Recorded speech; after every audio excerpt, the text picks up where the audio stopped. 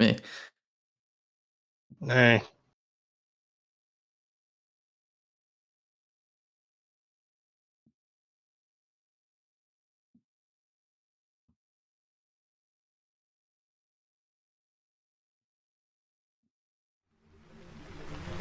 What's up, gang?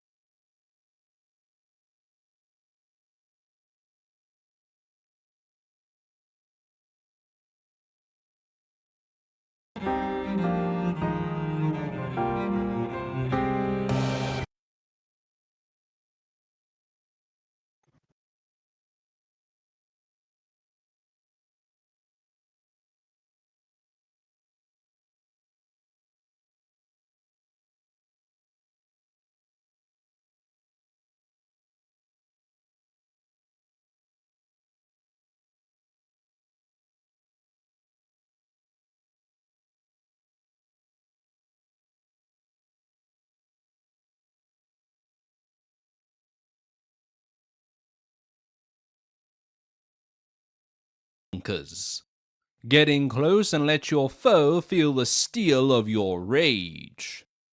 Pile bunkers in Armored Core started their time in the Armored Core series as parry blades.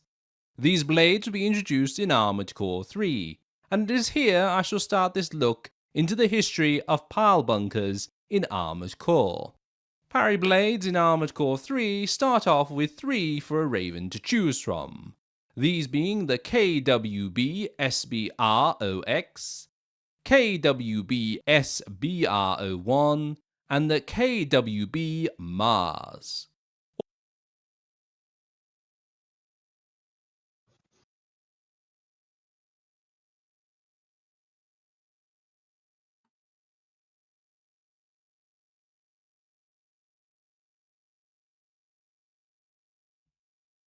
Armored Core lore. Parry blade is a weapon that requires a Raven to almost hug a foe to strike them with it. If this was not risky enough, however, the blade also has no lock-on capability. As such, not only would a Raven have to stick like glue to their foe, but also aim well to hit them. Adding to this, the blade also has a wind-up period. This is where the user's AC will pull back the right arm for a period of time, usually a minute or so, before pushing it forward to unleash the parry blade's power.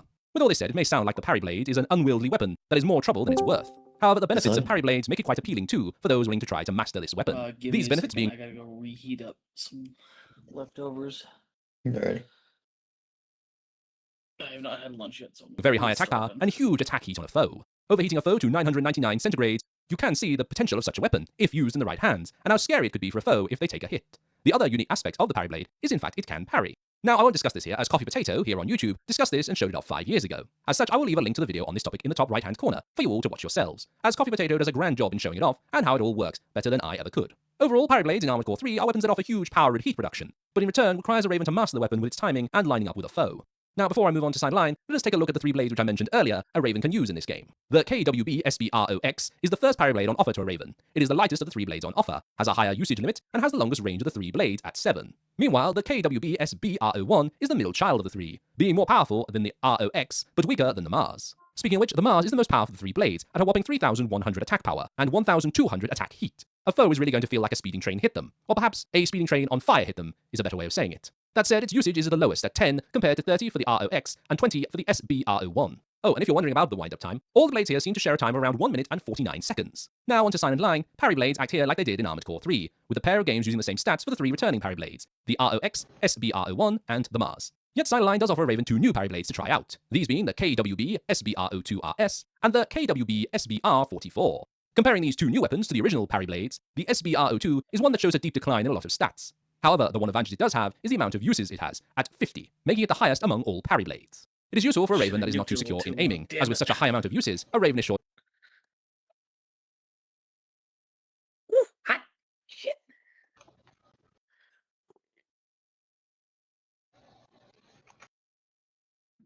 Now that sucks. I nuked my launch too hard. Are you currently like?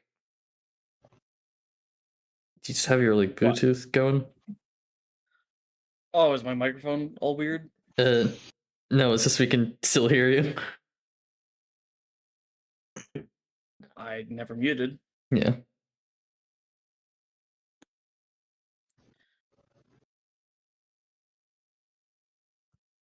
Anyways, I guess we'll wait for Spider then, and I guess we'll deafen while I chow down, so that way you don't hear me going. Ain't nobody want to hear Zadi mukbang.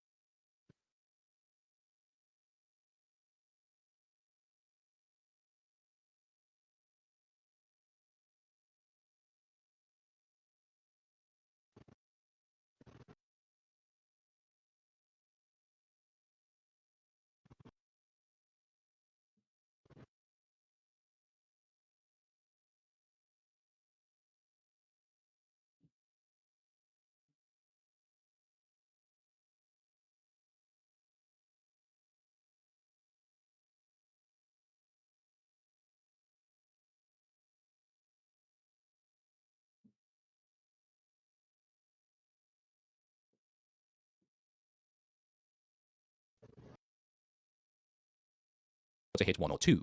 That said, hitting once or twice will not kill an AC. In fact, with this parry blade, you need around 5 to 6 hits to down even the basic armored core a Raven can get once becoming a Raven. The SBR44, however, comes in swinging, taking the new record of highest attack power at 4,500 compared to the 3,100 of the Mars. It also has a longer range than the Mars at 7 compared to 5. Yet it starts to drop off here with only 4 uses compared to the Mars. This makes it so every use really does need to count, not that the pilot needs to land too many hits to make an armored core melt.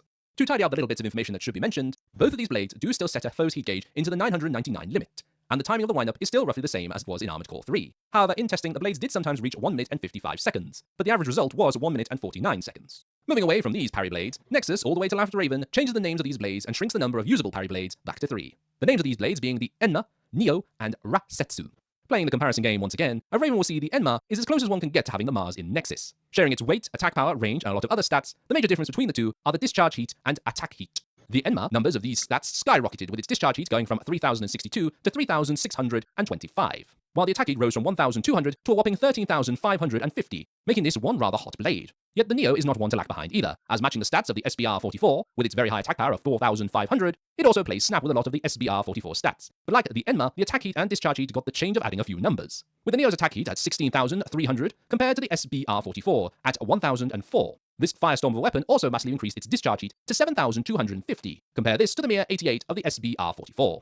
It's no wonder cooling had to be tweaked here to drain energy first before moving on to take damage. Otherwise, there would be a lot of ACs on fire all over the place. But I am forgetting the third blade on offer here, the Rasetsu. It would be fair to compare this to the SBR01, as again, like the other two, it shares the stats of this parry blade and also gets its heat boosted. To put these to numbers, the SBR01 offers an attack heat of 950, while the Rasetsu offers 8,700. Heat discharge for the SBR01 is 134, while the Rasetsu heats up to 1,333. Heating things up in Nexus was the blade's whole idea, and with these 3 blades being the only 3 on offer for the rest of the 3rd generation, they would hold on to these stats until Last Raven, which would decrease the attack heat of the blades. Oh, and before I push more numbers at you, it should be noted it was in Nexus that Parry Blade started to have an ammo price, so no more free punches for Ravens. Still, to the numbers, the Rasetsu saw a reduction from 8,700 to 7,830. The Enma went from 13,550 to 12,195, while the Neo's attack heat fell from 16,300 to 14,670. This has been a lot of numbers, so how about we move into the 4th generation, where Parry Blades become a little more quick to talk about. There is only one Parry Blade in Armored Core 4, the Cerberus, which would get renamed in Armored Core for answer to the Mudan. Still being the only blade in Armored Core 4, it's basically king of its own category. There is nothing to compare it to. But the reason for that may be because most necks know not to stand still and get hit by it. Heck, even normals jumping up and down or simply moving to the side the Cerberus is not on will avoid the blade. I badmouth it here, but in truth, if anything does get hit by the Cerberus, like the jaws of the beast it is named after, it crushes a foe to nothing. Now onto Armored Core for answer. Told you it was going to be short. Here are the 4 blades on offer: the Mudan, the Kiku, the SSWD, and the KB004. It's here in for answer the Cerberus, now named the Mudan, got its stats going up and down. Some examples are the blade got heavier, being 556 in Armored Core 4 to then being 594 in for answer. Bigger changes came in the cost of using the blade. In Armored Core 4, each hit cost 2,000 credits, while in for answer, this was reduced to only 100 credits. Along with this, its attack power rose from 25,640 to 26,181. These changes, however, did not change the fact a Lynx could kill a Nex in one hit if they landed it right. The Kiku is a better version of the Mudan. It has higher attack power, PA penetration, and impact force. The downside is it costs more to use at 130 credits per use. Really though, if you want the Mudan but better, pick the Kiku. Next on the list is the SWWD, the famous weapon of Killdozer.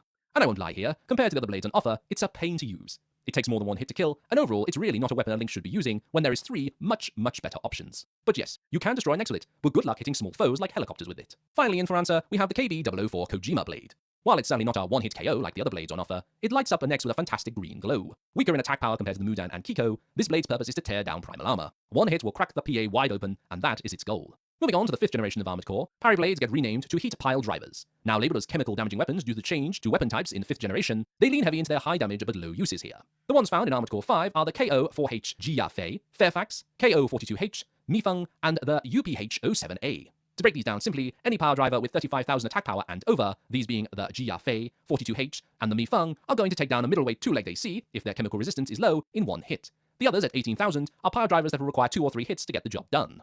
Naturally, this observation is from a single player experience, but in PvP, something I have little to no experience on, I am sure the results may differ, as players can build around these, and are aware not to stand in front of a pile bunker, nor give the user a chance to line it up. If you have any experience in PvP using power drivers in Armored Core 5, please do leave a comment.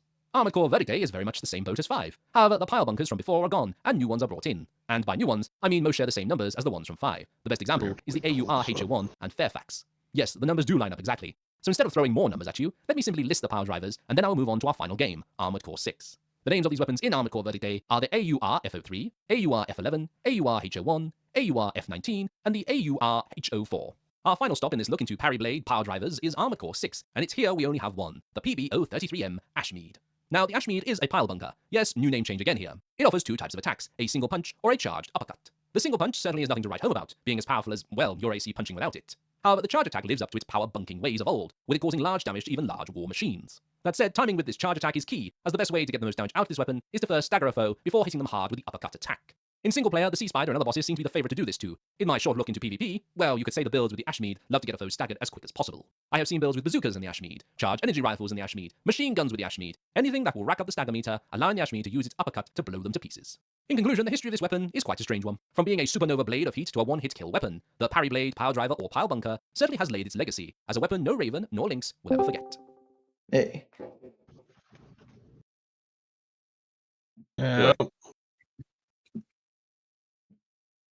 But I sound like shit. Yeah. I don't know what that means. What does that mean? That auto and manual is so large on the screen. Oh, I'm gonna assume I sound like shit. Give me a second. Huh? What? Oh, you are a little echoey. My e-hole. Got the piss in there. Microphone or something. Dude, they call this. Oh yeah, he's well, he's currently traveling, but he's like on his laptop and mobile data. Yeah. Oh. I see. So Well, do can I we go back sound to- fine? Yeah, he sounds good enough. Good enough. That's good here. Go back to being mute. Why?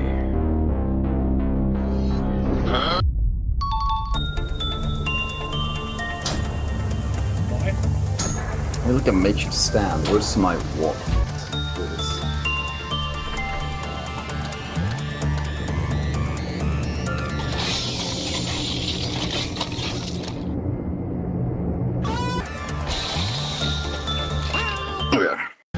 well, game is up if you want to join in. Yes, sir.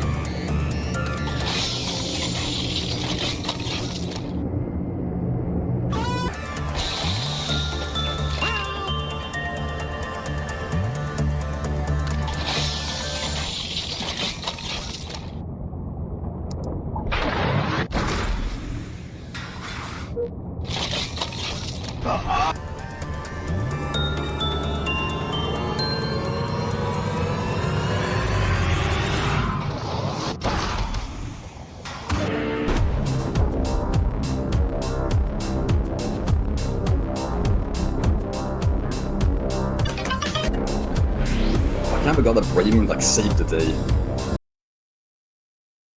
Yeah, he's fucking. Well, he is a hero. He's a hero after all. Yeah.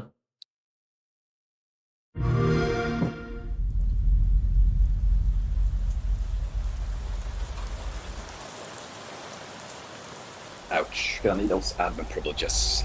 Oh yeah. Sweet.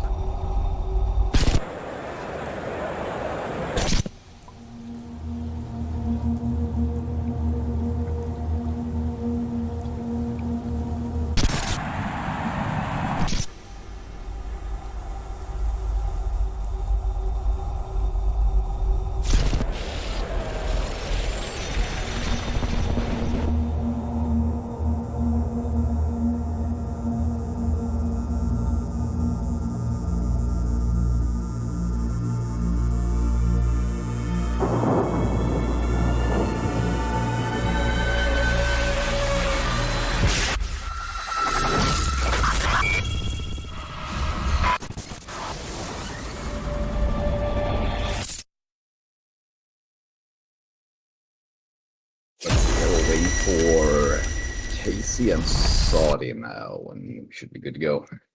Well, Case is not going to make it today, so Oh, I see. Zodi's just eating, so. Okay, they're just.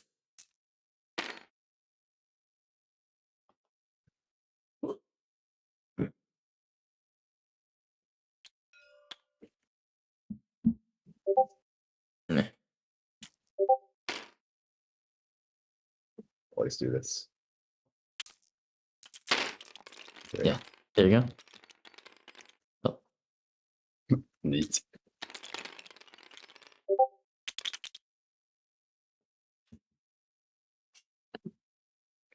Let me open up my sheets.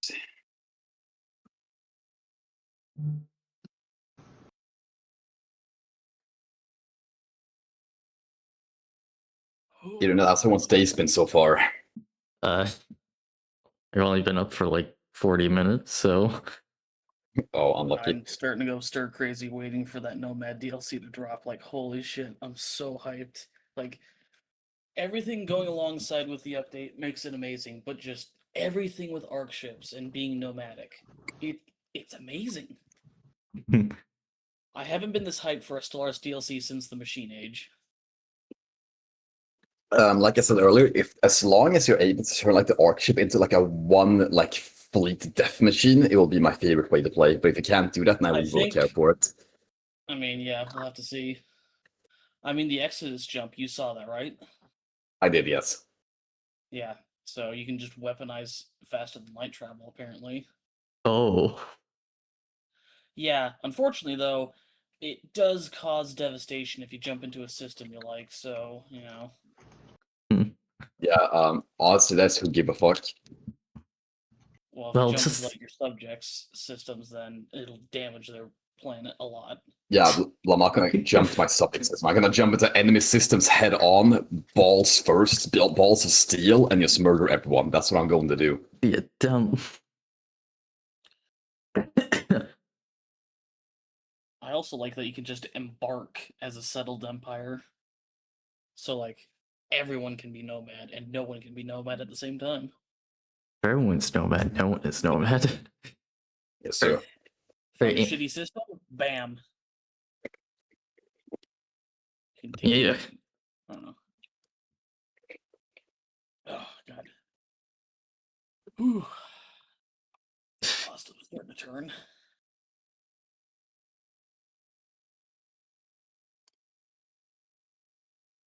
All right, we're gonna try and start now, or Yes. I mean, it's just gonna be the four of us. Yeah. Should be good enough. Yes, the two of us. We'll make it if we can. That's what I'm saying. Alrighty. maybe I'll be able to do more than 2 turns today. Well, it'll likely just be this one turn and then RP. Oh, So, who wants to go for initiative? Awesome. not it. Here. Oh yeah.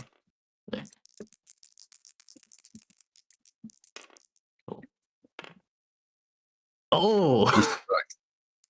Alright, it's over to us and over to Scatterath, who is still cyber psychoing. Or well,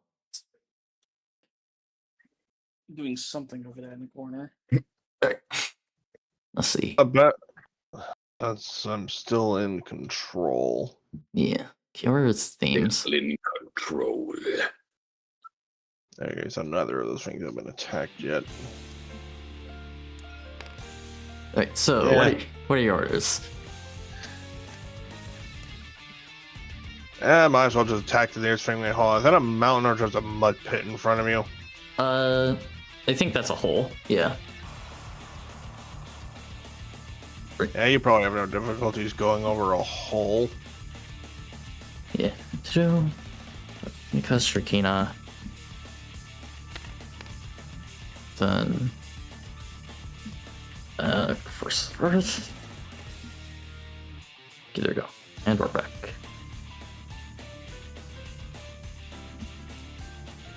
Let's see. So right, hit him.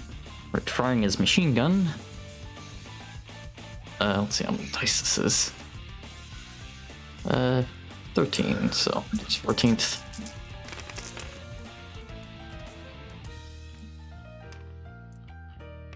Wait, oh no, right, this is shooting, this is good.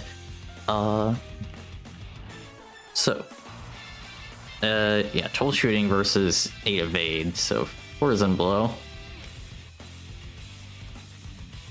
Damn, 10 hits. That was gonna turn to 11 hits because he.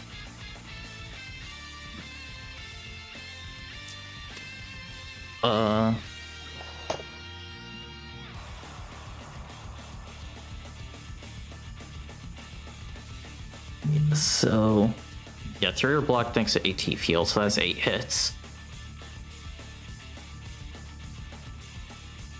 Which is gonna be 1600 down to 400. Yeah. So he's gonna in and start punching.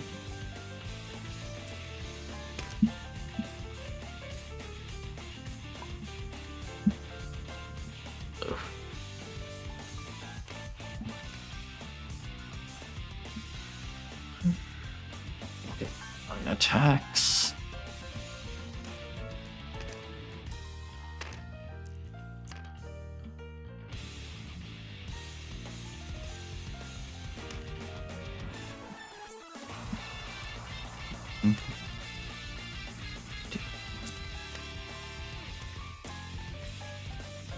Wait. Hostile. 9 versus 12.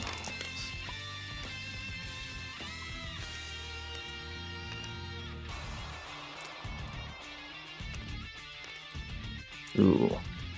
7 blocks versus 2 hits. But wait, that's shooting him down, right? No, he got 7 blocks. Oh yeah, I thought this meant 2 hits went through, my bad. No. Unlucky. Unfortunate.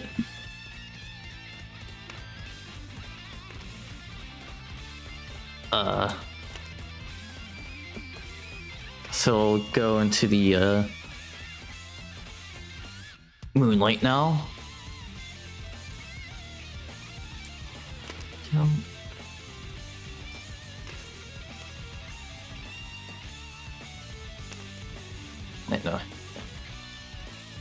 I don't think Skyrath's in a state to request one.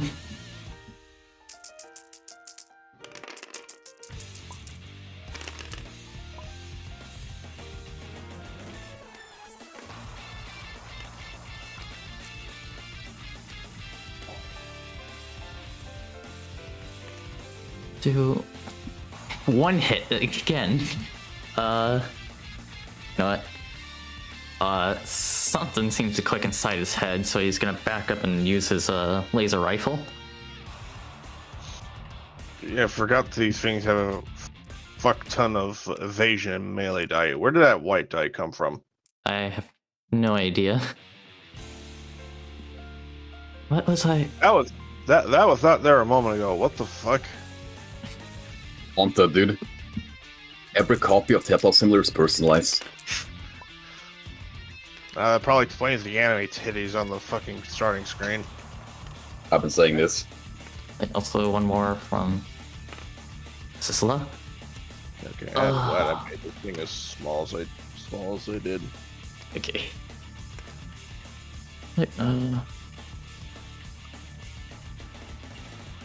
Well. Right, yeah, that's gonna be just enough to take him down. Sweet. And he already... That one was a revived one, so he's down for good. Yep. Oh god, what's... Alright, there you are. Skyrath says fucking Fetty as he takes it down. There's something so funny about him saying fucking Freddy to like this abomination with no pilot. Yeah.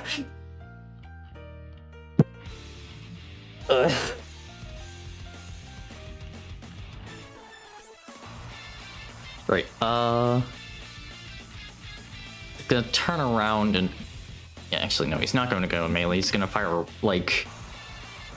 This is gonna fire micro missiles at the last one. Sounds good. Just one dice and a missiles. Yeah, I guess today is kind of a shooting type of day. Sometimes a shooting type of days, some other days is melee type of days, you know? Yeah.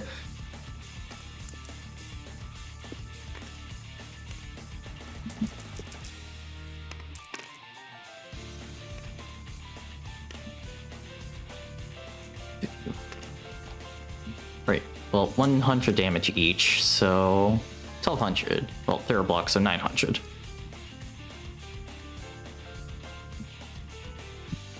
Alright, that's it from him. Scream. Well, yeah, he's just screaming about the Federation now. I guess he's fucking going fast forward for his memories. Yeah. He's rambling about Serbia before, now he's going on about our Federation. Or Siberia, not Serbia. Siberia. Serbia! I know that's fucking funny, because like nothing happens in Serbia, dude. Like imagine like there's this one guy, like legendary warlord character, and yeah, his origins is from Serbia, dude. He did shit in Serbia. What the fuck does anything in Serbia? Yeah. Serbia. Right here. Or to... Where the fuck are you? Alright, I better start copying this shit. Right, do... Real.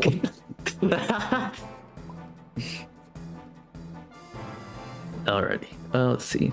Nerve Arsenal.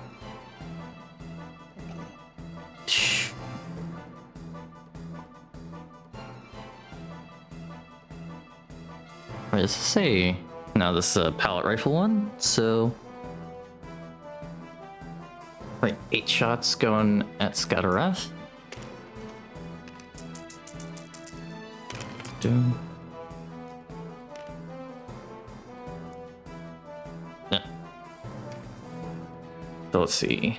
13 shooting versus 9 evade. So you run a Vokoto? No. Huh? Just wondering if one of his ammos, or one of his weapons ran out of ammo. But I don't think it did. I think Seal is one shot.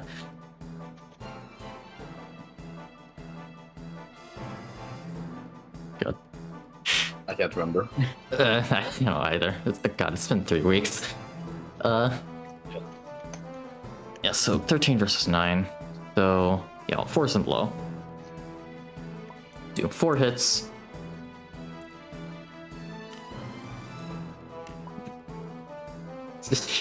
I think you're exaggerating. Arby's ain't that bad. It's don't know, obviously man. not bad. Orbis. They had dog shit.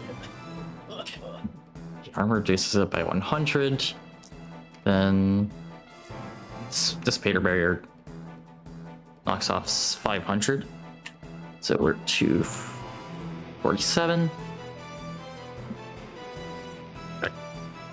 And then Ava's gonna pull Zone.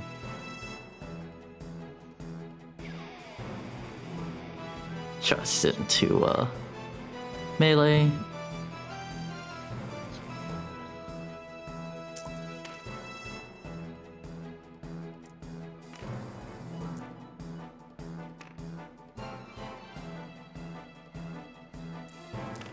Have 8 dice in defense.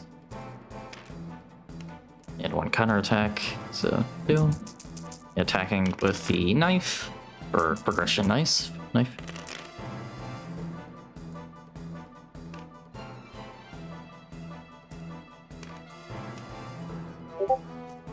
Actually, do the knives get real ones?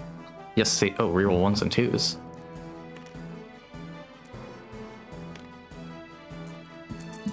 Yeah, that weaponry is really good. Yeah. I mean, weapons of God after all. That's what they're made to kill, so you know.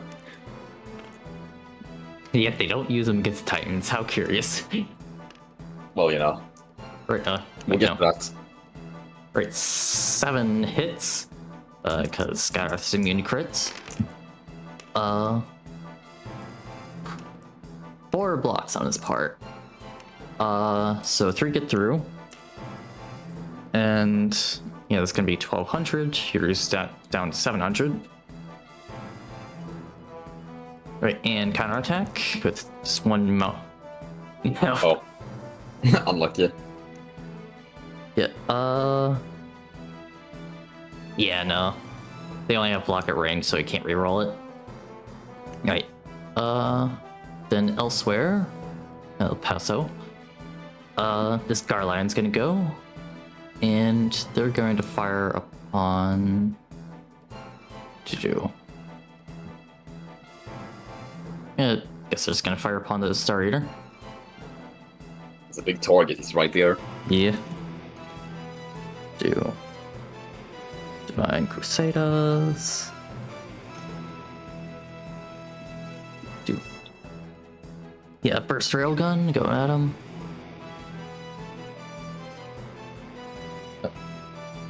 Hold on.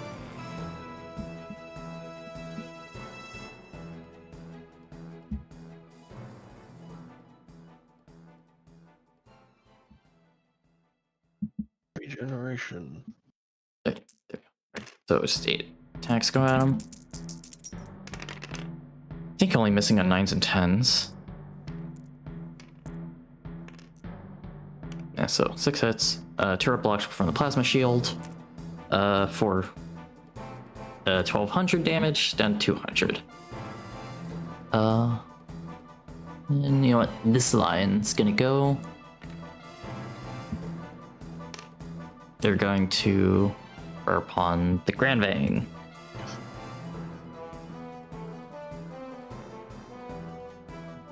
They're gonna fire their homing missiles.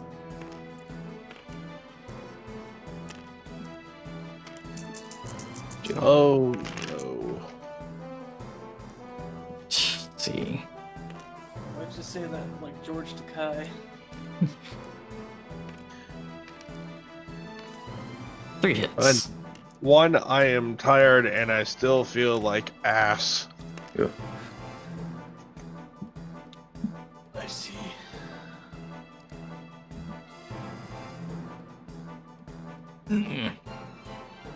At 3 hits, 900 damage. 4-3. Let's do. Right. And that's gonna be it from the enemy, and it's back over to us and over to Shrekina.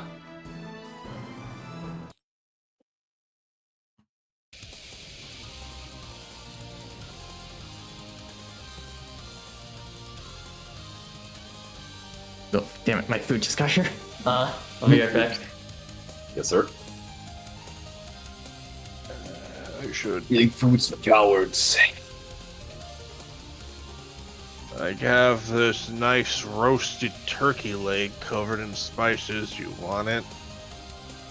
The only thing I can think about is like you sitting on the couch. There's like that one image of the guy like with the giant chicken leg and like the jug of milk is sleeping on the couch. That's all I can think about when you say that. What? You're not seeing that voice. What in the Oh, fuck are you talking oh, no. about? Wait.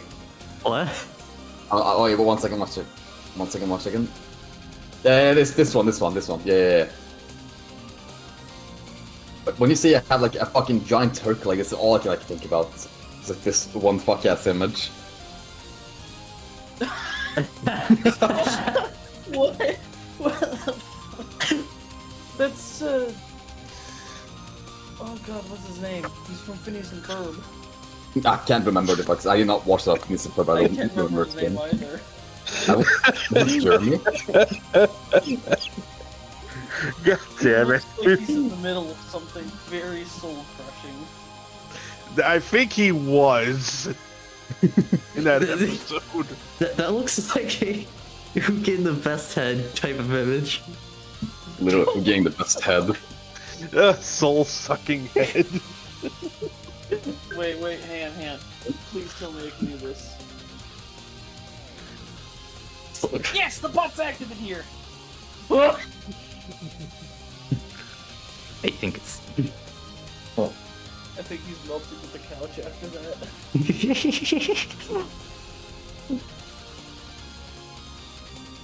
Alright. Huh, yeah. Oh, time for striking.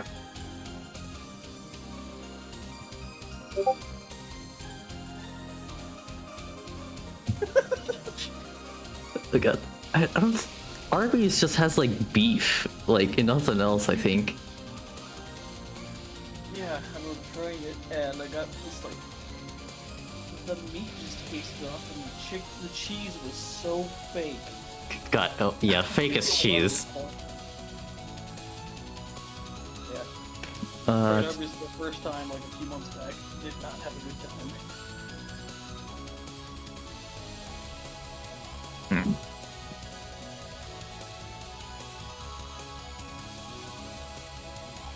Alright, well. Alright, well, this guy shot me with missiles, so I'm gonna. Restricting's gonna have him taste his own missiles.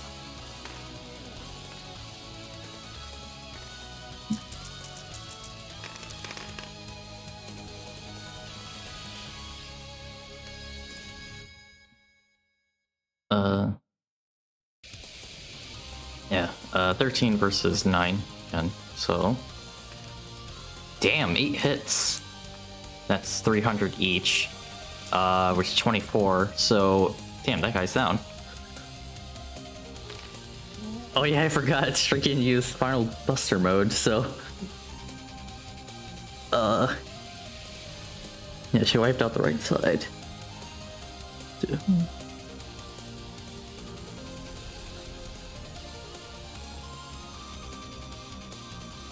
I forgot about the Sauron Eva.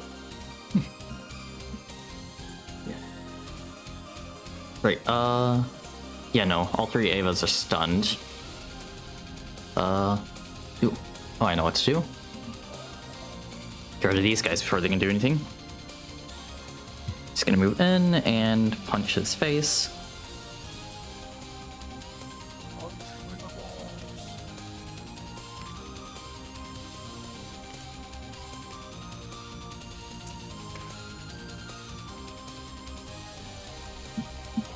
Sorry about that. Family's making a call and making sure I didn't like get stabbed to death or some shit because I'm in the city. Oh, London. Is Strecky doing anything?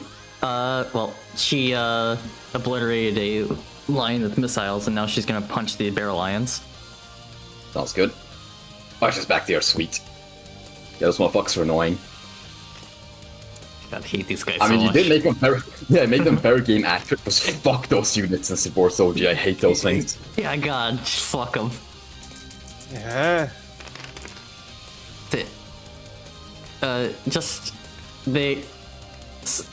So you know how, well, in this game, they've just been, like, they sit in the back and shoot the hell out of us. In the game, well, in the game they're from, they do that as well. And it's very annoying. Like, they deal good damage and they have really good accuracy for no reason as well. Oh, I do have to thank God that reshoot date is absolutely fucking goated, so you can just, like, dash him into the backline and deal those things super easily, so, you know, that's why I pick reshoot date always. Yeah, I have to rely on, like, Westrisher and Altizen just get back there and get him. Fair enough. Right, that's 9 hits from her, 3 blocks on his part, 500 each. Two. No. So 3,000 damage. He is down to 1,500. She's gonna pistol him in the face. Which is consistently the same amount of dice. Alright, there we go. These guys have. Now we're back to sprite making. That's been.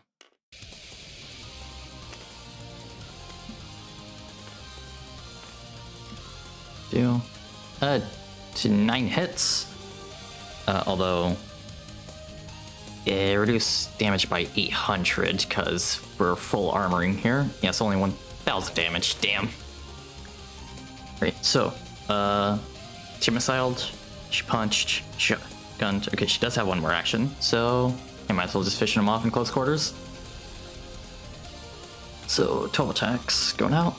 So actually 13. So Sizzler. Fucking fly. Didn't get you last. I didn't get him during the Mission Battle Core game, and now still here. Huh?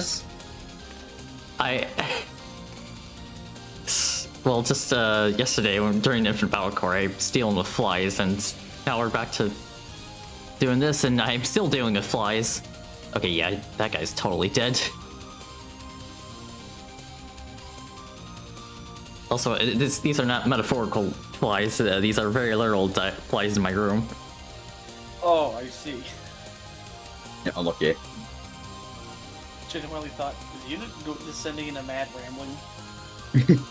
Okay, there. He's just in character. He's just in character. He's just in character. Yeah, I am gonna use me. Units have succumbed to actual cyberpsychosis. How? Look at the picture. See the skull, the part of bone removed, the eyesight television, the part of. God, that's so fucking old. Yeah. I mean, yeah, I'm pretty sure it's. What the fuck was they even from? It's just like a 1950s schizophrenic. He's like the Tom Jones before like all this like conspiracy theory shit like hit mainstream. Dear God, don't make sure he didn't catch you saying any of that shit, or else you're gonna get. God.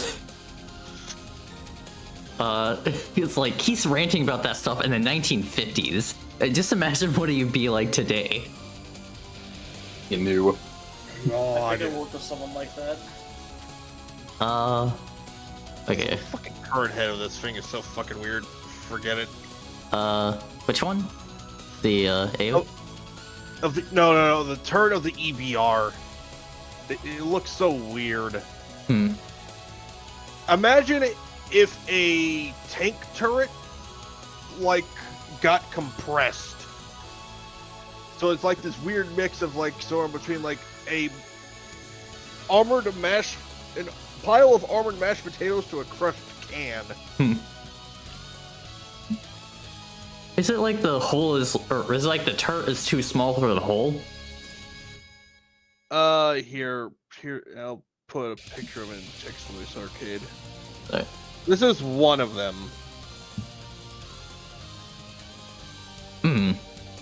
Yeah, that's whack. So damn it. Where? Like, get rid of pursuit. There we go. Yeah. Oh yeah, the AMX. Yeah, that's a weird one. How to replicate this shape in fucking pixel art is a nightmare. Right, that guy went. So, guess.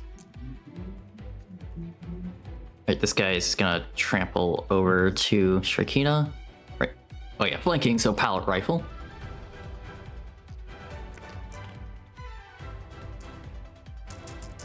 Still 13, yeah, so 9's poison blow.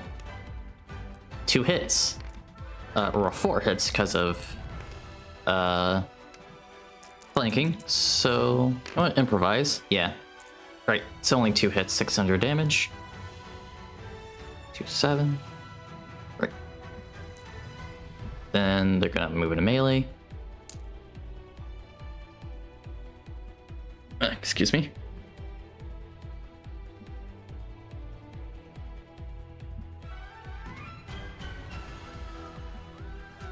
Right, and time for one off.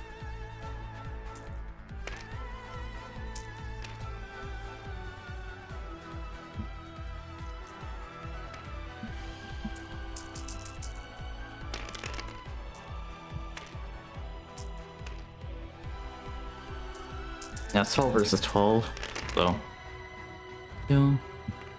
Alright, Shrekina has it so that enemies only succeed on 6s, which looks like she really needed.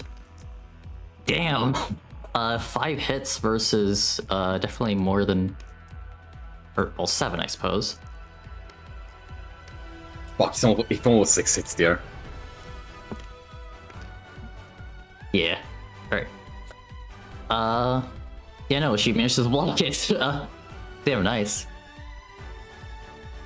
Good job. Right.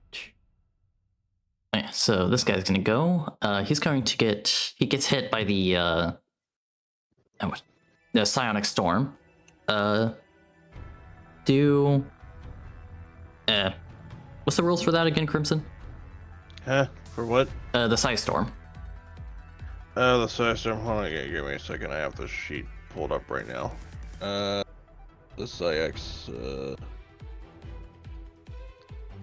Where is it? Oh, there it is. I forgot it's in weapons and not abilities. 6 rounds until the end of the turn. Attacks anything in color usage. Attacks anything that's still in it. So, I guess since these things are now starting to act, they take about. I have to roll like a shit ton of dice. Hold on, I need to roll like 12 for the damage.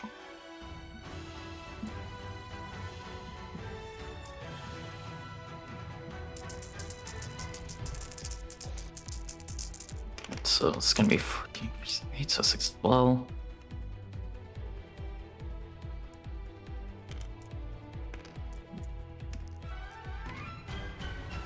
Sixes and below. Yeah. Penetration of 8 with damage of 300. 2. 14. Wait, oh no, not 2, 3. 21. So Should we count it for just both of them, or do you want me to roll again? I'll count for both of them. All right. 2. Right. Did you come from? Move me. Right, moving in. And he's gonna sink your ship. Oh no, giant knife. Well, No, I know. I'm just finding it silly because technically speaking, the front end of this ship technically is like a giant bayonet. yeah. Oh, A fixed ship scale bayonets.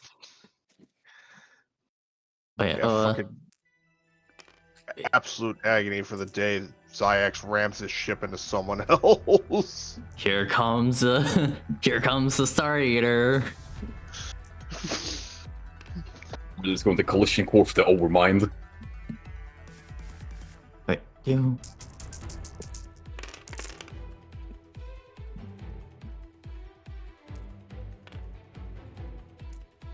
Ironically, it will probably be more intact than the Gigantor when it rammed the Overmind. Because it was actually built for that kind of shit.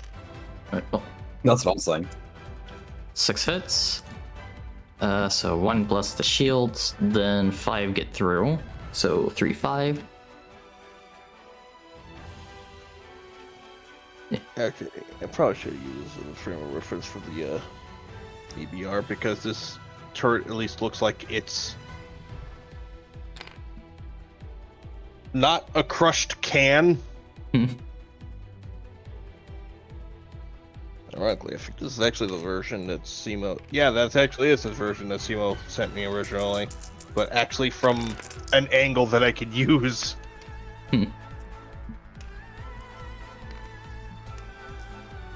Okay, the other one's gonna This one move just went off. and destroy a interceptor. Sorry.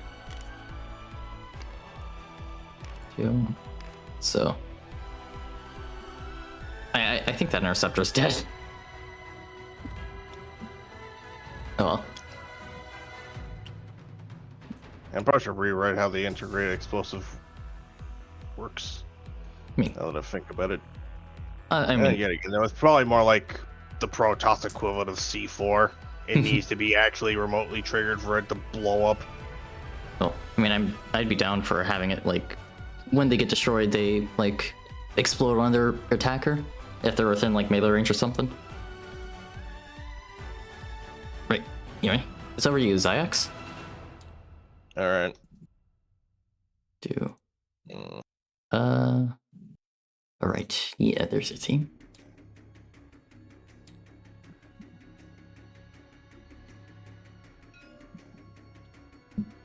I didn't know that I could place arrows down the foot. Also, this is gonna fucking trip me up because I usually What? have tabs set up in a certain way.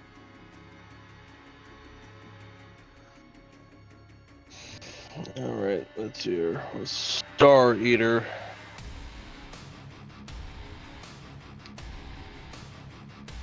How many charges do I have? I probably don't actually have a lot of charges left for my psi abilities now that I think about it. I see here. I used that storm and it caused blood orb to happen. I used one to fucking constrain your schizophrenic ass. So I'm like down to 2 charges left.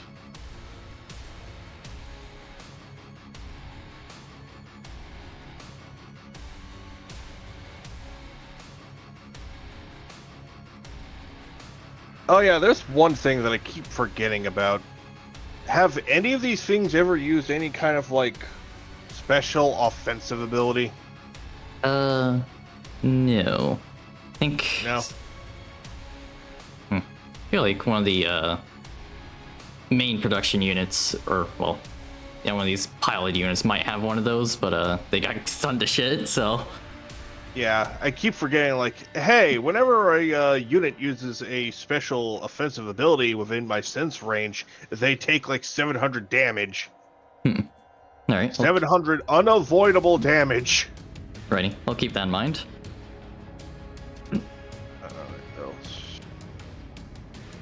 Fuck it, I love using my giant red balls. So yeah, I'm probably gonna conjure up a blood orb and send it careening that way. Ah, yeah, you're just in range.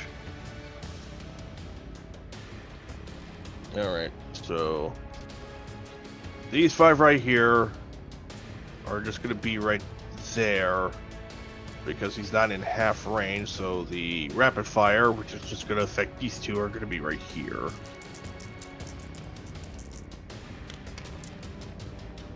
Okay, that's for the first. And since the damage, oh my fucking god. It's just a shooting type of day. Okay, shit. Okay, yeah, fucking. Uh, Yeah, 6 is in below, so only the 1 missed. So 500 damage per hit. And wait, hold on, I just realized something. what? Technically flanking this guy right here. Ah, yes, you very much are. So he has +2 hits applied to him. Okay, so that's 500 damage with 8 penetration, so counting those ones right there, should be fine. yeah, that's 2,500 to this guy right here. And the other with 2 are another- toast. Yeah, there's 3,500 to this guy. Yeah, oh yeah, he's fucking destroyed. And that guy's also just fucking obliterated. Yeah, since you dealt more than double the remaining HP, I'm just gonna say you like obliterated those 2 outright. There's no even wreckages remaining. They're just gone. Or at least damage to the point where they couldn't repair themselves. Yep. And hey, so they're telling things away because your ship's probably covered in guts and blood, so you know. Here we go. You're doing your war colors. What the fuck is the color of Ava blood again? Is it just red? It depends on the Ava, because I think, if I remember correctly, Ava 02's was like purple, if I remember the movie correctly, but the actual mass-produced Ava's was red. Alright. It's been a hot minute. It's been so fucking long since I actually watched the Ava stuff. I think I was like still like a little kid when I saw it the first time. I was like 14, so it was a long time for me as well. I think I was like maybe 5 or 6. That's unlucky. Yeah, that might have left some pretty fucking damaging. That's kind of funny though. You know what? Fucking prismatic beam. Your presence displeases me. Unfortunately, I wanted to capture another one of these things so I could have 2 Avas underneath my control. But I think restraining you and preventing you from potentially killing teenagers felt more important. Yeah, don't want to miss the relationship you have with the Yamato right now. Alright, let's see here.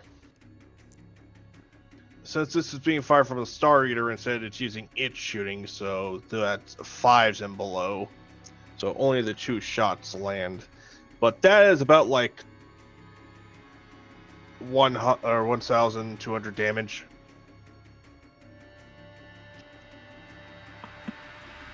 You might have died. Right. Nice die. Where's the dice gun? Over here. I just rolled it. Sorry. 2. Only the 1 and the 5 landed since this is actually going off the Star Eater shooting and not Zyax's shooting. Ready?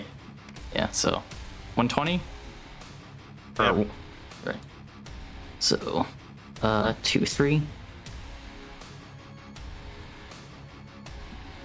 Right, damage applied. That it? Or right. Now we have all these guys that actually hold on. Let me. Your shooting is comparable. So. Fuck it. Why not? Snooper rifle.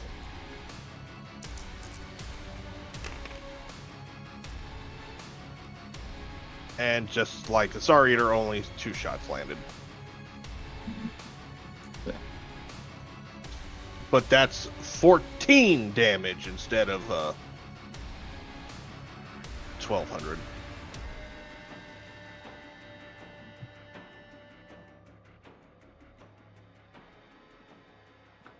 Unit? Yeah. Did you? Say again? Or is there damage? Someone sent me a message. Sorry. 1,400. 2. So 1. He's down. 6 penetration. He's down to 900. Yep, now I guess it's time for the attack of the angry bees. Right. Okay, no, I need to remove one of you. Alright, rolling. 3. 2. None. Damn. 12 minus 8. Ready. 12 minus 8.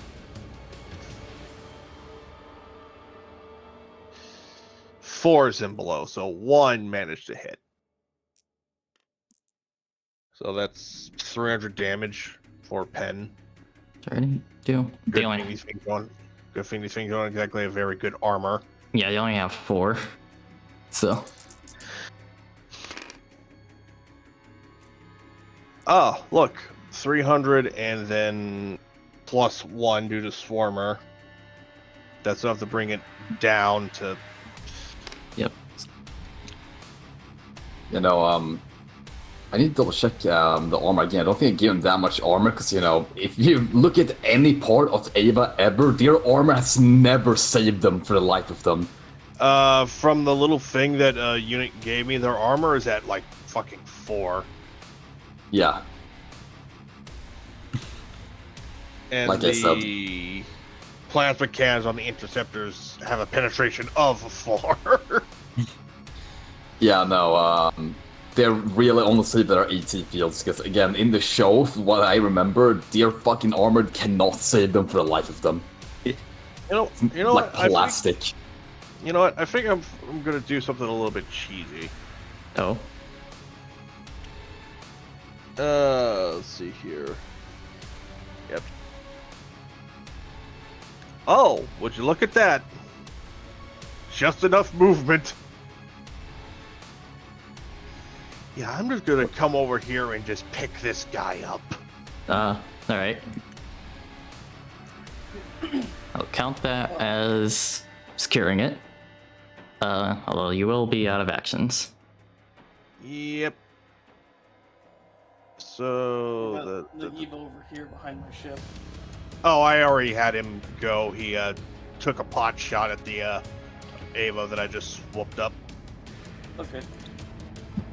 I have my own nefarious purposes to use these things for.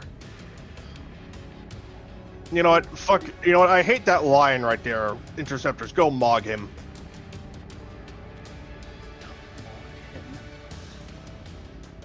Not a sentence I ever expected from Crimson, but here we are. Okay, now I get like 2-1. All I'm saying is, he literally posted a 6-7 minute 1 point, so all I'm saying is I can expect That was anything not from him. supposed to be a 6-7 meme, you idiot. It was a It literally was. 69 meme. Well, it turned to Funny 6-7. number. But it turned to 6-7, so you know. What can you do? Don't shoot the messenger, don't shoot the messenger. Right, well, 600 damage applied, because these guys Oh, are yeah. also paper armor. Yeah. Paper armor, but they are more evasive than the Avas. Oh, yeah. Especially because They better be. they're regular mech sized, so. I'm gonna be. You know, I think I'm just gonna find a black market. And I'm just gonna rate it for all the fucking parts that I can potentially find. I need to up. Black market, you say? Just you wait about. Just you wait. I have been waiting for almost a year for like black market stuff. Literally wait 30 minutes. Wait 30 minutes. Anyway, shooting again.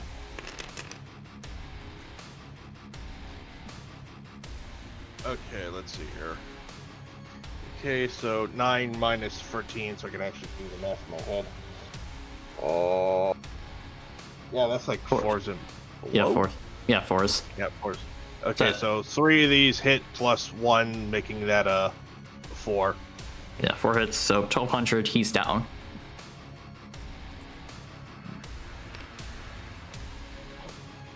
Jesus fucking Christ. Crunchy Jesus! Sweet crunchy Jesus Christ. Okay, what the hell is your... I have to ask, the two Evas that are flipped over, that are human piloted, they're disabled, correct? Yes. Yeah, they're disabled. Braver disabled because he's the fucking goated hero of all time. Okay. And Yep. you saw this last one. With your crap, Nirvana? The AI that stuns, Yeah. yeah. I was gonna see if I needed to stun that one again because I couldn't tell. 400 minus 100 due to armor. 1,100 damage to this Gura lion over here.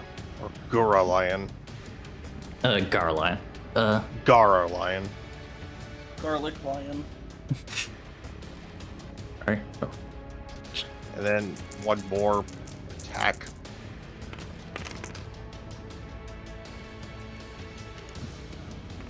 So, that's another 4. He's down to 400. Excellent. There we go. That's what the end of my turn. Right. So over to the enemy, although I think they're out of actions. Yeah, so it's gonna be over to Spider. Let's start off with Raven, shall we? Sweet. Well, it's all disabled. Two of them is gonna go for the third one. Right. Oh, yeah. Now, does they get any bonus rating because they're stunned? Oh yes. Yeah, it's gonna count as a crit. Or yeah, you'll get another crit. Perfect, sounds good. Let me double check my man. Pretty sure it's 11. Yes, this. He's going to attack with his burn axe. Oh, actually, you know what? This Garlion's right here. He's gonna attempt to block your attack. Oh, really? Oh my god, this motherfucker's suicidal, I guess. Man. Well, I mean, he doesn't want to kill this guy either, so I mean, still gonna try and sell his. I can't remember from a dice or start these right here, right? Do it 1, 2, 3, 4, 5, Tell me 6, how the grass tastes, little man. 6, 9, 1, 2, 3, 4, 5, 6, 7. My fucking dice, fine, it's fine. I actually don't know my dice in once. It is now I'm just gonna use these, doesn't matter. 8, 9, 10, 11. Alright, there we go. Roll them. He's also trying to do non-lethal, just so you know. Oh yeah. So Hit. Crit, It's and then I got Tropic 3 crits as Break well. DLC. 1, 2, 3, 4, 5, 7. It's 9 hits. 9 hits. He got 4 blocks. So 5 hits, 400 damage each, which reduced down to 300 because he's, doing non-lethal. So that yep. goal line's down. Yep. Disabled. Well, disable anyway. Yeah, it's gonna just attempt to attack the Ava with his burn blade. Okay. Yeah, because there's not momentum to use burn axe. It's gonna just try and do burn blade. Right, Oh, it's round +2, so his attack is finisher +1 now. Ready?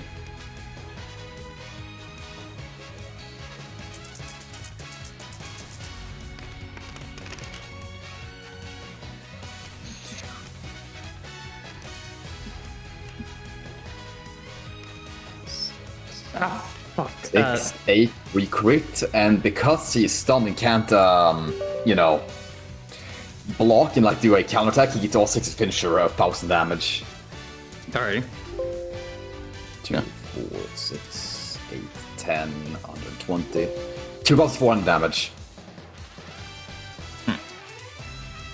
That was 400, right? Yeah, 2,400. So, God, I just realized the Steam recording is not working. Oh. Fuck berries. It recording failed right at the start of the session. I didn't know it was fuck. That's unfortunate. This shit happens. Oh well. Oh, I have OBS running now, so damn. Oh wait, no. Oh, thank God. Right, Metal records it. Fuck. Oh, you're good. Oh yeah, you just have to go one more time. 2, 4, 6, 7, 8. I didn't say anything. 9, and then 2 extra free hits. 11. 2, 4, 6. 1,400, 1,600, then 1,800, so 3 crits, and then finisher. So 2,800 damage this time. 2,800? Yep. Alrighty. Down to 1,900. And that's everything he can do, so it's on to Glaive. Definitely always has been Glaive. Don't worry about it. I think only these few guys left. Well, at the same time, he sees how Scarra's being fucking useless as well, so he's probably gonna go to save you, actually. He's first going to spend the momentum to enter into his fighter form, for more movement.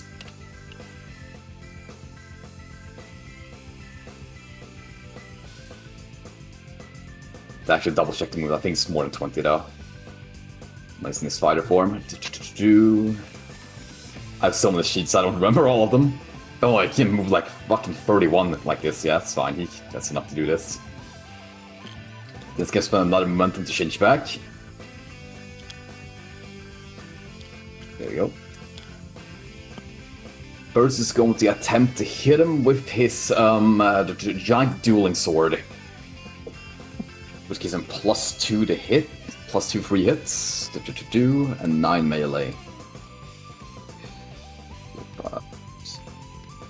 9. And these 2 are his guaranteed hits, so 5 there. Remember, he can land attacks on 4s and above instead of just 5s. Oh yeah, close combat expert. Yeah. 2. 2. 5. Oh. Oh.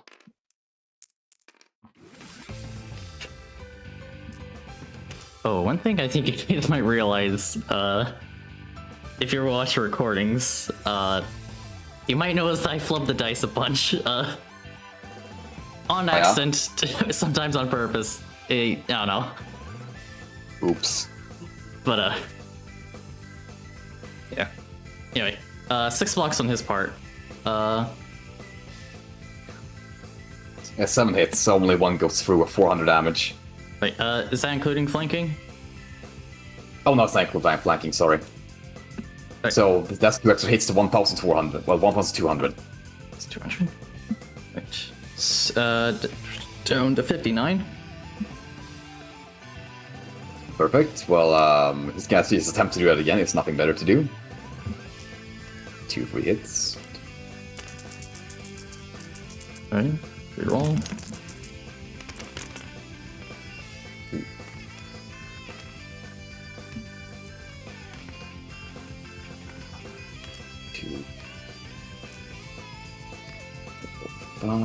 Oh damn, only 3 blocks. 9 hits. 6 attacks. Is it including flanking this time? That's including fact, it's not at 200. 2,400. Right. 3, 5.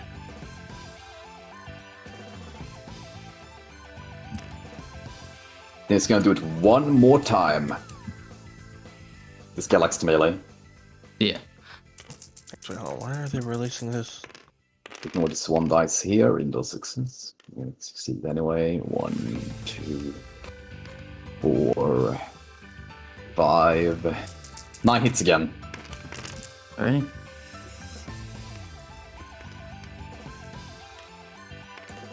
Oh. I think he got 9 blocks. Oh, that's unfortunate. 2, 3, 4, 5, 6, 7. Right. Yeah. That's oops. fine. It's going to use it's gonna use one of his magic actions, cast Drain Life on this thing. Alrighty. How much will be that? Be? It takes 500 damage and it heals 500 damage. Alrighty. And that's everything he can do. Right. One week. Skyrath is gonna say to Glaive, "Ha! So one of you trainees can't actually fight worth a damn." Shut up.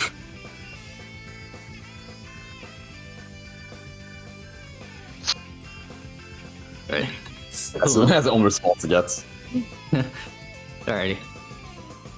Right. So over to you, Margos. Yay! Alright, what the fuck can I even do? Kill. All the Evas that are piloted have been disabled, correct? Yes. No, there's one more. It's like at 1,900, but it's about to be disabled because Braven's the golden. Alright, well, cool.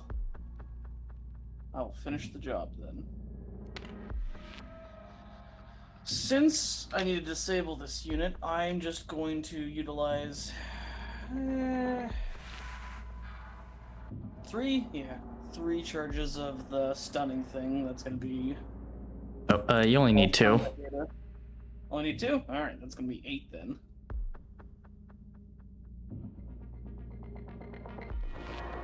Cool.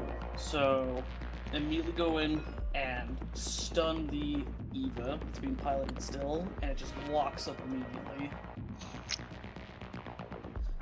As all of its systems get overloaded or whatever need to be done. Then, I see that there's one last enemy Ava over here, and I'm going to try and be tactical and not hurt anyone else, so I'm just going to...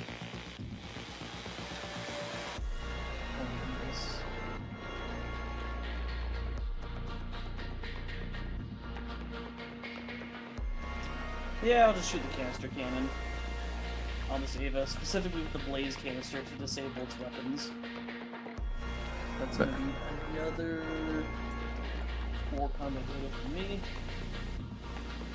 And this Ava right here has its weapons disabled. Do we still need to roll for that? I think we still need to roll for that. Only 3 attacks, so I'll be pretty easy.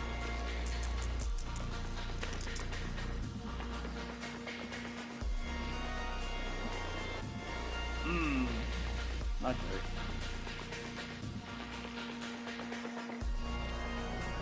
That's a 3, a 9, or no, it's a 6, and then a 4. Which you're firing at him, right? Yeah, that Ava. I disable its weapons, and then I fire at it. Alright. Canister cannon. I guess. Okay. Right. That's 500 each, right? 700 actually, with penetration of 4. Ah. It's also AoE, right? Yes, 5 inches. It Yes. just barely survives. No, no, yeah, it is. It's just like, well, yeah, it's base to base, so yeah, he will get hit by it. But So, yeah. Neither one. Well, yeah, you have decent shooting, and they don't have particularly good evade, so they both get hit by all 3 hits. Yeah. The wait, oh, you're flanking the Ava, so you destroy it.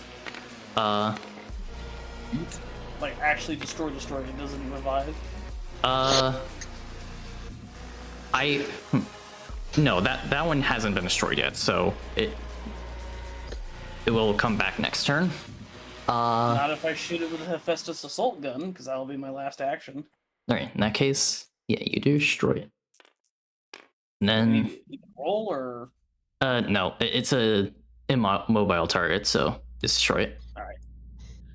I'm not sure what else I can really do. Everyone else, we're kind of near the end of combat, so no sense to really try and do anything else. So I guess this will be the end of my turn.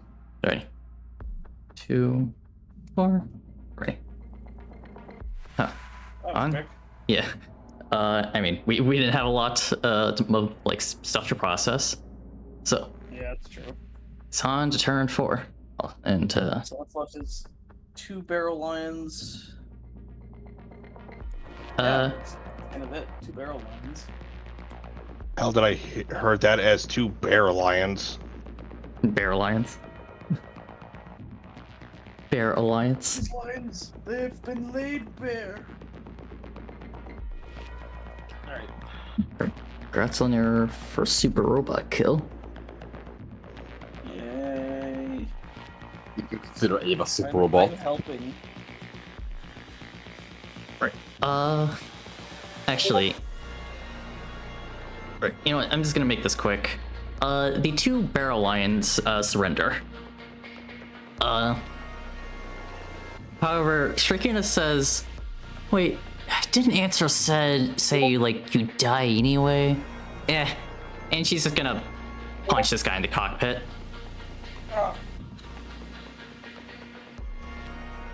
Yeah, you didn't say that. I don't think she cares though. Yeah. Right, so that just leaves Glaive and Scatterwrath to take down. Yeah, they do like a cool like finishing move, you know, to get like maximum break, whatever. Yeah, actually, he's gonna say, "Come on, Max. You got him from behind. Maximum break." Wait, do you say go on Max again from behind? Yeah. When you say Max, he stops moving for like right flinches for like half a second before but he doesn't respond. Then he kind of goes into, you know, the maximum break, finish him off. Ready? Yeah, it's...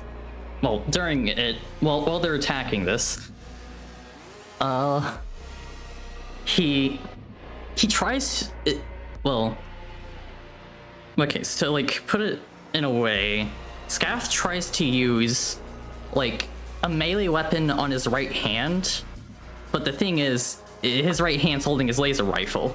So, he like, tries to, like, swing with it, and is confused as to, like, why there's not a weapon there before, like, just punching in, the Ava again. Yeah, again, Glaive is going to like kick him away as he is going to load up a freeze bullet into his right hand. He strikes the Ava in the chest, and for 2 seconds nothing happens before the Ava explodes into a gigantic icicle.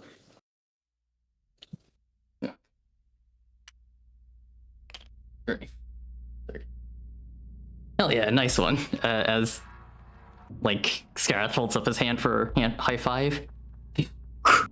He just scoffs and flies away. Huh. Where are you being friendly?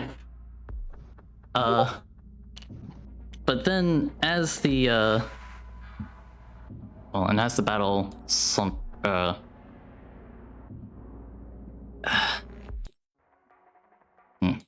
need a good team for this. Yeah, and yeah, Bravian, you know, disables the final Ava. I know what to use. Oh, shit. And the final Ava goes like, "You goddamn barbarian!" before his comms get shut down and his mech's disabled.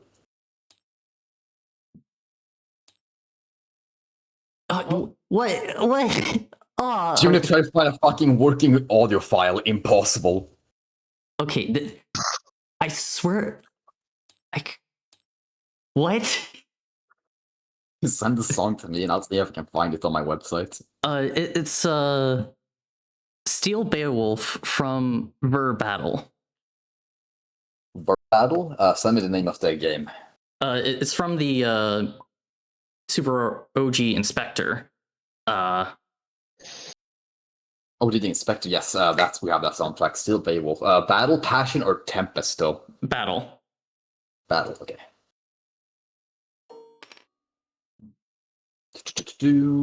They actually have the song on this video game website, which also they have the entire soundtrack. See, this is my website is better than your website, Unit. Well, I just... also, Margos, hold on. I need to do a thing before you get them. You want to put on the song now? Yes. Yes, sir. Here we go. Go away from my slowest internet download. I'm sorry, I'm on data. Yeah.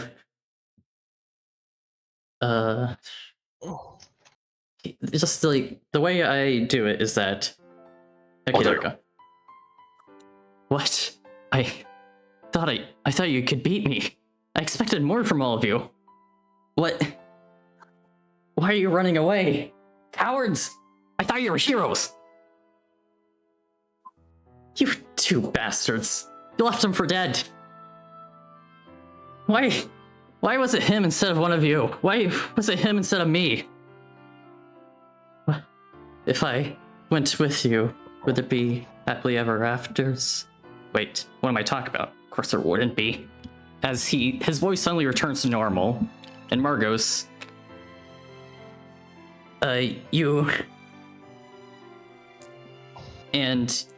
see that his data returns to normal if his readings are a bit agitated. Crap, get me. Fuck. Silver Sword disconnect. Fuck. How? God. Back to the world of the living, I think. Fuck. God. Okay, before you say anything, yes, I am very much aware of everything that just happened. Get me out of this. As he's like, wait, hold on, I can't move. Yeah, I had to do that to you. I suppose that is fair. God. Skytrain is here to pick you up. Could you mind at least letting go of my body? I'd like to get out of my mech. You already feel your limbs going completely limp as Zyax lets go. Oh, yeah, he cracks. Well, yeah, his cockpit opens and he like climbs out of his cockpit and just gets out of and away of his mech as he just like lays on the ground. God, give me some time. I need to. Well, I suppose I don't really have long, so I can't breathe, but I'll explain tomorrow. I just need time to recover. Well, you certainly left an impression on our allies. Yes, do forward my apologies to them. Do tell them it's cyberpsychosis. I don't think what we can say or do will help bring. Well, God. Well, at least I didn't destroy anything that didn't mean to. Usually, episodes like that go worse.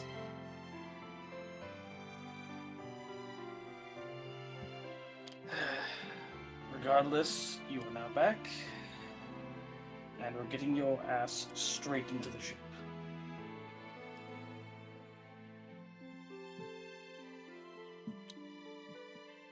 Yeah. Lucky that we managed to achieve all of our goals. No one had to die.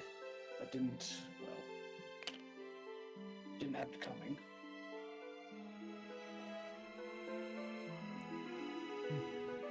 Well. Yeah.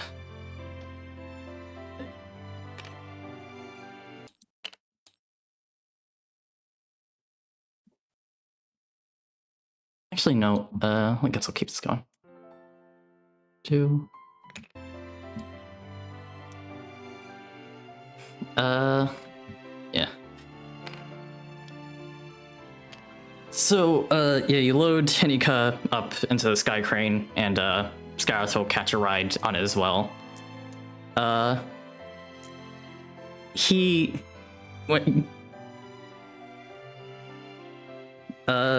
When he gets back to the ship, he goes to his hangar bay and just curls up into a ball in one of the corners.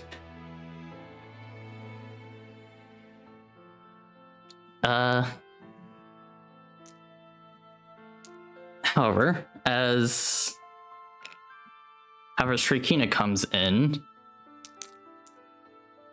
well, actually, any the rest of you getting into the hangar? I will say before that, Braven does come and say, like, good job, everyone. I knew you're true heroes, all of you. Also tried to give me a good word for a lot of you, and I'm very happy to see my fate was not misplaced. Well, We expect great things from you in the future. Happy to work with you. I do hope you enjoyed the assistance from one of our resident AIs. Very interesting to me, the AI, I must say. They did say that you had very advanced artificial intelligence compared to the Earth, so... Either way, I hope we'll have lots of more time to meet each other and get to know each other. Until we meet next time, bye bye. As his cat flies off back to Yamato. Oh yes. Would you happen to wish for any repairs at all, or?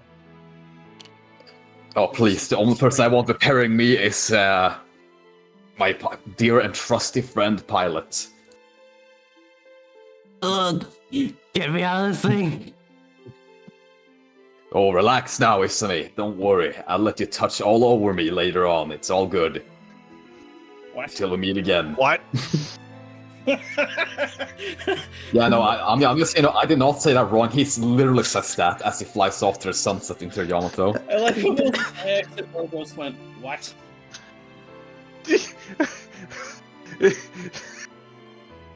Yeah, no, he said that word for word. I did not see anything wrong. He literally said that.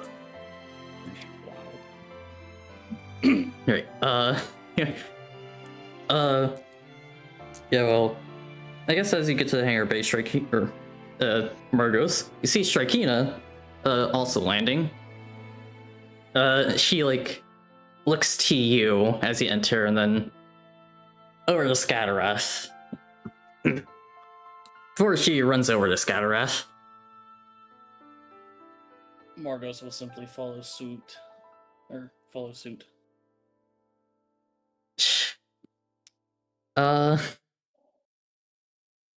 Stands there quiet for a second before him as like he doesn't look at the both of you. And do you try and break the silence, Marcos, or are you going to continue to wait? Oh, he'll speak. All right, you know, go ahead. That was quite the display out there.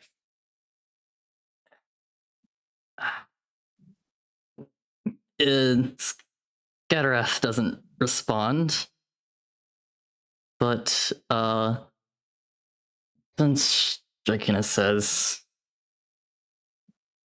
I guess it's a little shocking to see you crack for once.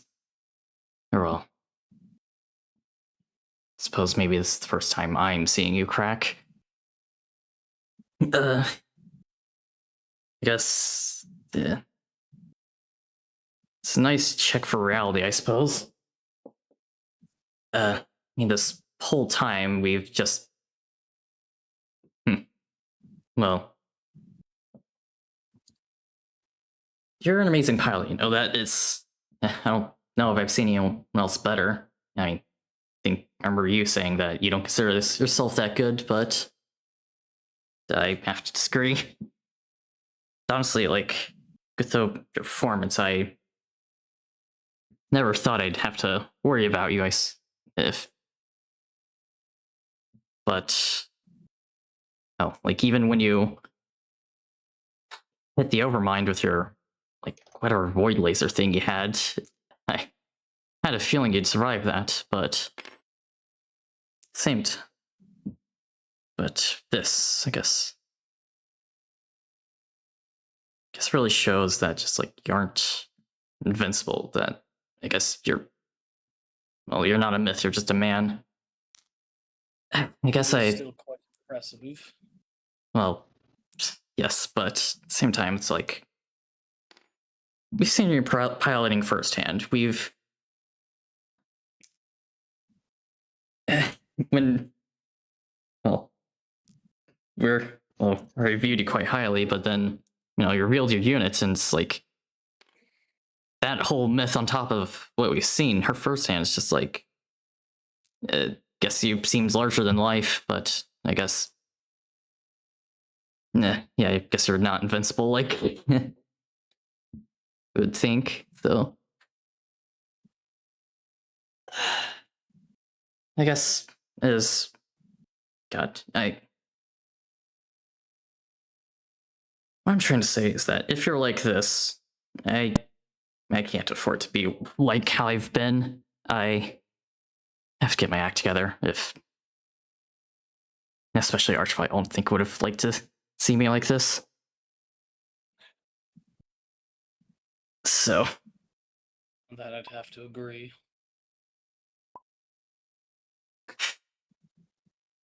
I guess, boss, well, yeah, guess you'll have my word. This is a nice reality check for me, so I guess if nothing else, thank you for that. And she's gonna take her leave then. Oh yeah. As Shirkina was saying that, Scaraf did actually look towards you guys, though I didn't say anything else. Margus will linger for a little bit after Starkina's left. You know what? Scaraf is gonna like pat the ground next to him and like invite you to take a seat. He's going to take a seat down and then sigh. Yeah. You're very lucky, you know that. Managing to call yourself back from the edge like that. Oh, A lot trust of me. people can do that. I'm very much aware. It's when you've seen the extremes, it's a lot easier to exist in the medians. I suppose.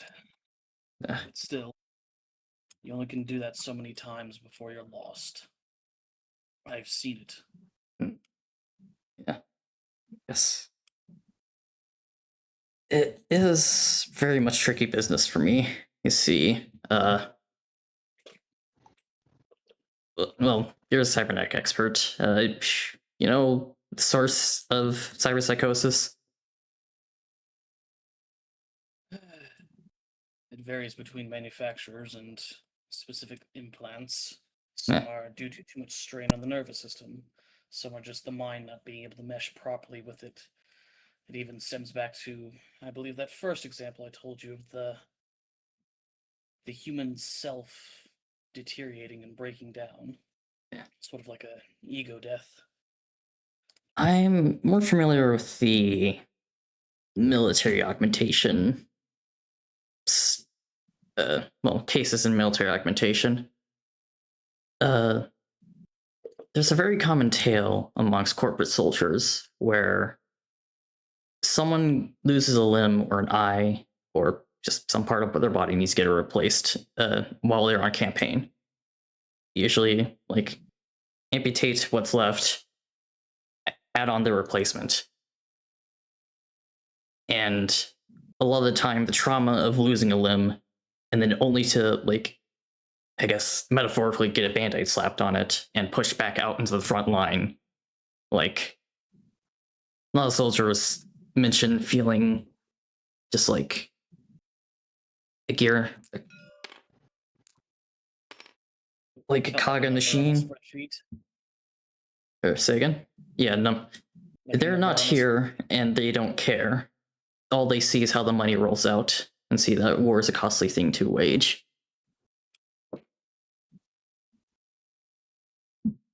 It's a nice old song, but hell, you know Johnny Silverhand? Apparently that was his cyberpsychosis. But Really? yeah, his signature Silverhand was something acquired during the first corporate war.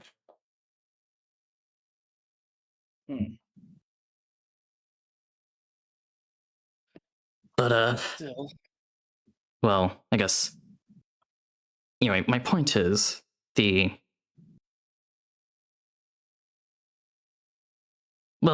cybernetics integrate with the nervous system, and anything that integrates with the nervous system feeds back into the brain. And all the time, trauma mixed with cybernetics can result in, well, the form of cyberpsychosis I have. And, well, mine is, well, where I killed my girlfriend while piloting a mech. So every time I pilot him, well, I'm sure you've noticed that I'm more aggressive while I'm piloting, and that's because my cyberpsychosis always acts up when I'm piloting. I see. Being surrounded all that by that metal, I assume, brings back a lot of bad memories. Does honestly, so keep. You know, I've done all this to myself. I decided to join the corporate forces. I decided to fight the Force Corporate War. I decided to become a Raven. I could have left at any point. I could have left when I... there is no use in... God, yeah. I have fallen down that thought trap way too many times. God, I thought I was done with that crap. Oh. Well, as you've shown as of late, you've been destabilized a little bit. A Yeah. lot of revelations from the past. Yeah, it's... Yeah, distrust is, well, just the nature of this war, and then getting hit with the sledgehammer of, you know. That warrior underneath the call sign of Glaive, you called him Max. Well, in my head, it did very much seem like him. You seem to respond to it too. Yeah. Also need to... I can... Ah, man, I feel like it's gonna be hard to approach him after that. Well, clearly there's some history between the two of you. It's not my job to intervene in that. It's your battle to fight, I'm afraid. But I can say this at least. Whatever happens, just roll with it. Glad to have you by my side, Margos. You wish for me to come? No, I'm just glad to have you. Funny. Here I thought, for the longest time, all the way back to Rubicon, that you hated me. Yeah. The friendships that go through the biggest stresses are probably the strongest. I suppose. After all, I'm here because of you, and you're here because of me. Hell yeah. So I guess we're still even. He like offers his fist for a fist bump. And he reciprocates it. Hell yeah. Now, let's get going. Hey, I'm well, getting tired of being stuck behind enemy lines. yeah. Muko will have the coordinates. I'm gonna take it easy if you don't mind. Please. The last thing we need is for you to finally go teetering off the edge and not be able to pull yourself back. Aye.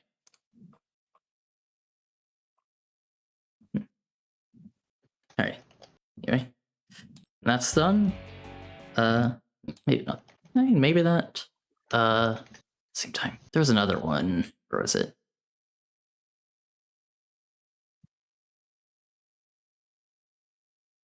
I guess we'll just go with that for the meantime. So, yeah, we finished salvaging the area and looked through the... First off, extract the pilots from the Avas. Yeah, dude, those are just kids. Yeah, Can we return them let me to say like this. Mexico? One of them did try to pull out the gun from their cockpit, but you know, actually shooting it was another thing entirely, so they didn't really put up much resistance, so Braden just kind of took them along, and they're currently in for questioning inside the Yamato. Yeah. Good. I don't think they would do well on the Pillar of Ascension. No, they would not.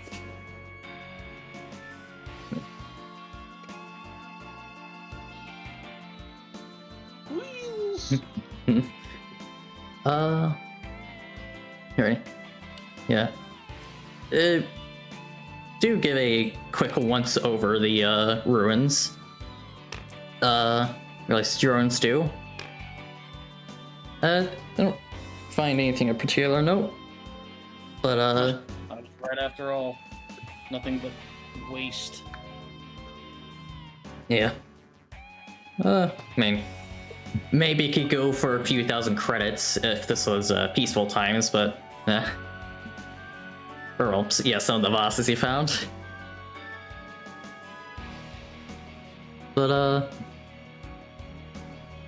either way, yeah, you leave this gravity well and start hitting that faster than light road again. Right. Yeah. Let's see. I said it was the like 21st of February, or yeah, 23rd. Yeah. Yeah, it's probably for yeah, the rest of February, then all of March is spent traveling. Or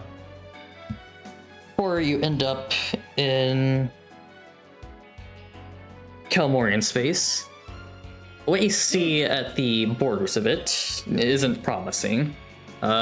Destroyed battle stations and well, the few mining planets at the rims seem to be captured. But then you jump into one system where the battle station is still up. Oh yeah, Kelmorians have, well, on planets they usually have a big orbital station above it, called battle station, which serves both defense and the core and like system-wide coordination of like space assets. Also just living quarters and economy. It's basically a miniature colony made for combat. But you finally meet some friendlies for like the first time in half a year. Excellent. I'm gonna send off my credentials, and I assume Luke sends off our forged credentials. That way we get nice, easy pass. Oh no, we can just use our all mind like agent status. Ah, I see. Yeah. Actually, oh crap. During this time, yeah, I guess I should mention, right during this time, Strikina does, well, compared to like the rest of the time, well, earlier she was like, you know, stuck crying and hiding, but now, she isn't speaking a lot. She is at least like out and about, actually eating, but she spends most of her time training in simulations. And well, and like after like the 2 weeks after the battle, Skyrath, well, yeah, for the first 2 weeks after the battle, Skyrath is like a little sluggish, and spends a lot of time just in his hangar bay. But after that, he goes back to mostly normal. Well, a little more, what's the word? Less high energy. What's the fancy word for that? Lethargic. I don't know. I guess less enthusiastic than he was like when he's trying to keep you guys busy. But Dour. yeah, I guess yeah, he's a little more dour now. But Dour, moody. yeah, but he is keeping to his responsibilities now. So anyway, getting back to friendly forces, they aren't Kelmorian forces, but rather Sector Pole. Sector Pole is, well, yeah, sort of like a background thing I wrote, but basically they're the international organization that sort of handles international crime, international piracy, and also just a bunch of humanitarian stuff. So sector-wide law enforcement, essentially. Yeah. They mainly crack down on pirates and like drug dealers and arms dealers and whatnot. Good thing we have none of those here. Yeah. Wink, wink, nudge, nudge. I mean, you have license to manufacture arms from being with a part of the Cybernetic Creed. Oh yeah, that's right. Hey! Yeah, no, we're You know, I'm in death anymore. yeah. Anyway, but they say they've been gathering supplies for a regrouping effort. And it's like would like you guys to join them as they for it. Regrouping effort. Interesting. Yeah. Basically, some Emotion and Dominion forces have fled to Kelmorian space, and on top of like just Kalmorans are regrouping themselves, they're organizing like the foreign forces to like into their forces. They can work together to beat off the UEDC. Actually, Kodai is actually going to try and hail these law enforcement checks. They're allowed to resupply and regroup here as well. Skyrath is going to say, oh yes, these are some fellow mercenaries we're working alongside. Please do, well, we may all request resupplies if we may, which they are more than happy to resupply us. When you say foul mercenaries here, Kodai is tries for a second say like wait no before like someone covers his mouth and then you hear another voice go yes we're mercenaries new around the block, you know these sheriff sorts are showing us the way. Yes, of how mercenaries should do things. Yes, they're working with I and All-Mind Agent. Well, as they get to grips with the ropes. I see. Well, suppose I have no business questioning of an All-Mind Agent. As a sectoral officer. Anyway, Anyway, so, yeah. You guys, follow their, like, little fleet to... actually, let me see what the plan is.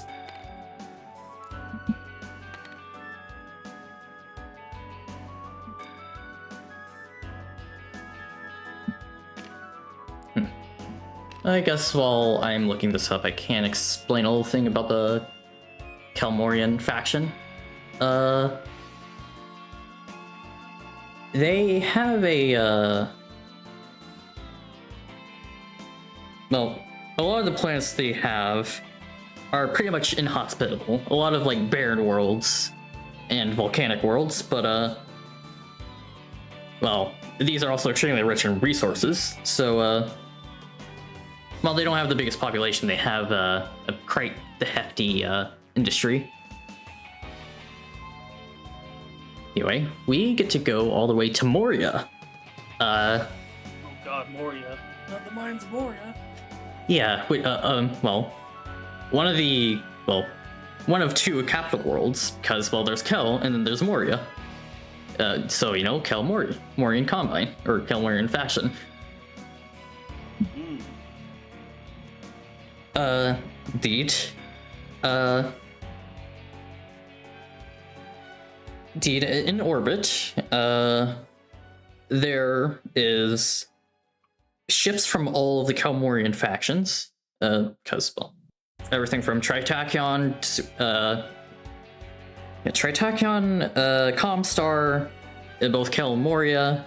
You got the Red Faction ships, and some of the industrial and worker guilds, otherwise.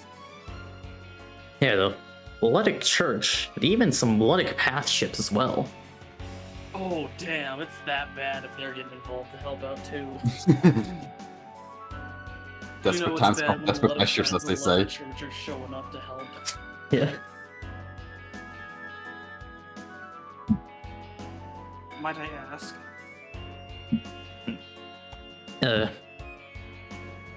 Not to make this about me, but any augmenter ships at all, or none really there? Actually, I think there would be a few. You and the, I would say, like, ever since you met Tritachyon, they have been getting, well, Tritachyon and this Cybernetic Creed have been getting a little buddy-buddy, so, see some of those alongside Tritachyon ships. Excellent. Finally. Moving out of the shadows a little. Yeah. Anyway, you guys are sent to dock planetside, as, well, you are ships capable of, entering orbit and deorbiting.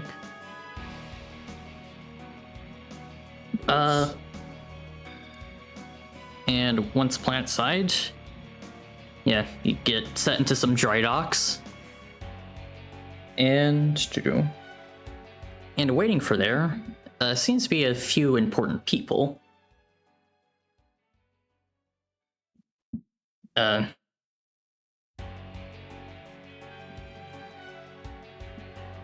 Yeah. Namely, well, you see a robotic Tritacon body. It's wearing some executive tags. Seems to be brother Alpha, or not brother Alpha, just Alpha. You met all the way after the fall of Ire. Wow. Then there's also a Red Faction General, and Anastasius Focht, a Sizzler, and head of security. Well, crap. What? He had some fancy rank within Comstar, but basically he's head of security in Comstar, which basically translates to head of the corporate forces.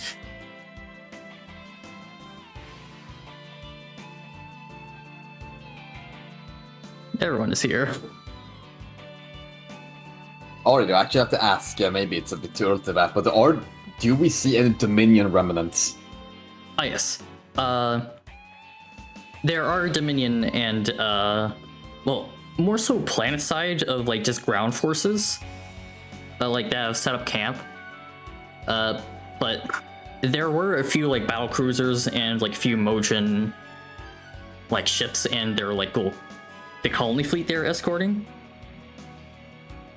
And then planetside, there is, like, a lot of, both Dominion and Umojin, like, ground forces that have, like, reacclimated here. I see. Just curious. Not a great sign to see a lot of Umojin and Dominion forces all the way back here in the Kelmorian. Yeah.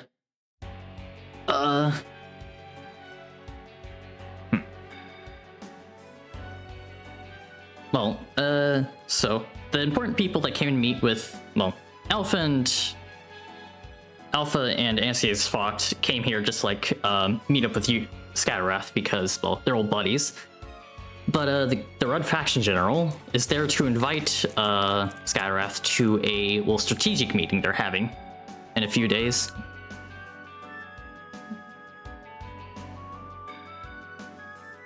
I have a feeling we've suddenly become very, very important all of a sudden. Yeah. But otherwise, he wishes you guys well and is more than happy to assist with any repairs or supplies if you need them.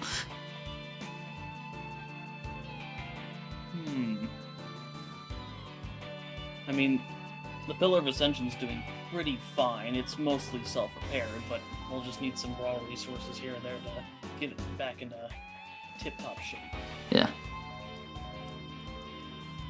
Yeah. Maybe clean up some of the badly misrepaired sections. Yeah. Anyway, that'll be it from them. And otherwise, seeing as we're well, actually planet side and have some time off,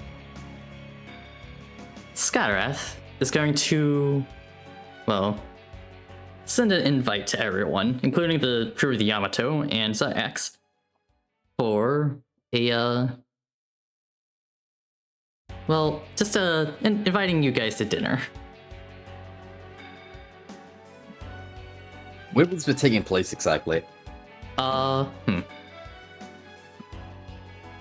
Marcos, would there be like a big, like, I don't know, canteen area on the Pillar of Ascension that we could like spiffy up?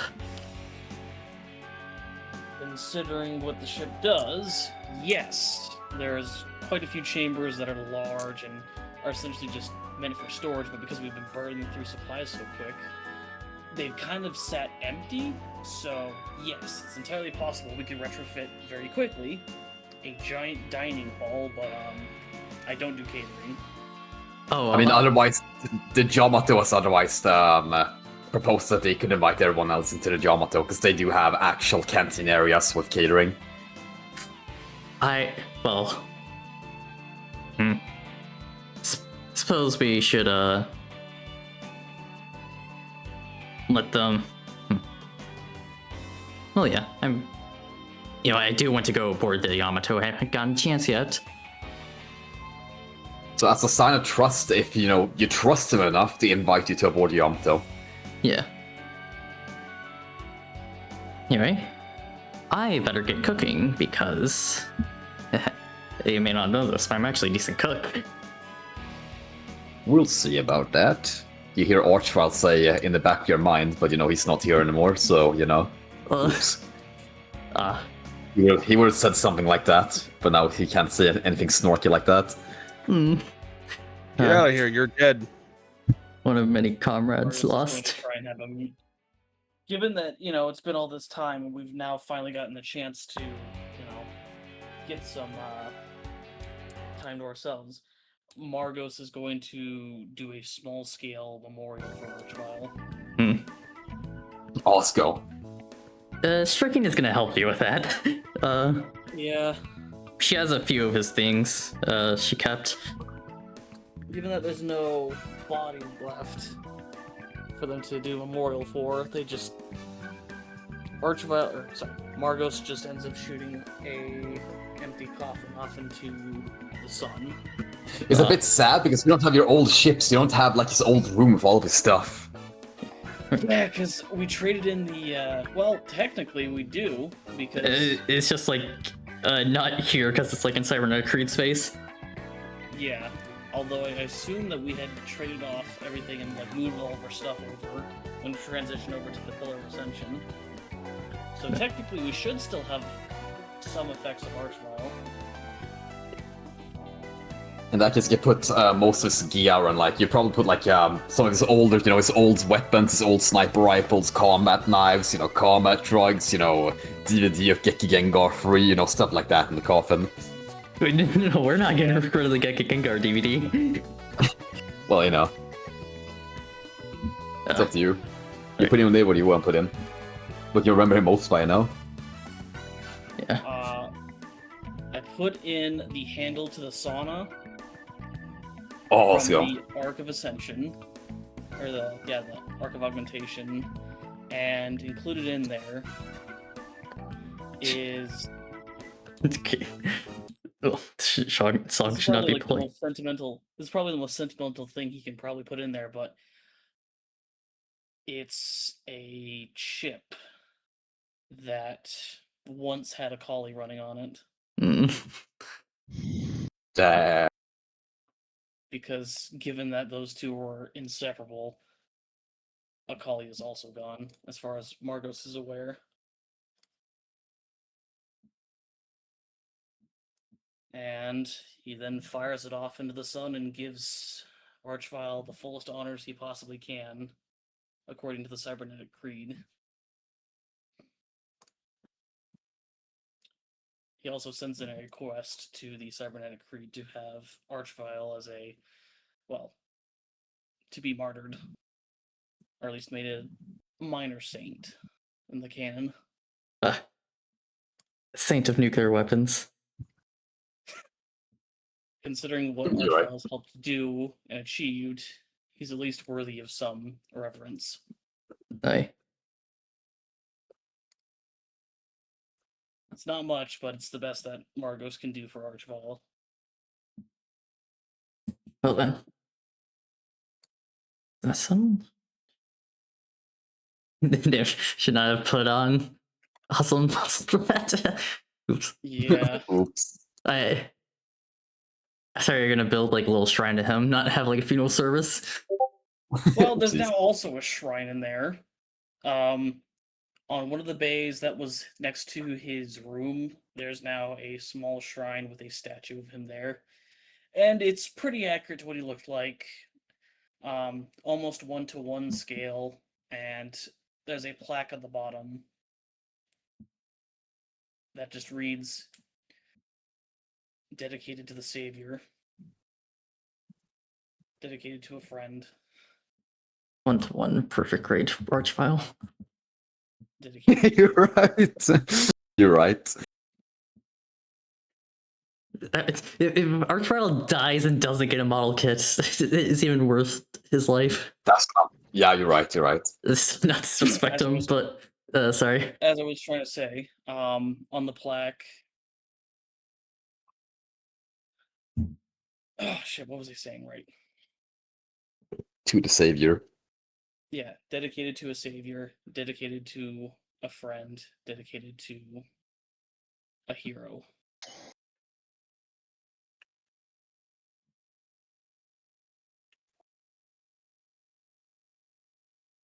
And all that's left there are Margos will leave a candle there that she'll burn for a few hours before it's continually replaced, and there's just usually a candle burning at his little statue, small shrine.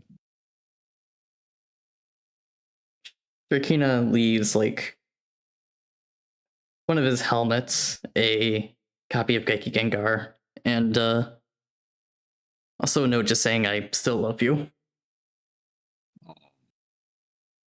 Instead. Scarth leaves. Oh, sorry. Scarth leaves a cybernetic eye and some bullets. But doesn't have any words, or at least doesn't say any.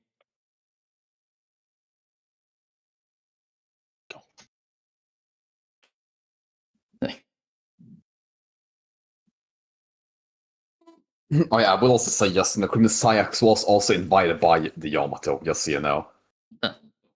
I did hear that. Just to make sure, because I'm honestly, all I'm saying is, they don't know you're a Protoss, they don't know you don't have a mouth, they don't know that. Well, they're gonna learn it very fast. Yes, sir. You're gonna find some funny people on there anyways, Go mingle a I have bit. I have a feeling Zyax is going to be the tallest, most intimidating dude in the room. Oh yeah, I'm pretty Plus, sure the like, 7 or the 8 guy feet who, tall. yeah, sure, the guy who looks like a fucking fantasy warlock. Yes, you wait until you meet the real Warlock. Wink, wink, nudge, nudge. What? I guess. Well, we'll see. There's pull the strings. Want to play that, right?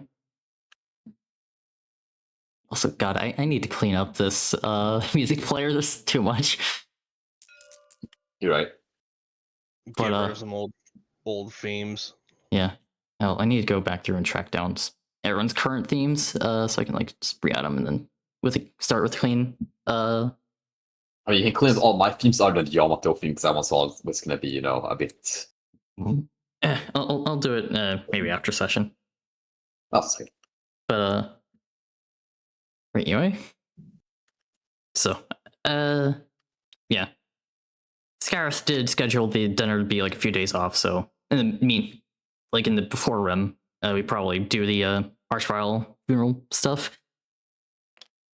I realize like day before and day of, Scarith spends most of the day like cooking up a storm. So much so that he has to have like one of those like it's like one of those like fancy like trolleys that like keeps food hot. Oh, like a warming cart? Yeah, I guess that's just what they're called. I thought there was like a fancy word for it. I don't know. That's all I can assume it's called. Oh, anyway, should probably get some music started again. Where is it? Yeah, here we go.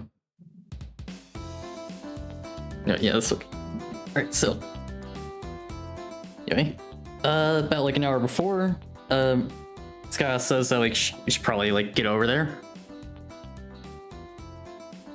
or at least get ready to get over there. As we do have like a basic shuttle other than like the Sky Crane, right? I mean, otherwise there are people willing to pick you up. Otherwise. Wait, no, Yeah. we're on the ground. We can just walk over there. Oh yeah, right. Oh, come on.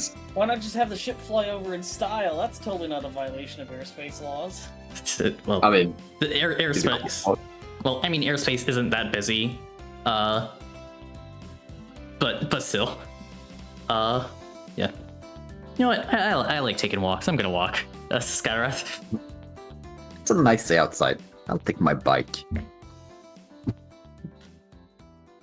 Margos will fit on his receiver packs. That way he's got enough range extension to attend on the Yamato, given that he's still, bound to the ship. Wait, no, Skywrath gave you the solution that he gave you one of his void chips. That's right, I forgot about that. Never mind, so he'll just walk alongside you. Yeah, because now Margot's fucking kick-ass. He doesn't need no stupid-ass transceiver or receiver anymore. Yeah. Distance is no longer a concern. For once, he's actually in clean robes, doesn't smell like oil or grease. He's walking around in his, his best, if you will. He's not sporting his cool-looking axe thing, though, but he figured that wouldn't be necessary. Strakina's just wearing casual clothes over her pilot suit. Although she at least did her hair. Let's see.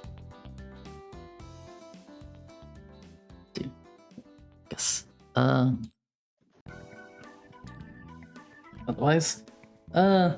So, anyway, as we get to the Yamato's dry dock and get on board, I'll let you take it up from there, Spider. Perfect. Let me see here. Who would greet you? Actually, I think Tarantula would have been asked to greet you because this is the person you know the most. Yeah. Wait, just to recap. So we're attending this giant dinner with starving diplomats, those in power. No. This is just between us and the Yamato.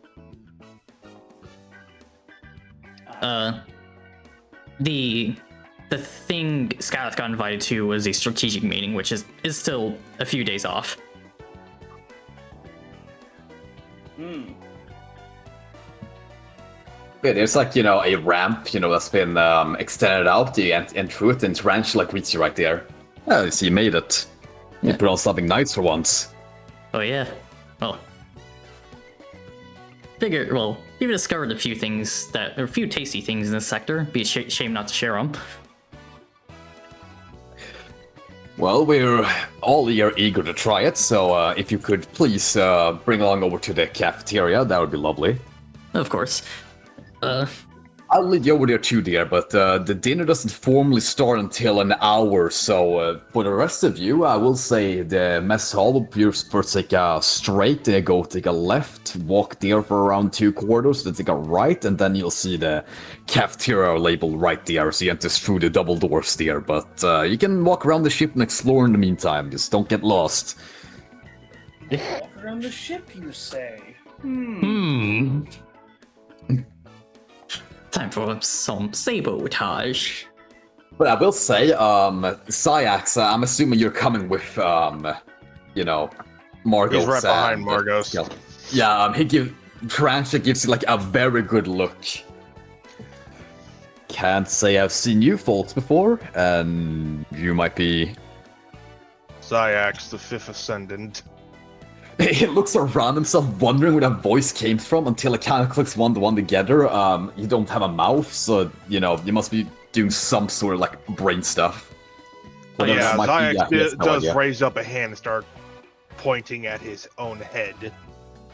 Right, also, of course. Following Syax is, like, around 6 supplicants. So, Oh. got, quite the fan. You're bringing the family over? Servants, I guess you would call them. He sneers a bit at servants, but he decides, he kind of breathes in slightly in and out and says this is different culture. Right, of course. Yes. This, I guess I should mention. I thought it was... I could feel the disdain and feel somewhat insulted. Not all servants are slaves. Yes. I guess I should mention. This here is a Protoss, a aliens.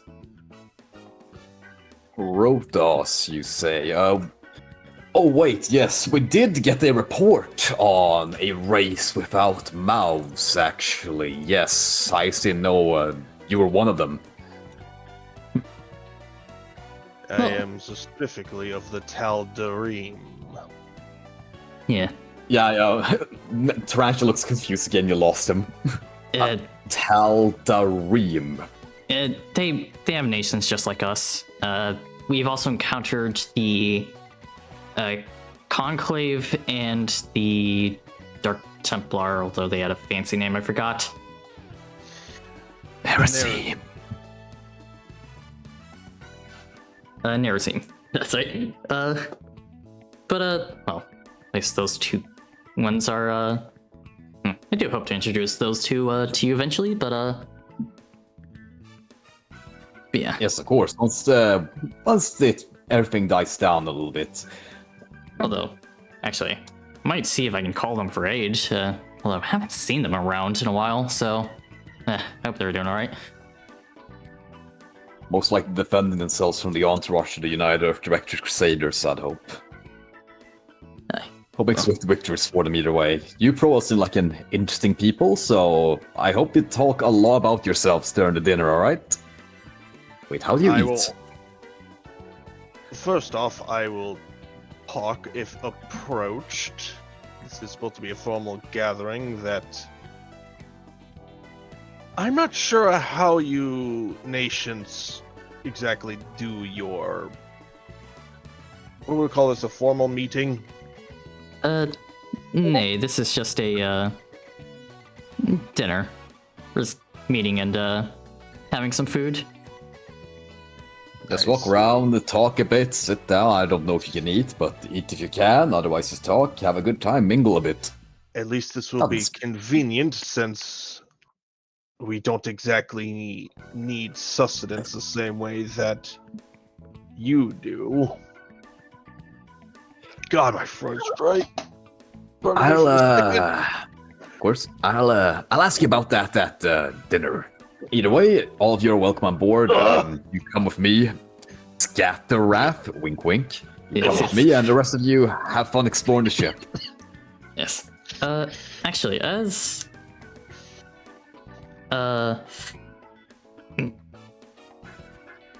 Tarantula and Skyrath walk off, he's going to like lean in and say, "Hey, with what went down at the last mission, have any of them put two and two together?"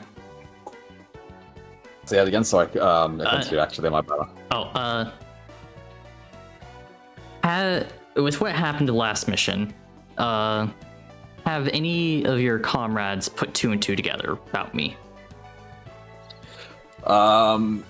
He thinks for a bit. He says, let's say, like, it's old history for us, so either most people don't care anymore, or, well, at least we don't really care that much anymore. I mean, I can't really say the same for me. I have a bit of hate in my heart still, but not enough.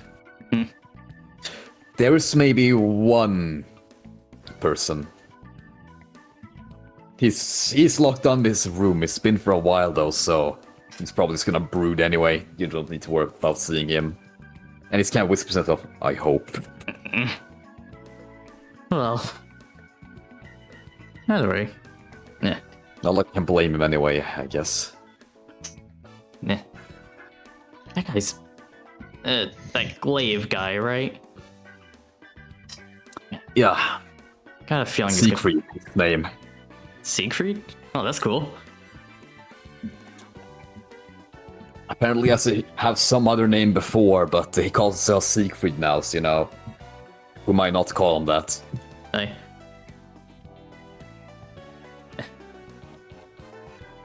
Well, anyway. So I guess we'll go over to I guess Margos and Strakina. I guess X too. Sounds good. Strakina wants to go and see the hangar base. If Oh, perfect, yeah. I had a feeling both of you would want to go there. though, actually, Margos, you probably see like in the placards that there is like engineering, like somewhere. I do want to see some of the. I want to see the guts of the ship a little bit. Alright, so you want to Because go I'm to a like freak like that, and I want to see how good their engineering is. Alright, so you want to go to the hangar and engines, what you're saying. Well, that and just kind of poke around and see how their ship works, because I'm intrigued. For this apparently Alright. being such a mythical ship. Well, I'll say you go to the hangar first. It's a bit easier. Honestly, yeah. Yeah. Drakina's gonna murder me if I delay her any further. I mean, she seems fairly chill at the moment, so maybe not. Perfect. So as you go to the hangar, you see, it's very busy. Not much is automated, it seems. Although you see small, like, box-like robots with, like, crab legs. From time to time, like, they're, how to describe them? Like, imagine, like, almost like a giant metal box. They have 2 red eyes, and they have, like, air vents for mouths. And they're, like, on crab legs. And they kind of, like, you see a few of those skedaddling around. If one of them comes near Striking it, she's gonna pat it. They're all, like, climbing on top of mechs right now, and you seem to be repairing them relatively fast for what it seems as well. And as you look further, you see some people talking to each other. You can't really hear what they're talking about yet, but if you decide to get close to them, you'll see, you'll try and listen in, or, talk to them. What do the people look like? Oh, excellent, ask that. So it's one person talking to a group of 3 people. The person that you're looking at, he's from behind. He has green hair, and seems to be wearing some sort of lab coat. And the people he's talking to, they look like Gomalayans, but there's something off about them. You can't make out the details yet, but they look Gomalayan, but they're not. Oh. Interest in peaked. Yeah, Move forward. I will too. I also super sorry, but I'll leave that off there for now. Give me like 5 minutes. I just give 5 minutes of the story. Oh, right. You know what? Quick break. Cool, works for me. Damn, feels good to be RP again.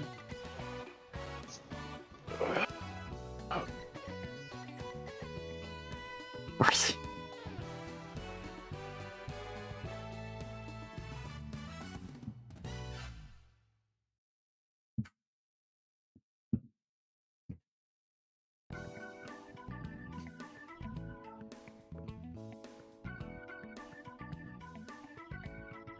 Alright, there we go. And like that, I think I consider the ERP is now done.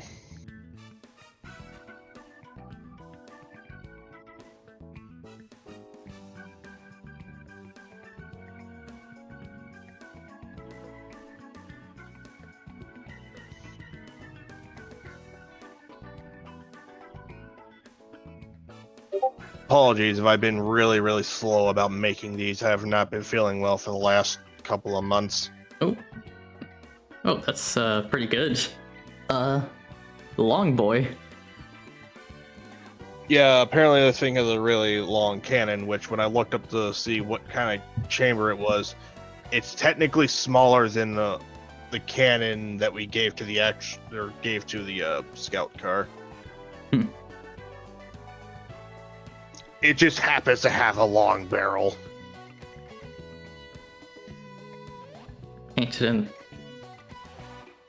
Painted in the side in 30 languages. I am not a tank. Please don't shoot me. I mean, technically speaking, it is technically a light tank, but it's classified as a scout car. And I mean that for the actual Panhard EBR. So you probably imagine how much that kind of fucks with me a little bit. Though I will admit that this thing kind of looks like something akin to like a tank destroyer, like a light tank destroyer. Yeah. I mean, remember correctly, those things were like the French experimenting with like light auto-loaded stabilized guns. Actually, now that you mention it, I probably should go and put like a big old cylinder on the side of the cannon. Show that it's an auto-loading one.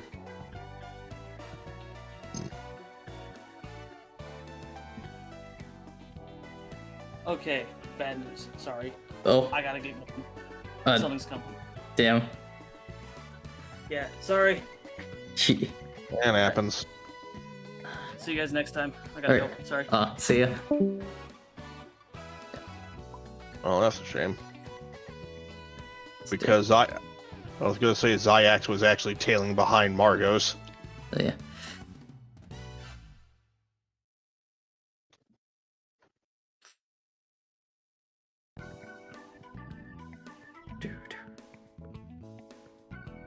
Oh, it gives me time to. Make that part of the art. Yeah, I'd probably make that part of the gun body. The quote unquote magazine of the Actually, now that I'm thinking about it, you remember the Hammerhead tank? The One from Tau? Rebel 3? Oh, yes, yes. The like one with the side gun and the like magnet on the other end. No, that is the that's technically the Mammoth tank that has the magnetic harpoon. The Hammerhead has a leech beam. Oh yeah. Just like Yeah, you know, actually, the Rattler 3 so is really interesting, right? Like using a bunch of magnets as weapons. I'm gonna guess because of the fact that, you know, the whole thing with nuclear stuff got retconned because of their time traveling shenanigans. They had to supplement Desolators with that. That is the wrong fucking layer. Wrong layer. No! I'm accidentally drawing on the sketch layer, not the main one.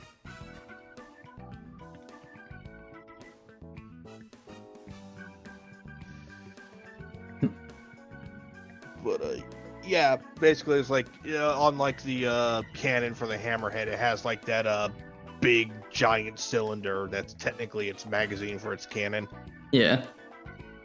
Yeah, that's what I'm gonna slap on the ERB. It's not gonna be very noticeable from the right side, but it will be more noticeable on the left. Are you doing actually like front, like I guess right and left images? Yeah, because I like doing that when it comes to vehicles, which is why it takes me a while to make certain things. All right.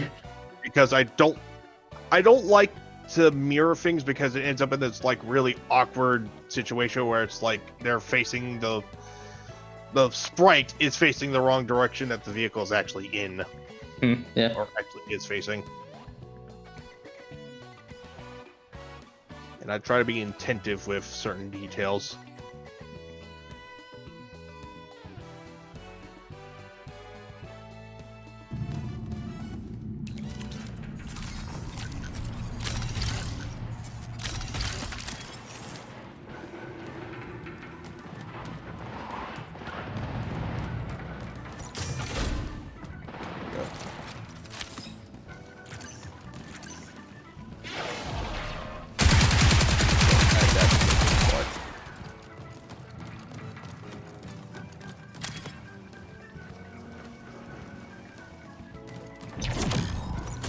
Making too much noise, pal. It's Yep. were you a? Oh, are you a particularly big fan of Max Payne? Yes, I am, and I recognize a certain pattern.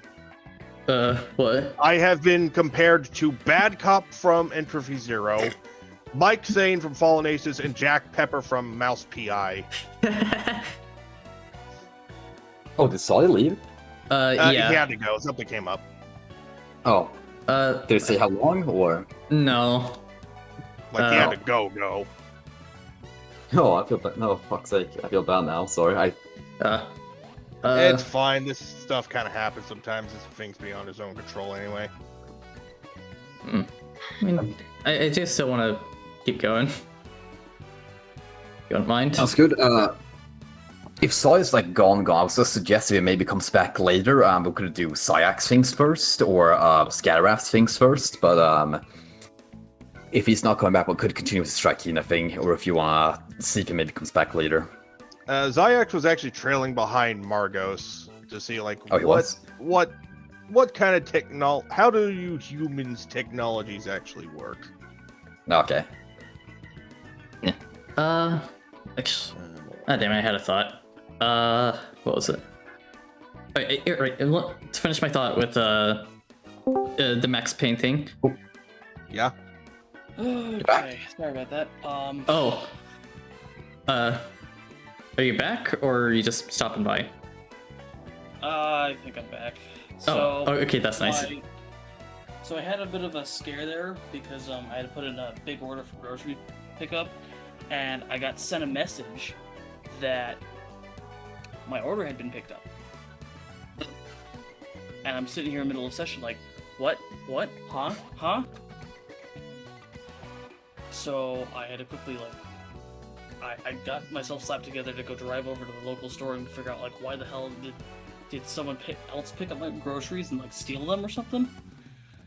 And then I got sent a text saying, this is incorrect, or this is invalid, and we sent this to the wrong person. Please disregard, your order is still getting picked up or still getting prepared. Okay. So yeah, I freaked out because I was about to lose $60 worth of groceries there. Yeah, that would have that's 600 crowns. Yeah. Anyway, to finish my thought real quick. Do you know El Paso somewhere? El Paso somewhere from the third game? No, it's a game. Well, it's an indie game inspired by Max Payne, and and there's an El Paso Elsewhere 2 coming out, or that just got announced.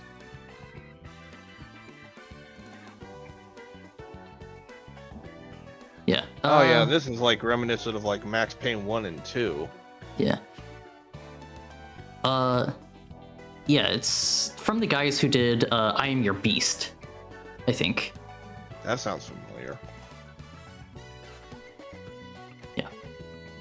Yeah. I Am Your Beast. Oh, this game! Yeah. Yeah, that makes sense. Yeah. Yeah, I just wanted to let you know about that since I got notified about that. Anyway, yeah, so yeah, Margos and Strikina were walking up to a guy in a lab coat and green hair to what seems to be Gamaleans. Yes, and as you get closer to them, you can see why you look different. One of them is about the same human size, pretty much, standard height, standard build for a human. But the other two are a bit shorter and a lot more stout. And seem to have their hairs wrapped in ponytails.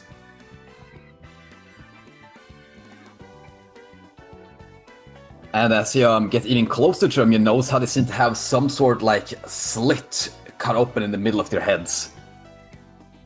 Oh. Aliens. And they have no noses.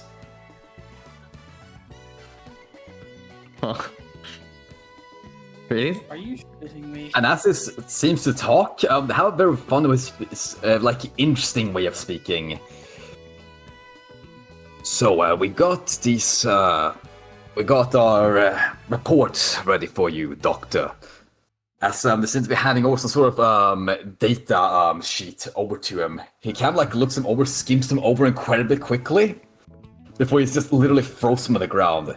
This is garbage, I tell you, garbage. You think you're gonna come here, write this trifle to me, and think my super helpful toy box robots are gonna repair your battle suits, that you call them? Please, this toy box are made to actually repair real mechs, I'll have you know, not whatever those things are.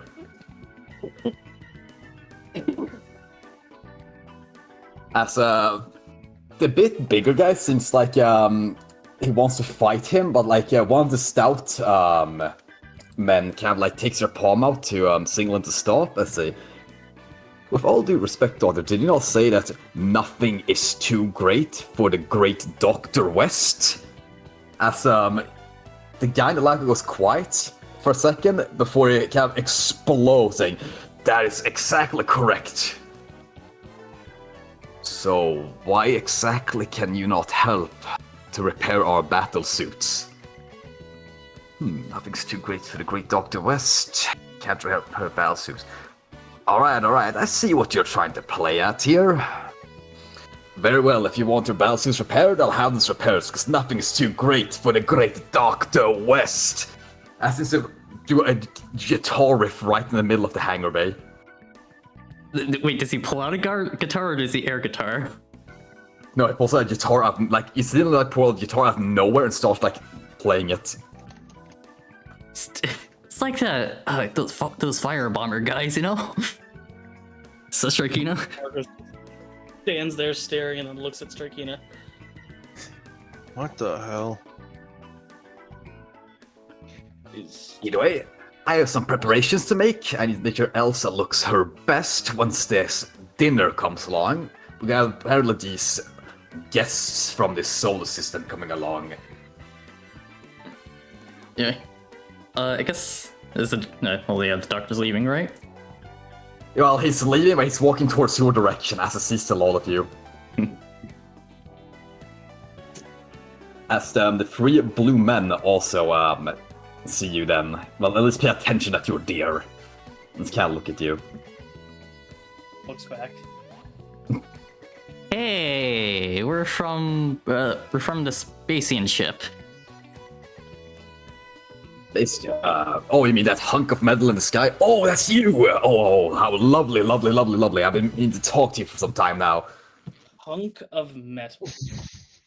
You were staring at the great Dr. West that started playing another guitar riff. I'm starting to wonder if backhanded insults is just a way of greeting a few nations. It usually is. Anyway, why are you the great Dr. West? Well, because I'm the great Dr. West, there's no one greater than me, of course. See, look at those things. You see those tiny things crawling around there? It's kind of points at, like, the walking crab boxes. Oh yeah, maintenance droids. Yeah, we've got plenty of those ourselves. Yes. They repair the next year in under 5 minutes. That's nothing to... Repair patches can do in a few seconds, you know? Indeed. Repair patch, just few seconds. I call you bluffing, alright? Wait, hold on, you got that fancy combat data, Margos. Can't you show him?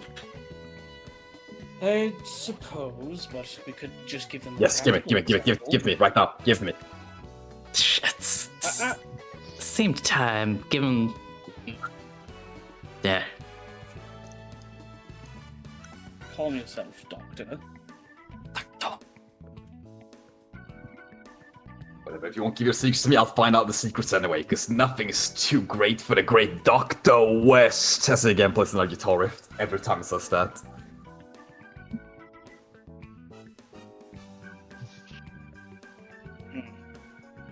Must really live in a different pulse of life, then. I live in the best pulse of life. I'm living the pulse of life where Dr. West is alive. Guitar riff.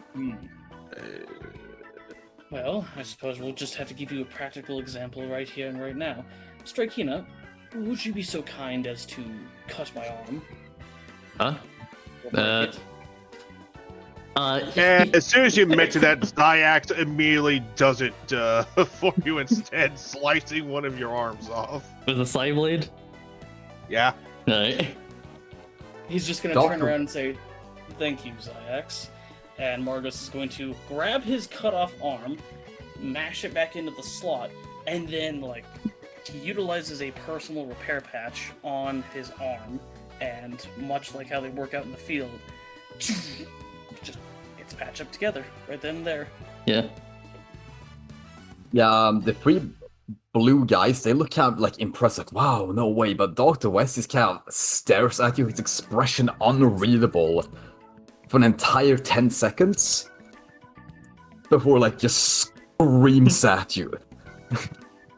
It's gotta be some fancy magic trick by this. No, that's not real. No, that's not possible. That's not possible. And Striking- Margos is just gonna start moving his arm that was cut off and like doing full range of motion. Clearly, like Yeah, no, he invades your personal. Yeah. Yeah, he invades your personal space and starts like toying with your arm, like moving your fingers, moving your like your wrists and stuff like that, and your elbows, to make sure everything works properly. I guess striking or recoils as presence.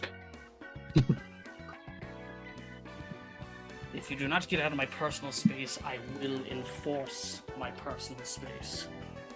Hold on. I'm not done here yet. As he continues to do it. Does he like look through to like examine what like actually repaired it, or is Yeah, he tries. Yeah, I mean, he tries to. well, I suppose the turn 8 data is probably around. So he does recognize that it is like a nanomachine based repair. Yeah, when he sees there's nanomachines, he kind of like scowls a bit. Nanomachines.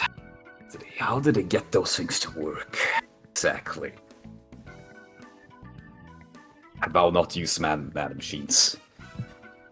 There's gotta be some other way to replicate this fast heal without using nanomachines. Or maybe I could make the toy bots small and turn them into semi-nanomachines. Or is overclock the nanomachines? No, overclock the toy boxes. No, I need to think about this. Very well. Base Noids, you've proven yourselves to have some impressive technology, the great Dr. West admits.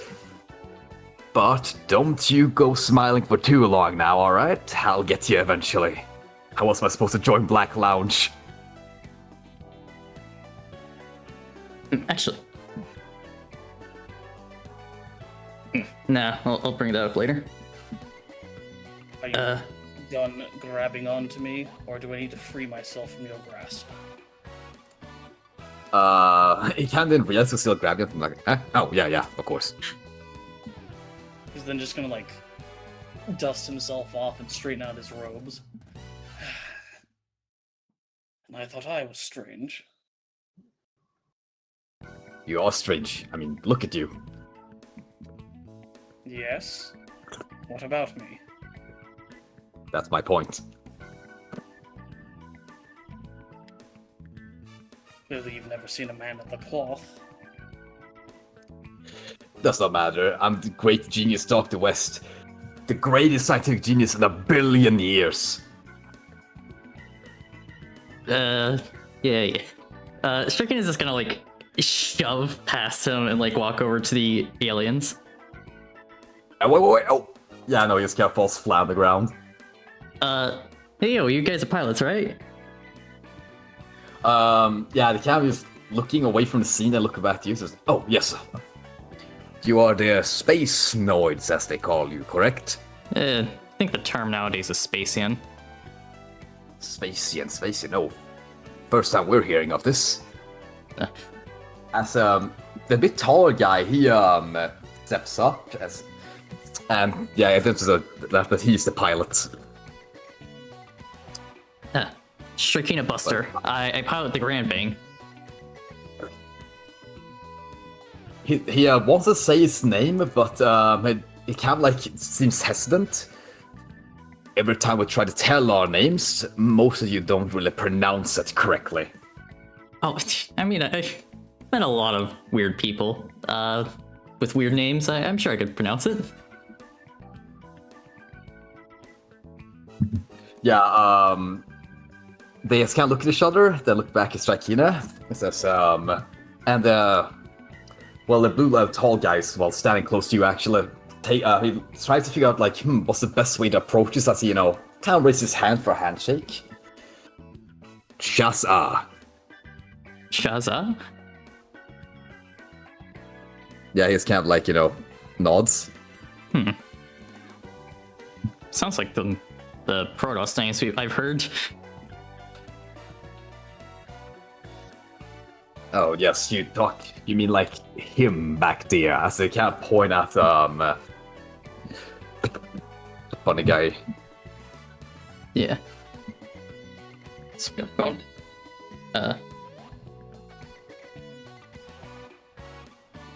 Actually, let me post what Dr. West looked like first, actually, because I don't think you guys know. I know Unit might know, but I don't think you guys know. I forgot to post a picture. I mean, got a feeling of what it is, and I am Yeah, bracing it for looks like this. Oh, it's that guy. Wow, he is Who certainly is this a celery character. stick? Who is this celery? Wait, how tall is he? That's a great question. I know he's pretty tall, actually. I think he's around 6 foot, actually. Shit, Yeah, I have to judging look from that his up. character profile, he definitely looks like he's on the taller side. Made artificially taller with that idiot hair of his. I know it's idiot hair. Mother of all cowlicks. Well, idiot antenna. Stupid receiver. Well, it's so big that it kind of loops around from being stupid to genius, you know? Occupied. I just realized once again Morgos is tiny. Oh yeah, I guess. And the two, like, well, yeah. The two more stealth guys, one's just gonna identify themselves as Fiola, and the other's gonna identify themselves as Theo Yu. Theola and Theo Yu? Yeah. I suppose more SS's, more STs than Protoss, I suppose.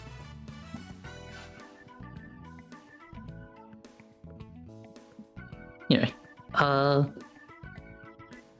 you mentioned you guys piloted small mechs. How small exactly? Oh yes, of course. Allow us to show you as Vitalgate points towards what looks like a, well, calling it a mech is generous. Like Dr. Westburnell said, it's more of a battle suit than anything. Oh, like heavy gears. Kind of, yes. Yeah. Huh, yeah. They have a mono eye similar to a Saku. They're adorned in red and white. They seem to have missile pods on their backs, and they seem to have 2 front weapons attached to each arm. Well, 1 front weapon in each arm. They don't seem to have hands in this typical sense.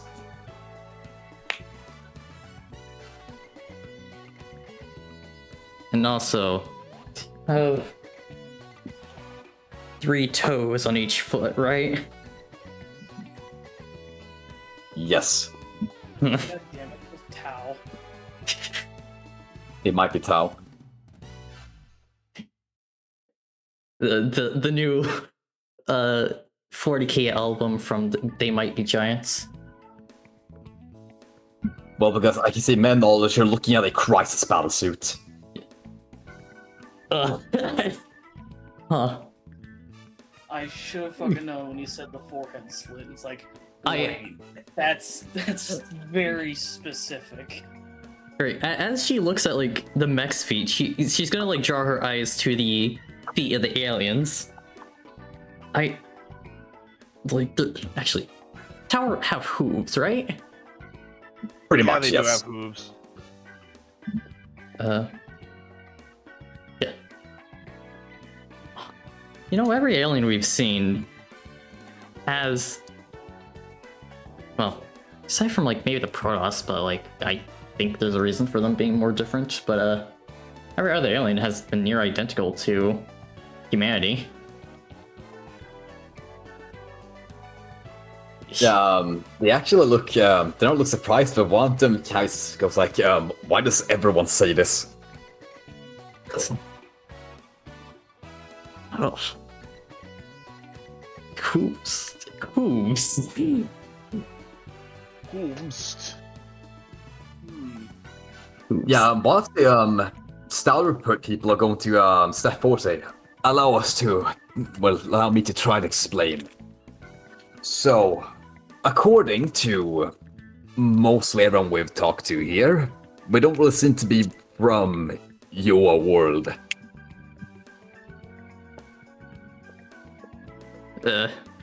Like those Isekai mangas? Remember being trapped, we're fighting the unending horror.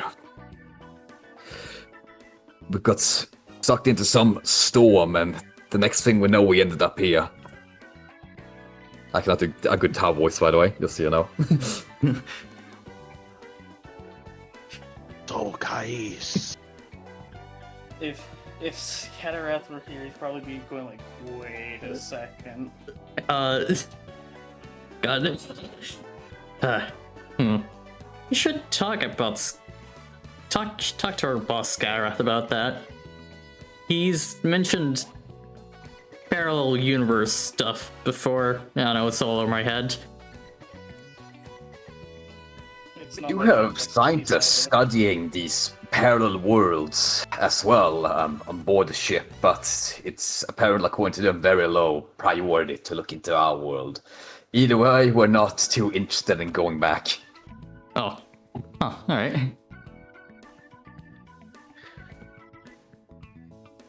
You still might have unending wars similar to our own world, but this is paradise compared to where we're from. Never thought I'd hear that. Well, at the same time, all the old folks always say that times are better nowadays. Or at least they said that before this war. Well, it does hurt us deeply to abandon our kin over in our old universe. We feel like this universe needs some work itself. Unlike our world, which seems to be doomed, this world can be saved. Hell yeah.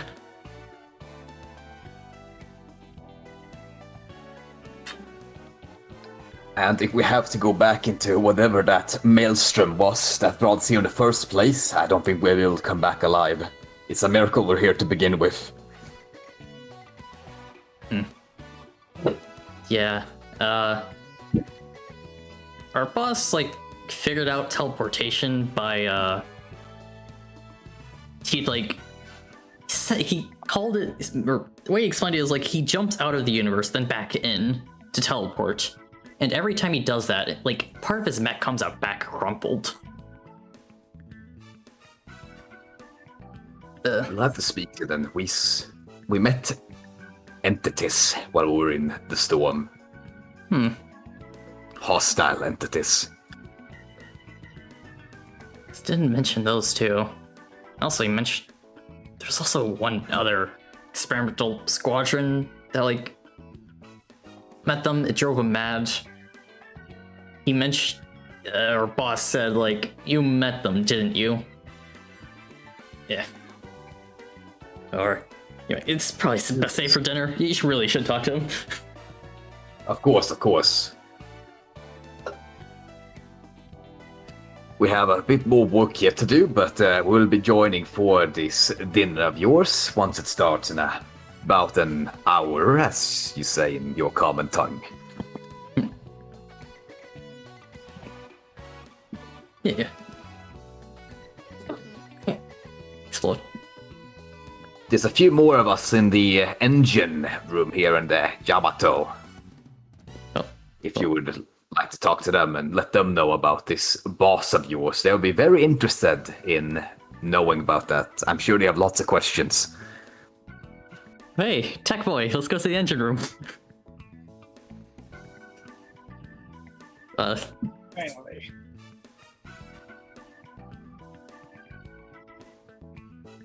I was beginning Actually, to Morgo. remember that there's existential dread talking to them.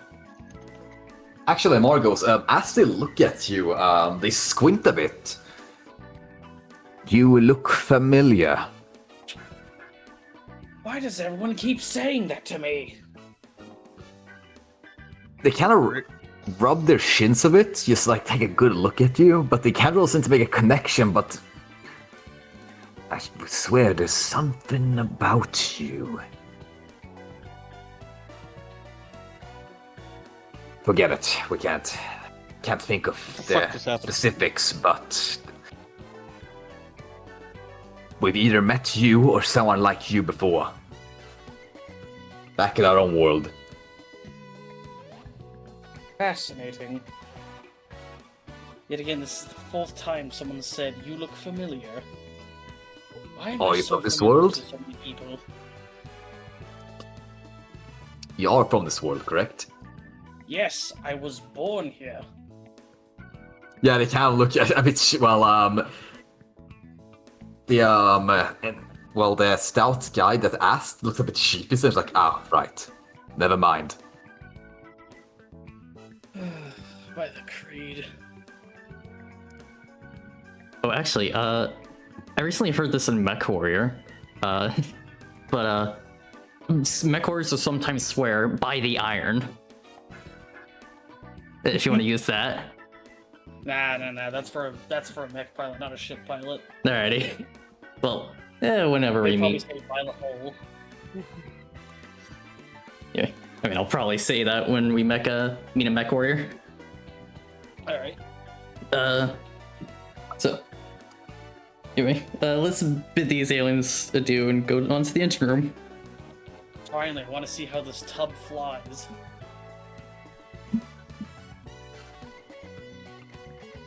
Perfect. This. Oh dear God, this is gonna be a trip, isn't it? God, I mean, I guess. It was like, okay, I will say, I was worried for a second that, like, wait, did you just, like, make Tau one of the species in the galaxy? But no, they're No. Elysium, case. Yeah. Universal immigrants. This is the third time this has happened. Now, let me double check. Is there something interesting that pops up while you're walking towards the engine room? The only thing I can think about is that you, Syax, you feel the presence that you felt in the last fight of two powerful psionic entities on the ship. You feel them like a lot stronger now while you're actually on the ship, but you can't exactly pinpoint their location.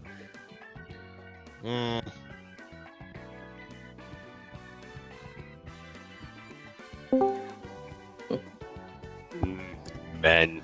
Hey, Hello, hobo. Hi, hobo. Sorry, I'm still trying to get over the mental flashbang of the Tau being here now. Yeah, war? like, what the fuck? Tau? yeah, I was like, wait, slits on the head? Wait, they can't be. It can't be. There's Liquid! It was them, alright. Oh yeah, there's one thing I want to know, tell before you leave. Some of the interesting mechs in the hangar room. Yes. You see some mechs that look like insects, actually.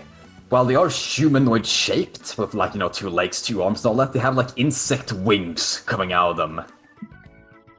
Fucking what? Bug.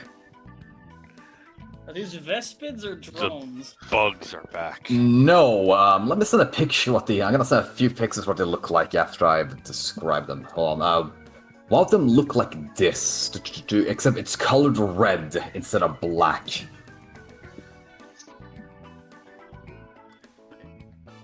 Suboptimal. Oh, I did forget to mention, Mook did not join you guys. He said he'd, get there, when the time comes for dinner. Not... Bastard. yeah, fucking... I guess he's huffing homework right now. Bastard. Look at him go. Not one for, Yeah, not one for, small talk, yes. Another mech you see, though, however, is, it's not a humanoid mech, but it seems to have, like, sunglass on its chest and on its head as well. It's colored like a grayish color, with black and yellow. And there seems to be 2 of them. Like... also, there is a TSFs in this hangar, right? Yes. Well, that make it look like this. Oh, it's those. Anyway, Yeah, you can see some TSFs. You've seen, some of these before. We see one that's colored in a gray color with orange like pattern. The more Vyax looks at all these different mechs that he's been seeing that mankind has been using, the more confused he just gets. Like, how does this happen? How did you get... Are these wings even organic? Actually, you can check that. If you have a way to check that, you can.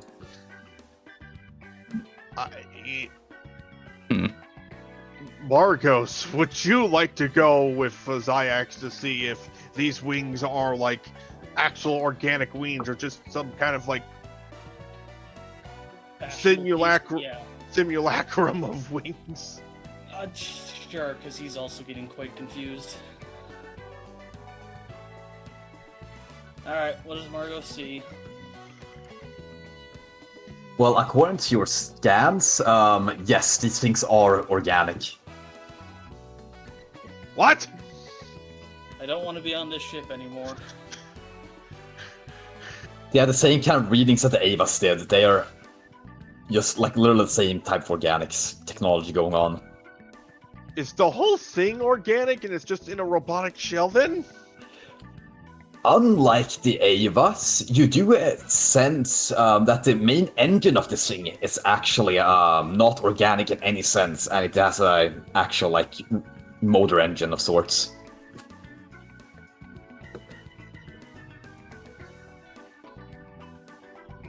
Okay.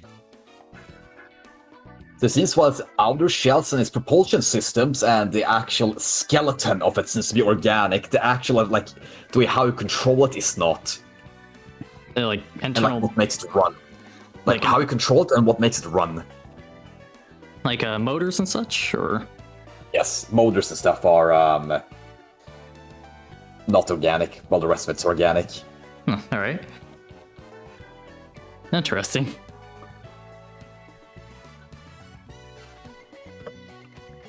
So what you've got is seems that Earth has a lot of organic type of mechs. How they got this technology, who knows? Something to talk about during dinner. I wonder what's for dinner. Oh yes, let's talk about how exactly we produce and make our homegrown mechs. You have some people who would love to tell you. Homegrown mechs fresh off the farm. Oh, and for you, there's a special mech for you, unit that you saw that you probably recognize. Not the mech itself, but what type of mech it is. Hmm. You see a red mech. Actually. And get red. It's red, it has claws. It has a bit of like green stripes around it, and from the back of it there seems to be true like almost like some type of like spiky pillars of sorts.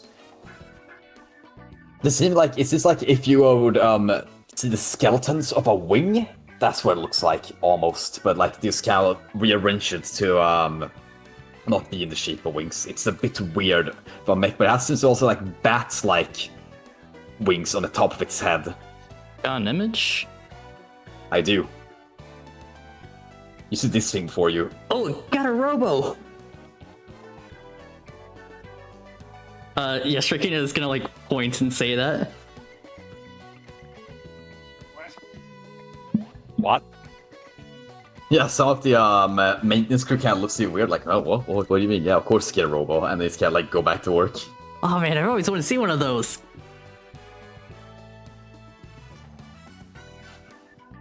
Yeah, but like there's something off about this Getter Robux, you know. At least the other ones, like this one just looks incredibly aggressive compared to the other Getter Robos. Ew. Oh man, I want to talk to the Getter pilots during dinner.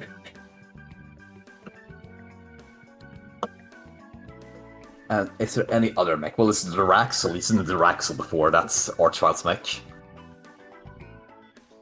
Also, those fucking psychic presence gonna be taking up Zyax's attention the whole time because he's been feeling this for the entire time that he joined this group, and it's starting to bother the fuck out of him. Right. Unless the psychic presence is coming from the ship itself. It is not. You can pinpoint two people. Not actually, I would say, never mind, I'm fucking stupid because you're literally inside the ship, you should be able to pinpoint where they are. I'm fucking retarded. No, I don't know why you said you couldn't pinpoint them. There are two people here on the ship which have psychic presence. It's like, you stop edging me, you fuck!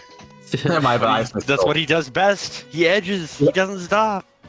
Every other mech is like new and they're not super interesting to you. Maybe like on first glance, maybe if you're sitting in combat, be more interesting. But like in first glance, they're not super interesting. But one of the two other mechs are interesting. Is one, if you're, I don't know if any of the party are familiar of this type of mech, but it's a black mech. It has a chest piece on front of it that's red. It has a skull on top of its head. Skull's on its chest, not that's a fucking red piece on its chest, not its head. That's a skull on its head. It looks like this. They got a zinger too. Yeah, and just like Get Art, this like Mazinger looks a lot more aggressive compared to, you know, the other Mazingers of the stories that have been told about Earth.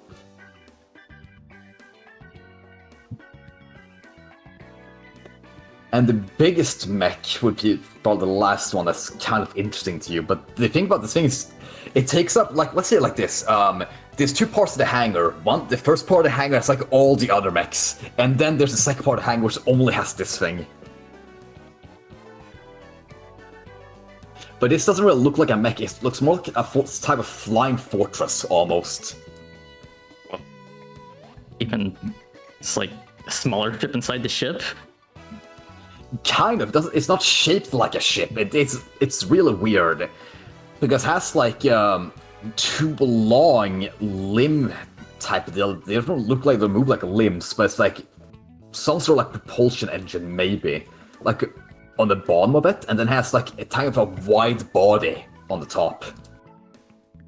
And it looks like this. Oh, huh. What the fuck is this thing?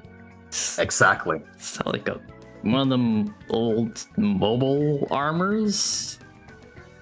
There stories about. Oh, Yeah, no, you've never seen this thing before. yeah. Maybe we should ask for a round for the pilot. Dinner. Yeah, those again. Out to dinner. Everyone's going for dinner tonight. Yeah, there are some other mechs here and there, but nothing that really like gets your interest instantly. Sorry. Actually, there might be one, but I'll set up later. That's a nat 20 roll. I'll see him for later. Alright. I guess we could. Well, done with the hangar. Say let's like. Zest can do his psionic thing. We do the engines real quick, and then maybe we can get to there. I'm just gonna do the psionic thing first. Yeah. Alright, so yeah, it's up to you, Sykes. Do you want to try and pinpoint where the psionic presence is coming from? Should I roll something? Nah, it's just up to you. Like, do you want to go to them, or like float to them rather, or not? Or because I assume Sykes can't float around because you know he's just aura forms like that. You just built like that. Yes, he's gonna focus as to where the hell these psionic presences are, considering that he has been feeling them for the last couple of missions, and it is testing him. Yes, so yeah, you don't really need to roll for that. You can't kind of, you know, you can just kind of pick your corridors and, you know, see where, you know, stuff leads. Maybe hit a dead end like once or twice, but either way, you do get closer and closer. And as you get closer and closer, one of the psionics feels very similar to your own. Like, very similar. Like, it is slightly different, like slightly alien, but the basics of it is right there, almost like completely identical to a Protoss. The other one, you have no idea what the fuck it could be. Like, it doesn't feel like real psionics, but it's a psionic presence nonetheless. yeah, well, yeah, nap and malady. This feels simultaneously both very intriguing, highly disturbing, and very concerning. Yeah, and as you round another corner, you see, like, it's a little seating place, actually, you come towards. There's a window of the outside, and some plants around the window, and you see three people sitting. Yes, go on. Did you say sitting or seating? Seating, it's the same thing, isn't it? Yeah.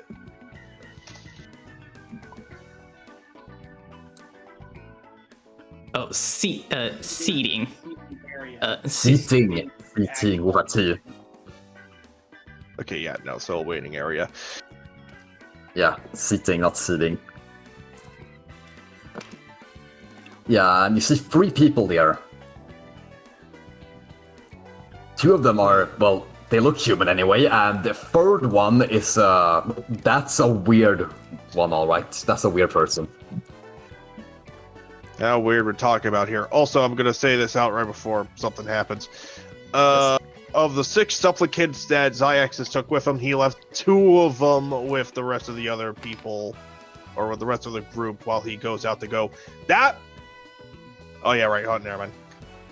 Yeah. Make sure I to was like, not wait, delete hold on. I yours. captured one of those. No worries. I'm keeping track of that. All right. All right. So, But yes, fuck. Anyway, yeah, 2 supplicants have been left with the rest of the party as Zyax tries to investigate what the hell this presence is. oh, I see. There's 4 eluding supplicants it with for them. Almost a year. A But year. the very weird individual that you talked about. Yeah. The first I described humans. One of them is like, it looks like your average human person. He has brown hair and seems to be in a. Both of them are actually in a outfit, a gray like suit almost with blue stripes around it.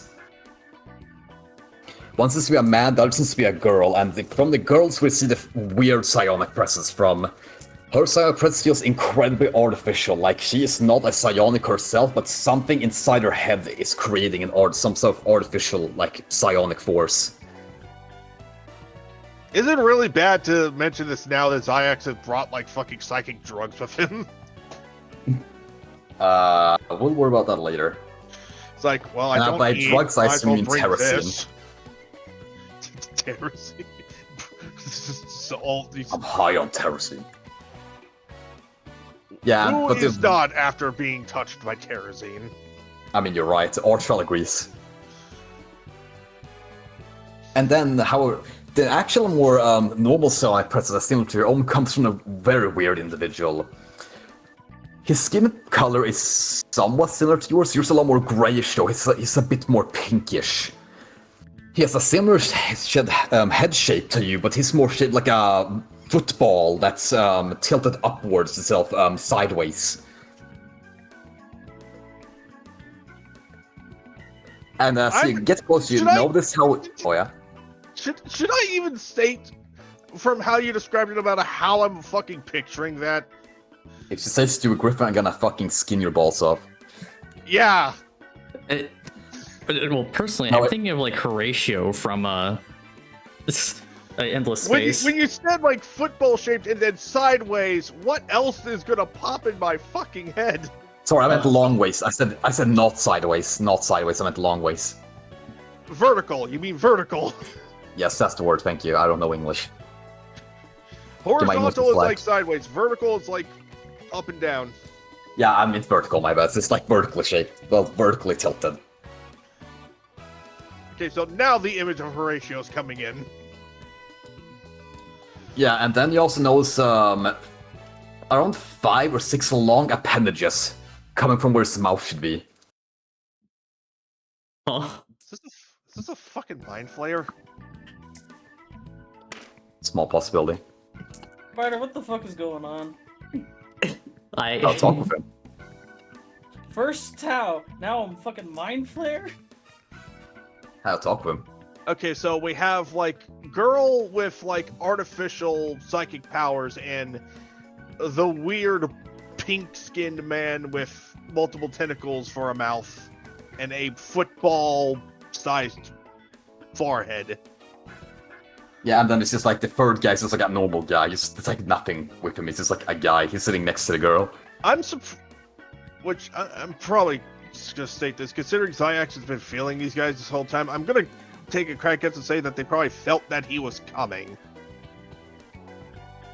Let me say, like, yeah, because they're in the middle of a conversation and you don't really hear much of it before the girl kind of like looks away from him. Well, the mind flayer looks over to you, but the mind flayer seems to be he seems to be in his like psionic range. You can hear his what he's trying to say. And these aliens, you describe them as multiple. They have multiple forms. There's, you said one was a soldier class, the other was a laser class. And they were controlled. You didn't tell me the control. Was it pheromones? Was there some sort of overmind, high mind type of deal? As just kind of like ignore him, look at you. He realizes being ignored, and then as he kind of look back, he looks back at you. Slacks, all three of them are looking at you. I was not expecting guests at this hour. They're After this around. full visual flashbang as to what he is now seen. So it's you two that I have been sensing for almost a year now. A year? But we met them back in January, so it's only been about 4 months. Sorry, was I gonna say, remember you've like been long. the psychic. I remember the psychic presence being constantly felt by Zyax as far back as like the second session when I had him. Oh, I think Oh, that was that like was the orb. yeah. That was what? the orb. That was That the was orb. Yeah. But since the orb is no longer around, you haven't detected its presence anymore. These are two new presences. Ah. So half a year I've been sensing these two. Yeah. Yeah, it's kind of, So what brings you here this early? I can tell you're not part of the crew. Indeed, I am not. I have been invited here on behalf of the ship's captain, commander, whichever rank he holds. Yes, quite a lovely sort, I must say. Very welcoming to new cultures. It's rare to find men like that nowadays, isn't it? I mean, except the other, well, aliens in your case. I'm as much alien here as everyone else, but I'm just happy to see that you have gone along with the request, not coming guns blazing. It would be rather wasteful to prematurely end such a fruitful alliance. Likewise.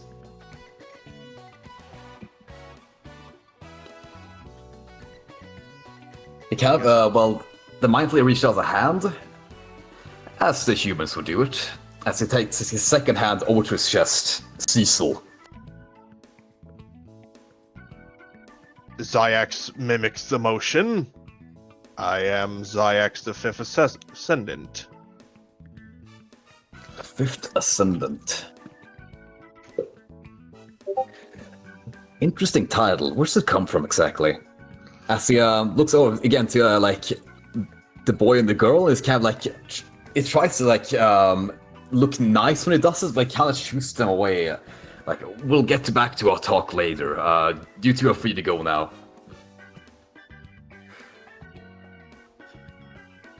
Yeah, and the guy looks at this Mind Flayer, looks back at you, Zyax, and looks back to Mind Flayer again. And he just kind of looks relieved that he gets to leave, while the girl she kind of looks confused as to why they're not annoyed, but more confused as to why they're just asked to leave all of a sudden.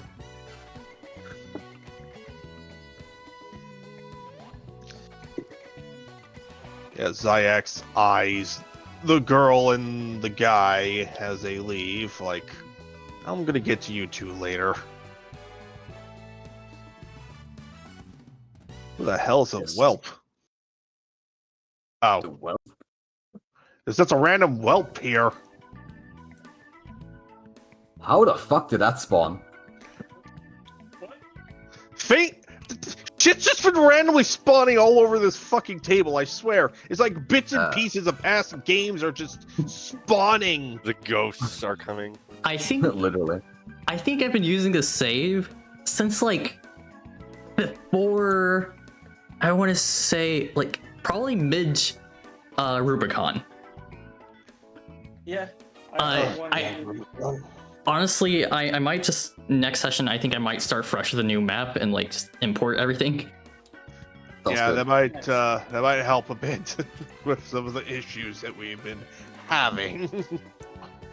Yeah. Anyway, Yeah, but Cecil's gonna take up his palm and saying, forgive those two.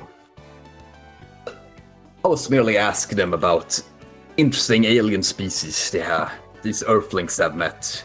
And one of them appeared to be, well, one of their great enemies. They called them the Beta. Apparently, these UEDC forces are using them as weapons now. I was merely curious about what they are exactly. Apparently, they seem to, well, everyone told me they know most about the Beta, so I decided to ask them personally. But The that's Betas, something from a lot what- more interesting. Apologies. Sorry? Sorry, go on. No, you continue. I'm the one who cut you off. Yeah, no, actually, I forgot what I was gonna say. You were talking about the betas. Right, yes. Apparently the two of them have the most experience fighting these betas, so I was curious to ask them to first about them. But why talk about the beta now when something much more fresh and interesting has entered my line of sight? Well, rather in my presence, both of us have a similar psionic, dare I say, aura.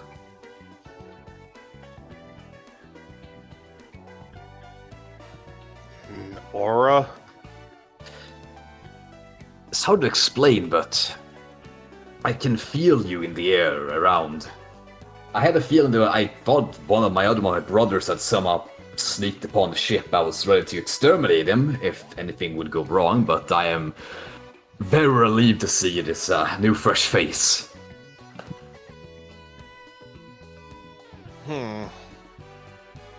When I say that I'm a little bit relieved to find someone who is a bit more evolved. Likewise, I would say. Well, I'm curious. Now I must ask you some questions, or unless I would think your brain out, so how about you ask your questions first? How long have you been here? Yes, kind of shrugs as he, well, let's see here. It's been a few cycles here and there. Daff took me here about 2 years ago, I'd say. No, actually, it's been a bit shorter than that, a year and a half.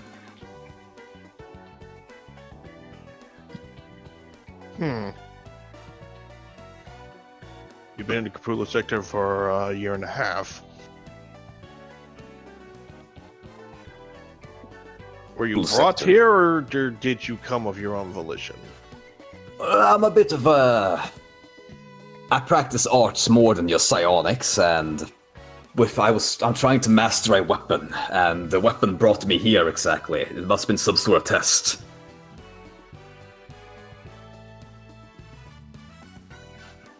Hold on, repeat that.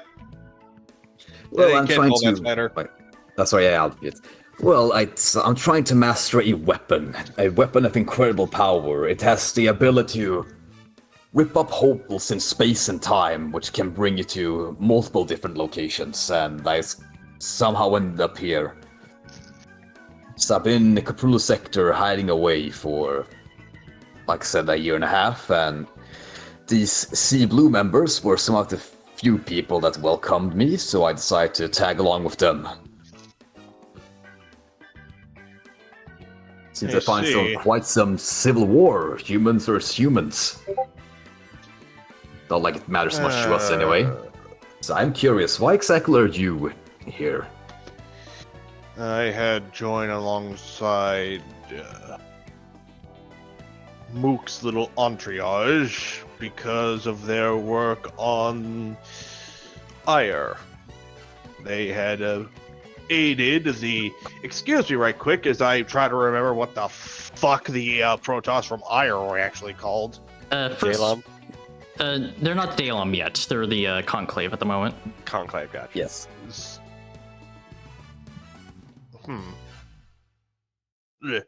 Dealing with the Conclave as they had a factional split. Interesting. So infighting with your race as well. They had annihilated the Conclave's, most of the ruling council. and I found it to be rather amusing.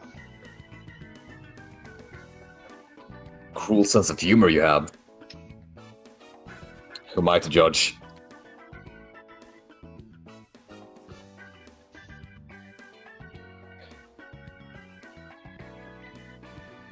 The camp again looks you since you look at your side from side.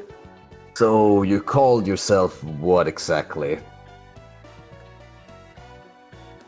I am a Tal'Darim. You're welcome. Eldarim.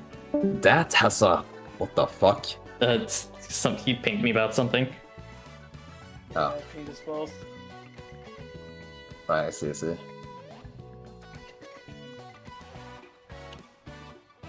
What the fuck was it saying?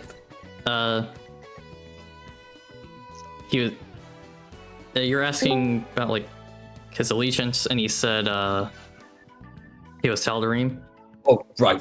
Yeah, sorry about that. Yeah. Eldarim, nice ring to it. I gotta say, I'm a very big fan of your color scheme. Black and red. Our scheme is due to our... Do the Protoss still refer to the Xel'Naga as gods? Yeah. Okay. I just want to double check on that before I say something stupid. We get our color scheme from our god, Amon. God Amon. Ooh, interesting. Yes, So, would this be- Amon. I'll ask my Amon about later. Oh, He is one of the Xel'Naga. One of the... Or the race that had created the Protoss. yes, Xel'Naga. I was in ruins a few months ago and I saw something about some Xel'Naga. I couldn't translate everything. I haven't deciphered the entire language yet, but there's something about Xel'Naga and creating a lot of life in the universe. Incredibly interesting. So he was one of these creatures, was he?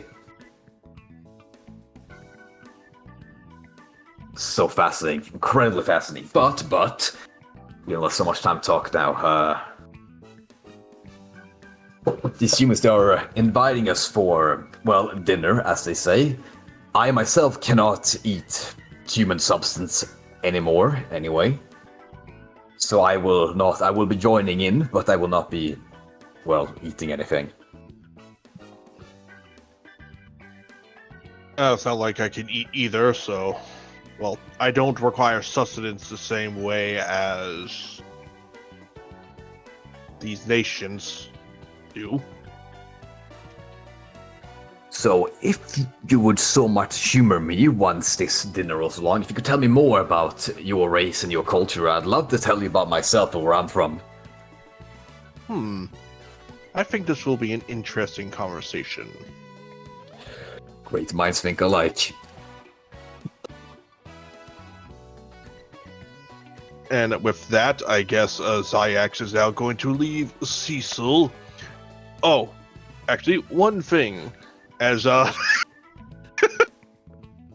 Zyax pulls out from his robes a canister of Terrazine. Does he hand it over to him? He offers it to Cecil. Yeah, Here. Cecil takes it. Two of his clawed fingers just like grab onto it. He looks at it he inspects it like curiously, trying to see what it is. And he takes it like in between his tentacles' mouth, like almost like he would like smell it. Terrazine, the breath of creation. Breath It of allows creation. us to enhance and strengthen our psionic potential. Apologies, I have a bagel in my mouth. I was hungry, okay? It's like, Yeah. it's like bagel. It would be such a Also, shame you not to try it out, but at the same time, I would love. Oh yeah, sorry. Unit, I actually looked it up. No, the Protoss on Ire were actually called something before being called the I always keep forgetting how to actually fucking pronounce it. The call-up? Yeah, the Protoss on Ire call themselves the Kalal on So it was simultaneously both as in the group of people and the religion. Right. I mean, that's probably why you're confused with it. I thought. It's like the Jews all over again. They're simultaneously both a religious group and an ethnic group. Yeah. Can't give on a real and true. Yeah. But yeah, he just says like, oh, interesting, you know, it'd be a shame not to try some, but at the same time, must study this. But, you know, other than that, he's thankful for it. I do say be It's kind- careful about it, though. It is a little bit addictive if you drink too deeply from it. I'll keep that in mind. As he takes one of his arms, kind of stretches along around his chest, while another arm goes fully into the air as he gives his own type of salute towards you. And Zyax beats his chest a little bit as a salute in return.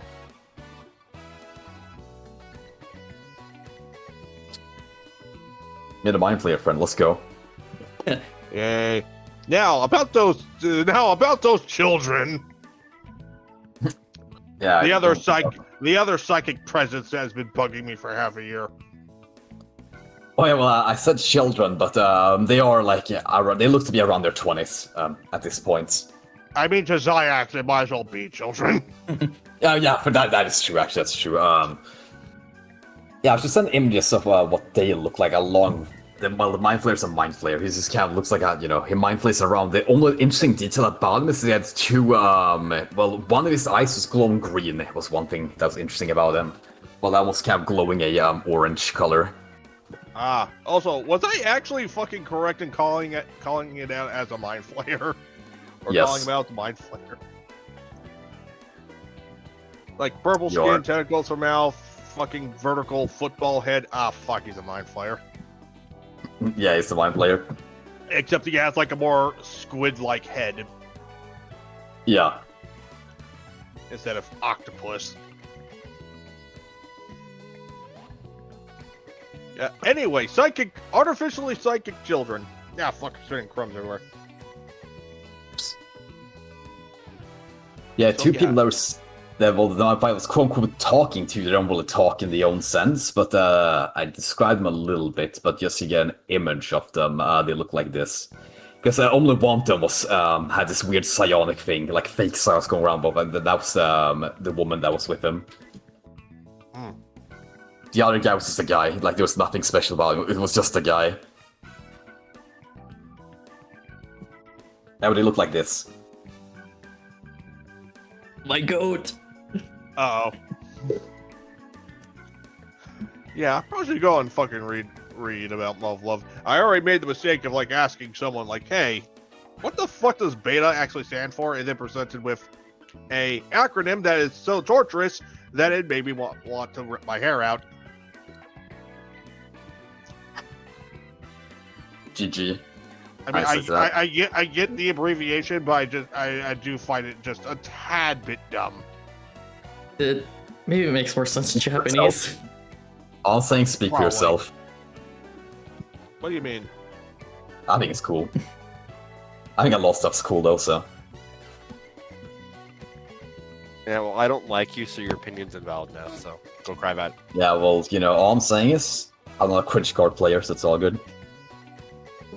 Right, no need to think that up in the middle of the session. Yeah, you're right.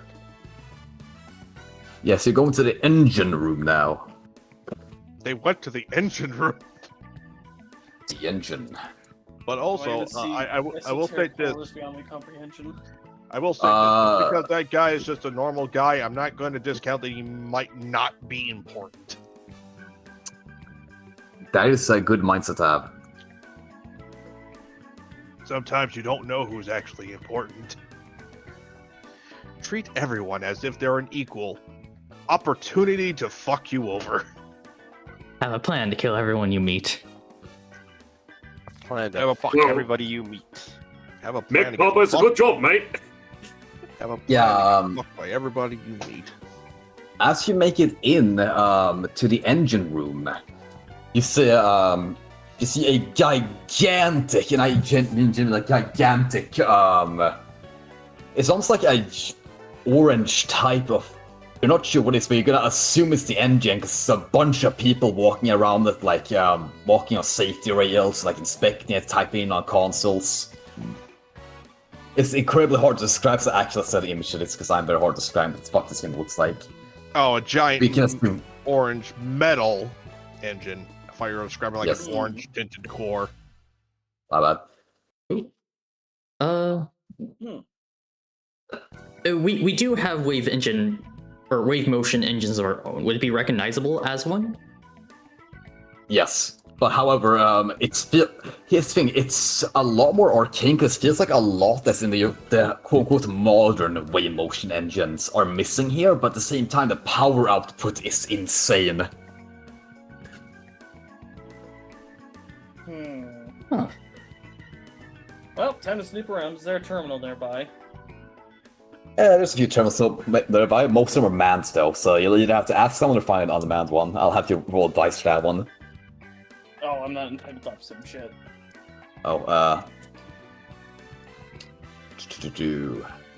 someone wants to do the honors, so if I should just do the honors. Trust. You roll. Oh, You roll a 3-8. You don't find squat. Everything else is occupied, so you'll have to ask someone. Great, now I gotta be social. I'm gonna just find a random guy or a random terminal that's being manned and like just kind of, I guess, approach him.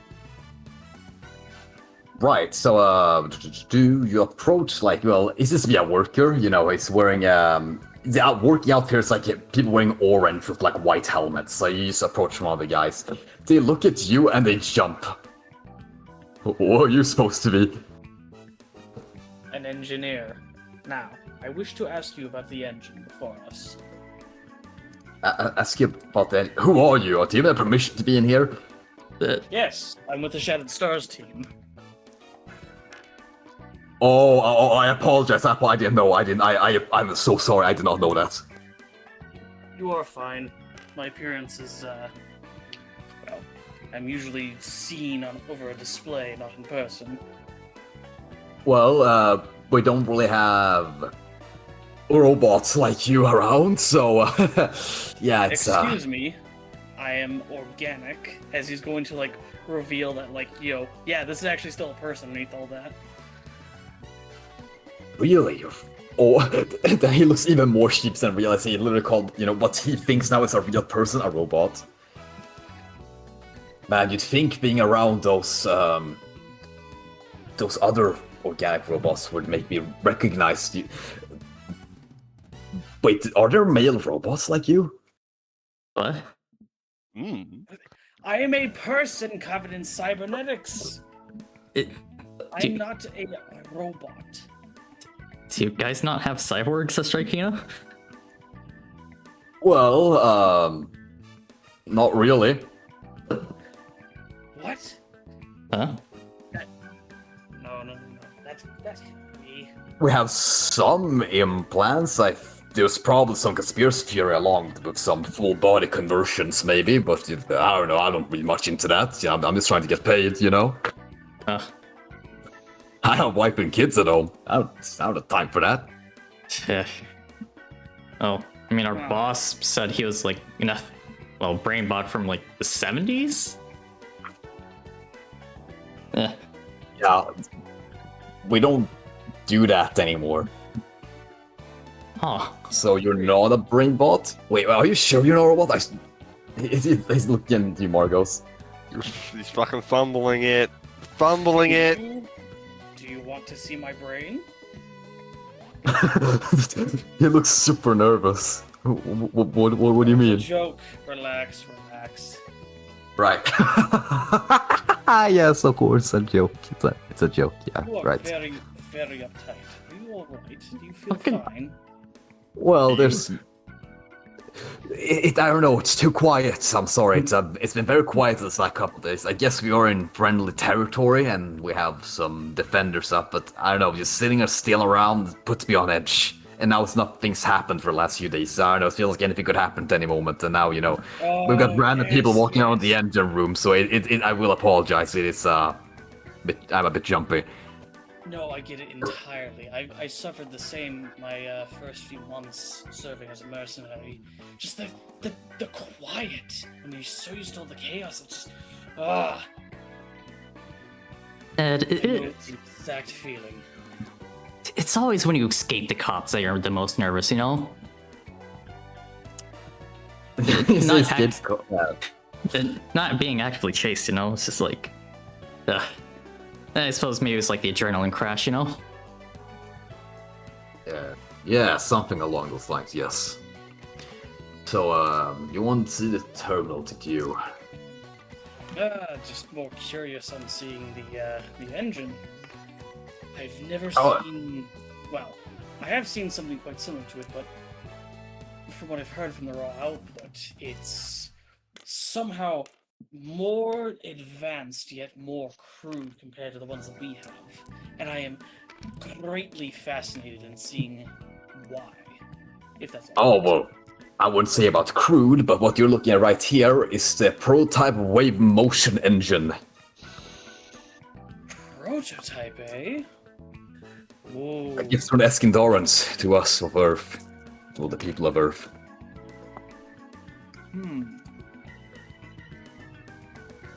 Do you Actually, I'm mind curious. if I- Have you guys heard the Iskindorans before? I'm curious. No. Like, out of character. Well, out of character, I know about them, but like... That's in, like, in lore, like, us spacings would not know about them. oh, yes, curious. Yes. Not in the slightest. Interesting. I thought you had contact with the Gamaleans according to some sightings, but maybe we're wrong. But You do. apparently some Yeah. in there. Well, I mean, we...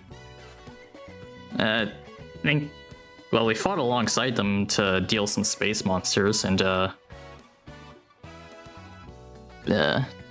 think... Happen to hear you're also saved by these monsters, not just us. Yeah. There seemed to be a universal annoyance. Can see it out again. Bloody pests. Yeah. But, yeah, But, I mean, it's just like an expeditionary fleet, not like the main ones. I think that's what the boss said. anyways, let me see if there are small alliance to Gamaleans. What was I saying? Yes, of course, the Wave Motion Engine. Yeah, an Iskandaran came to Mars, actually, having the blueprints for this engine of ours and the materials we needed to build it. At least the core materials, anyway, because we couldn't replicate a lot of the materials this thing's built off of on Earth, so without that, this engine would never exist.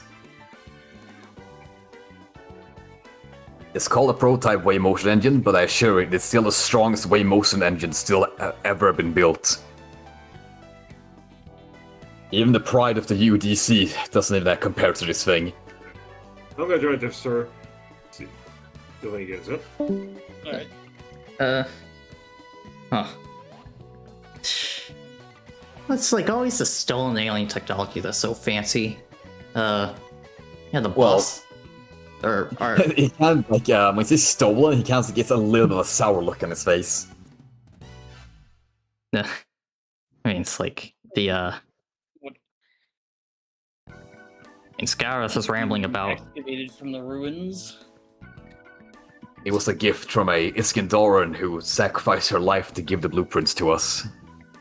We'd rather not have her death be in vain instead to be, us plundering and pillaging. Oh.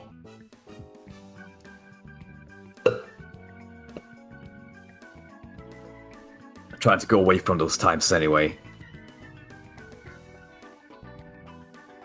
I hope the us Earthers have been too, if you don't count the UDC of course, but on the ship I hope the other Earthers have been too rude to the lot of you.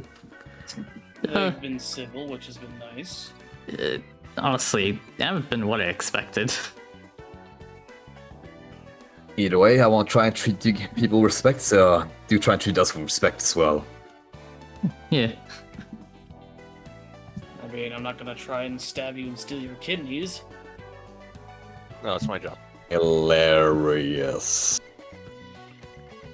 Sorry, it happened to me once. Oh. Yeah, never mind. His expression is like goes from like sarcastic to like an oh. You know, it's problem with talking with civilians, no? Yeah, people are strange, but regardless, the engine. Yes, Well, well, see your terminal. I'm just curious to see. I can show you inside the engine as well. It is currently, this way most engine is currently off and running on the actual reserve energy. Wait, The really? Bolar. Well, we have another engine called the Bolar engine, which currently what the ship's running on since we're not in any combat mode or up in space. The way motion engine only works up in space. For obvious reasons. You say obvious reasons, but it kind of wants you to go on and explain what exactly. I'm gonna ask this out of character. Doesn't the wave motion engines like cause huge problems in atmosphere when activated? The problem is that the way motion engine it uses like the actual like energy from the fuck was it now? I'm forgetting my English words for the vacuum of space. It uses the energy in the vacuum of space to create endless energy. Yeah. Hmm. So it does So not it work in doesn't work in atmosphere because of that. Yeah. Yes. Yeah, you're. Obviously, it's not gonna work in atmosphere. Yeah, guess. Yeah, that's the main reason why most factions have moved on from using wave motion drives. Like, yeah. Although, actually, the Emojins still use wave motion drives because they're mostly space-based. Although, degeneracy engines and all that.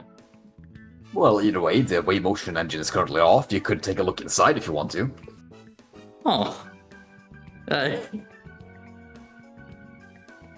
On the one hand, I feel like I really shouldn't, but on the other, ooh, why not? Fuck, there used to be like a super good picture I'd saved on the inside of it, but I can't find it anymore. No. We could. Jimmy. Do you know a good scene from the anime? Actually, yes, I do, but there's like a character in the way because like what they do in the show is that like a character infiltrates the ship, they go into the engine because they want to steal the way motion drive in it, but then they turn on the engine as she is in there and she gets fucking disintegrated.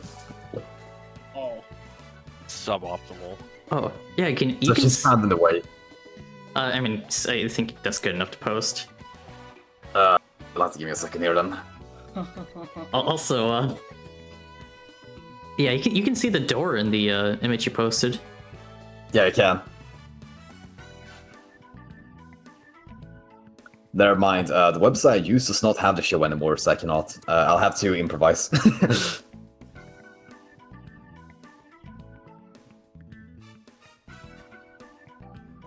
Yeah, if you want to look inside, it does lead you towards, as you can see in the picture, it's like a little ramp up to a door. nice.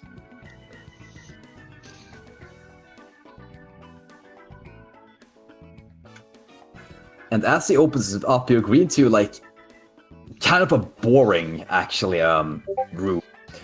The most interesting thing you see there is like a cylinder that's poking out from a wall inside the room that needs to be closed off.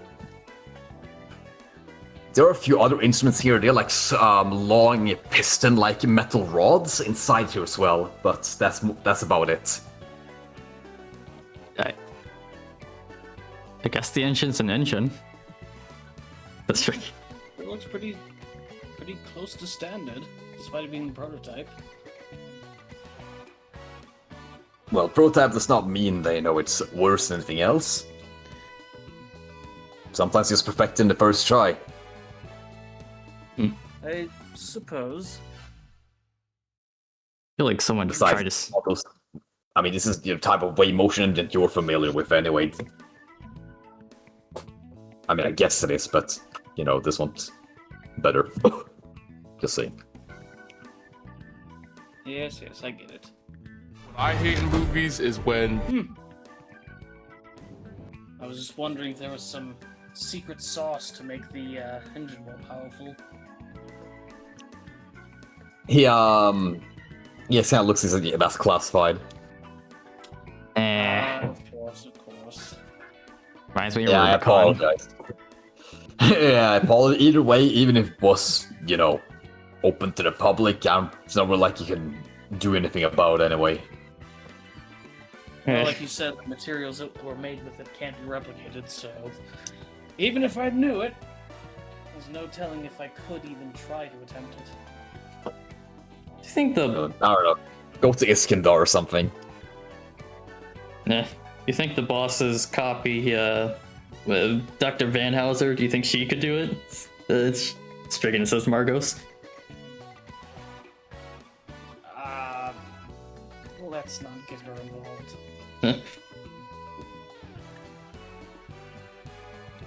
I feel like we're overstepping our boundaries enough as is. Yeah. But yes, thank you for the tour, thank you for the show. I appreciate it, and I hope you have a good rest of your day, sir. And sorry for disturbing you in your focus. No, it's fine, it's fine. It's my apologies for reacting the way I did when I first met you. I should have known you were... No. You Or are on just- entirely correct. You were doing your job, and that's more than understandable. I Oh, would as do long the as same you're thing fine myself with if I it. didn't recognize someone stepping into my engine room. Well, happy to hear that anyway. Alright, I'm sorry, but one last time, are you sure not a robot in some way, shape, or form? Are you really human? I mean, That's he's the day I was born. like. I mean, I don't buy into all that what is human crap, but I mean, he is like a consciousness on a server. That caused him to go like, what? What do you mean? Ship of Theseus. Oh, yeah, right.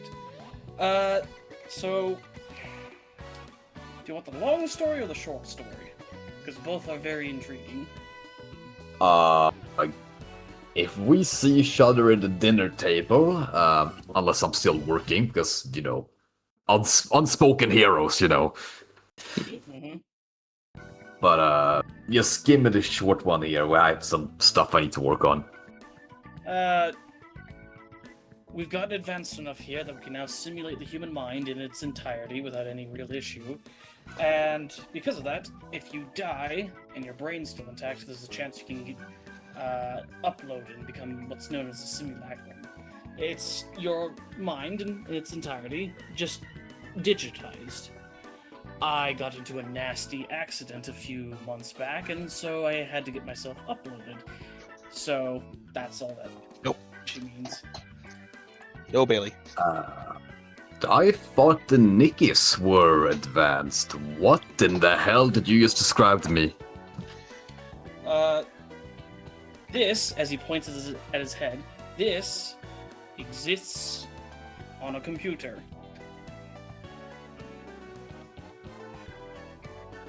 Yeah, you should We say have our, that now. We have that technology. Can rebuild him. yeah, you should say our boss. He's the real Robo Man. Ugh, makes me look like a novelty toy in comparison.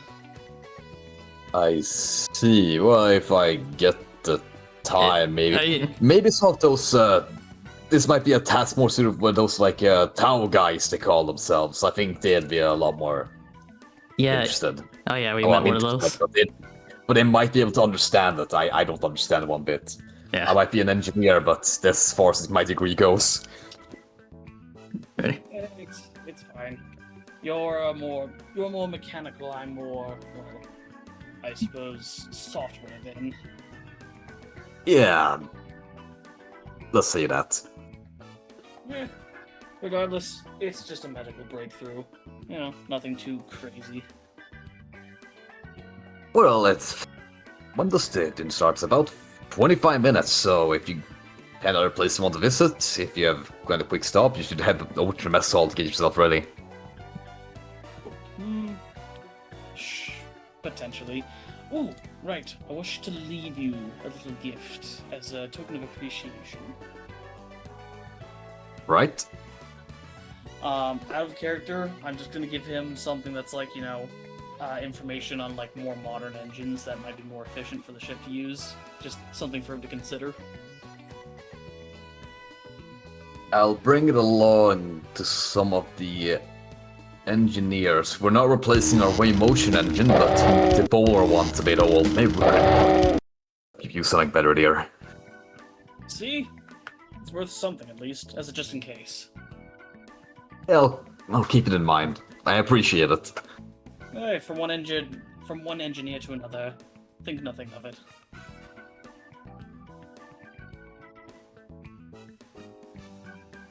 And with that, he's going to respectfully bow and then leave.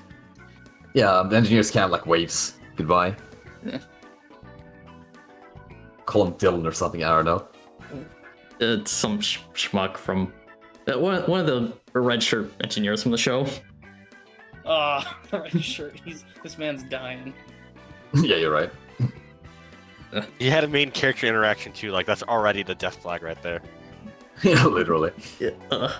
He's around for like half an episode. Oh man, named character. Jump to 2202, be like. Anyway, anything else before we go on to the dinner proper? Yes, actually, fuck, I don't think it's gonna take too long. This might take 5-15 minutes, we'll see. But it's for Scatteraf. Oh, alright. Alright, so, I guess, like, Scarif got to the,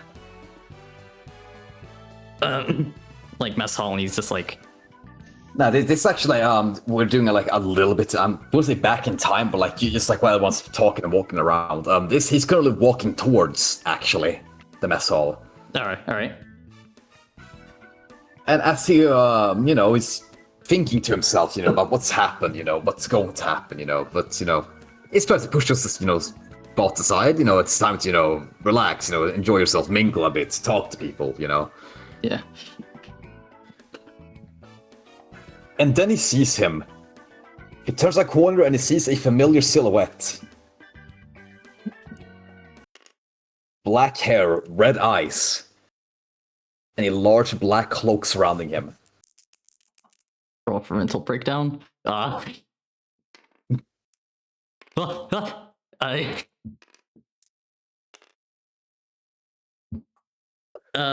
no, he goes, Max? The figure doesn't respond. He just slowly walks towards him.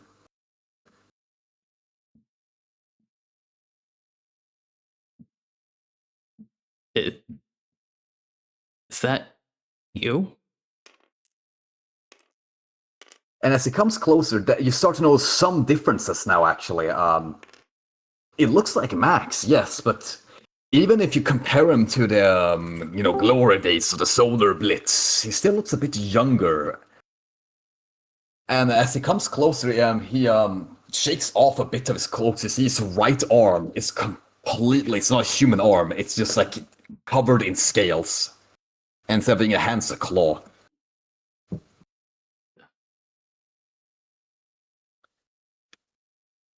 Well, And I will say, it's both of us gonna make a roll here quickly before we do anything. oh, Oh, damn. okay. Yeah, no, as is, if you try to go see another thing and see, Max, that you, he slowly raises his arm. I told you not to fucking call me that, as he punches you straight in the face.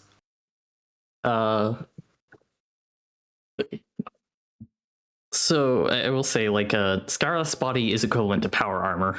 Would that actually damage him, or? It would knock him back, but it wouldn't really damage him. Right. It would knock him, it would either knock him a feet or two back, or knock him on his ass, depending on how prepared he was for it. I'll leave that up for you to decide. I'll say I rolled badly, so it knocks him on his ass. Perfect. Why are you here exactly? Just wanted to connect, Connect you? Yes, a few years ago, didn't you want to kill all of us? A few years ago, well, suppose I never did. I just wanted the Federation gone. The Federation gone. Yeah, so what do you do then? Try and smash a giant rock towards the Earth. Yeah, what's the fuck's that's gonna solve? Nothing. I was gonna destroy this spaceport. It's strategic, not obliteration. Yeah, like the space droids are really good at their rock. How about you man the hell up and then go down there and take care of it instead? Also planned, then we got nuked. Listen, I don't want to talk about that damn war. How about we just agree to not talk to each other, eh? Did you not start that war to begin with? Yes, we fired the first shot. And now you fired the first shot, did you? Correct. And now you think you have the reason not to talk about it more. You think you have the right not to talk about it anymore. What do you get from lambasting me? Oh, nothing much. It's just nice to see how low you and your crew has fallen. Well, if you view it that way. But I'm perfectly happy being like this. Happiest I've been in my entire life.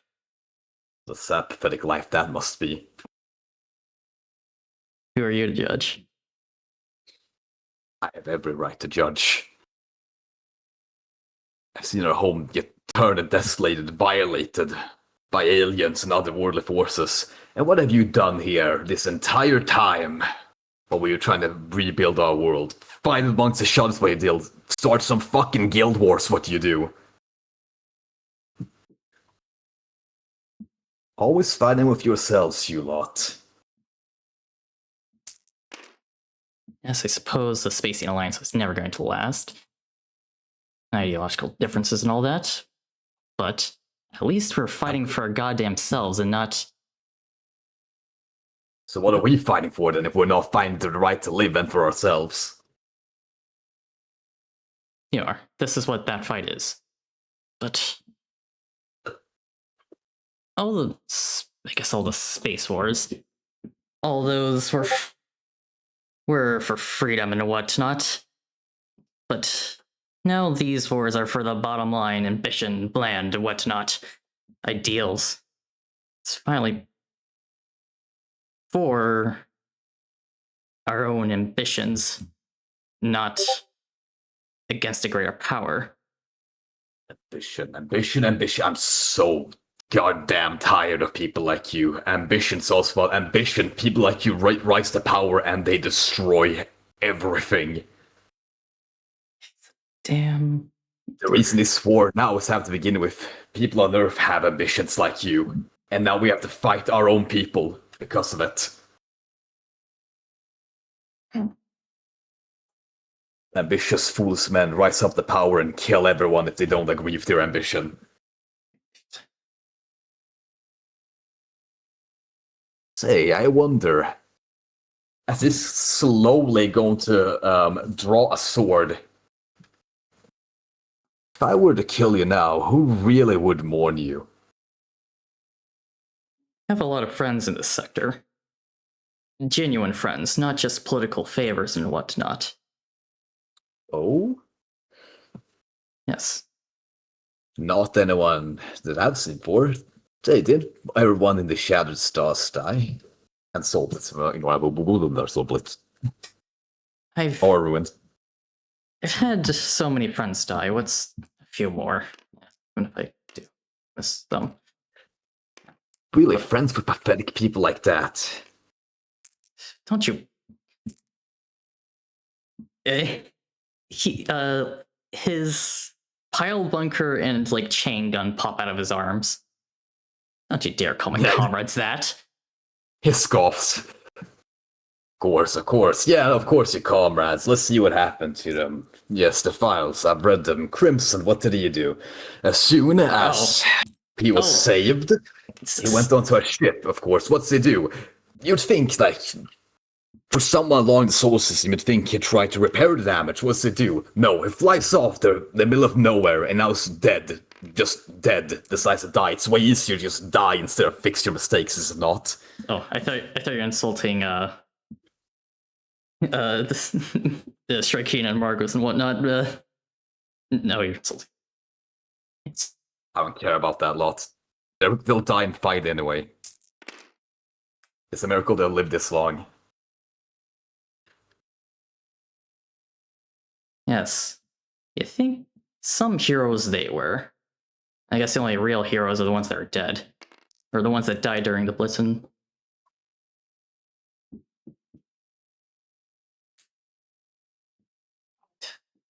And Casey makes guns now.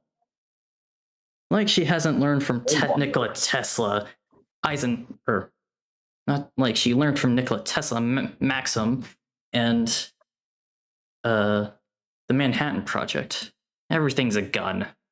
And yet she says the Gundam she made is just a mining tool. Yet it has enough performance to match my next.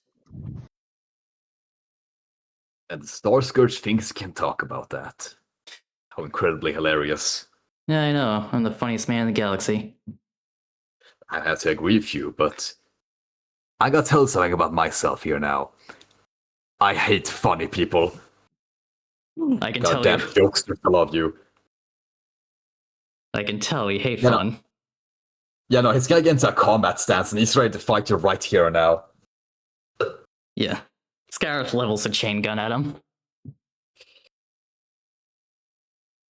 He sure as hell That's ain't it. Max. Damn right I'm not. I suppose you're happy about that. Yeah. Keep that lousy man's name out of your goddamn mouth and don't compare me to him ever again, unless you want to cut your head off. Alright, message heard, jackass.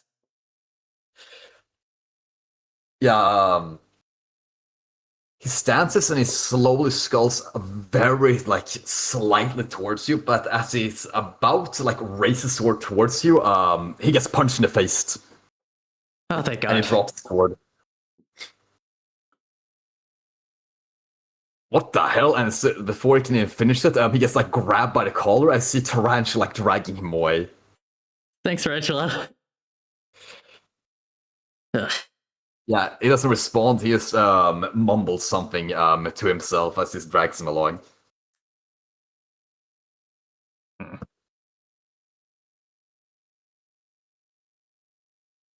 Yeah, Skyra sits there thinking for a moment. I really could have worded some of that better.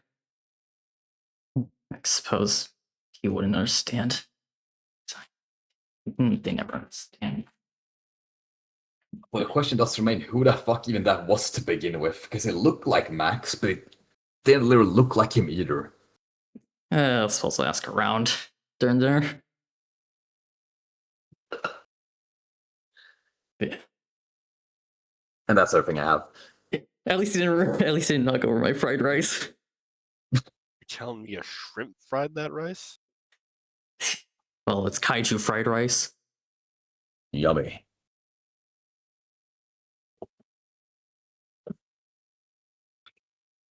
Anyway, is that it before dinner?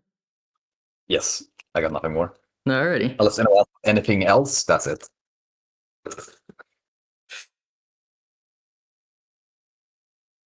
Yeah. Alright. Guess let's move on. To have another. Yeah. Maybe this one fits otherwise. Oh, you know what? Yeah. Damn. You know what? Yeah, this fits like a calm little dinner party. Yes, sir. I've been Alright. having the DRG anniversary music play in the background for this. Oh, hell I felt yeah. I felt like that was more appropriate. Yeah, that works too. Do you want me to put it on the blot or? No. Also, I'm fine with this, but if it after it loops a few times, maybe we should switch it over. Yeah. Right. So yeah. Right. Right is right. So around like a couple of minutes after dinner starts, Mook finally shows up. He's wearing what he usually wears. Ooh, actually, right at the start, Scrath says, "Oh, I have to make a call real quick." But shows back up a few minutes later. Nope. What's bro doing? Yeah. Anyway, well, he's going to reveal the food he brought. It's he has brought kaiju fried rice, kaiju burgers. It's a charcuterie board. Cause white guy loves his cheese. You're right. Yeah. Otherwise, yeah, and also cake and some cookies.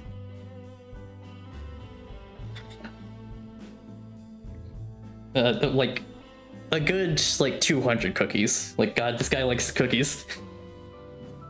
Cookie Monster. Base over there, cookie Jesus enjoyer. Christ. Hey, speaking of cookie, I actually have one in real life. Yeah, a few of the crew come along. You know, they're kind of putting it like around like where in the kitchen area where you're supposed to grab everything. And then a bit later, Tarantula comes over. Everything looks good. Yeah. I mean, yeah, one of my old wingmates was a cook. Learned a lot from him. Well, I don't know if I told you this, but technically I retired and actually started a cafe back in Las Gallas. Oh. What do you serve? So I'm not really a chef, but I do pastries. Oh, nice. How do you, what do you make cookies? This is my mother's recipe. I'll try some later, of course, when we are starting about 5 minutes anyway, so... Oh, yeah? And, of course, I have to apologize profusely for Siegfried's behavior. Siegfried. Siegfried, that's his name. I do quite enjoy the tale of Siegfried. The Dragon Slayer. Yeah, I always thought that it's a bit of a comedy around that. Taking the name of the legendary Dragon Slayer, yet it's got the taint of the dragon inside of him. Yeah, that's from Akuma, wasn't it? Akuma, yes.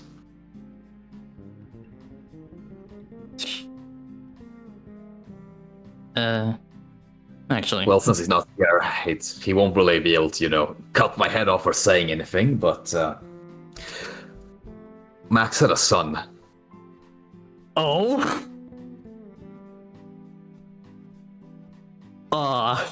Max fucked? Did you say it just like that to him? Yeah, it's like, damn. I mean, I suppose I was a little old for him. Maybe if I was 20 years younger. Well, he kind of like scratches back his head. It's a bit complicated, but either way, he did have a son, and Max disappeared when he was 8 years old, so he's never really gone away with that grudge. Doesn't like him very much. Christ, I left. I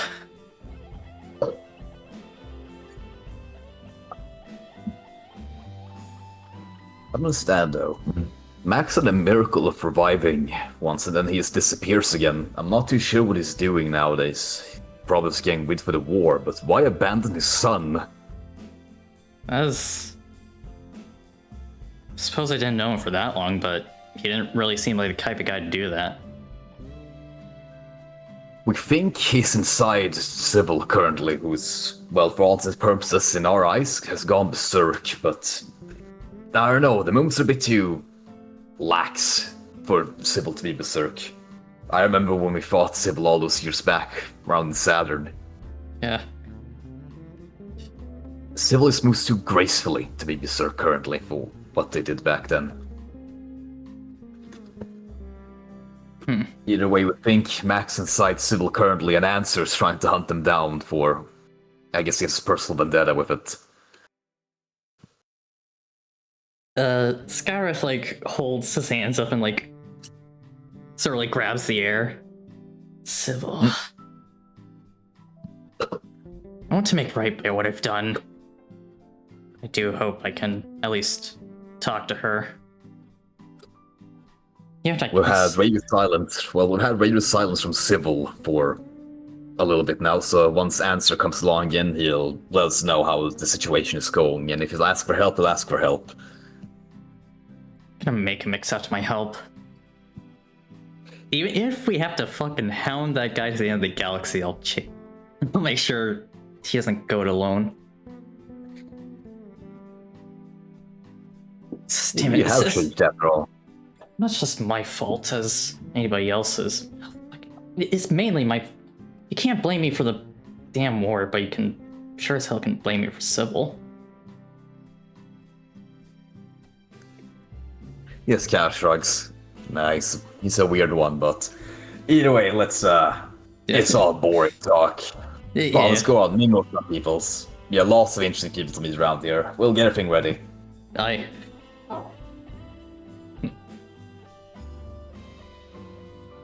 Actually, before you go, got one question. While I don't plan on it, if I were to reveal my, I suppose, one of my last names, how do you think people would react? We have a few old timers here. You're Scadrath for now on, alright? Alright.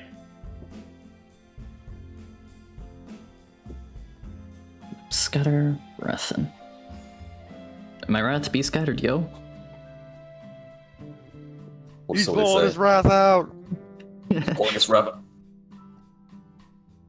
Yeah, well, so now it's like the actual time, you know, everything's prepared, you know, everyone's coming in. And the mess hall's surprisingly nice. It's not like gigantic, but it fits everyone in. It's like it's a bunch of windows out, it's a bunch of plants around, so it looks really nice. And it's just a very nice atmosphere to it, surprisingly for a, you know, supposed to be a very sterile spaceship. Oh yeah, that's one thing Scarlett's gonna mention. You know, I saw the Yamato back when it was a sea vessel. Kind of insane to see it like this. I wasn't really around for that then. You're a lot older than I am. Yeah, that was back in the 70s, man. Actually... God, no, it is kind of strange. I don't really feel my age. I certainly feel mine. That's not what it used to be. I got fucking borged when I was 18. Perhaps I didn't mature as fast as I would have if I had a mechanical or organic body, but same time I haven't had to feel my body deteriorate. But if anything, it's gotten better over time. I would say it's a nice feeling, but I can't imagine being immortal. Yeah. Yes. I don't know, I'll have to see how I feel in a century or two. I've considered just putting a round through my chest, but same time I can't die yet. How about we say that after dinner, alright? Yeah, sorry. I'll have to just dump on him like that. What the? This is dumb fun. Yep. Sorry. The commander. Sorry. Anyway. Yeah. So.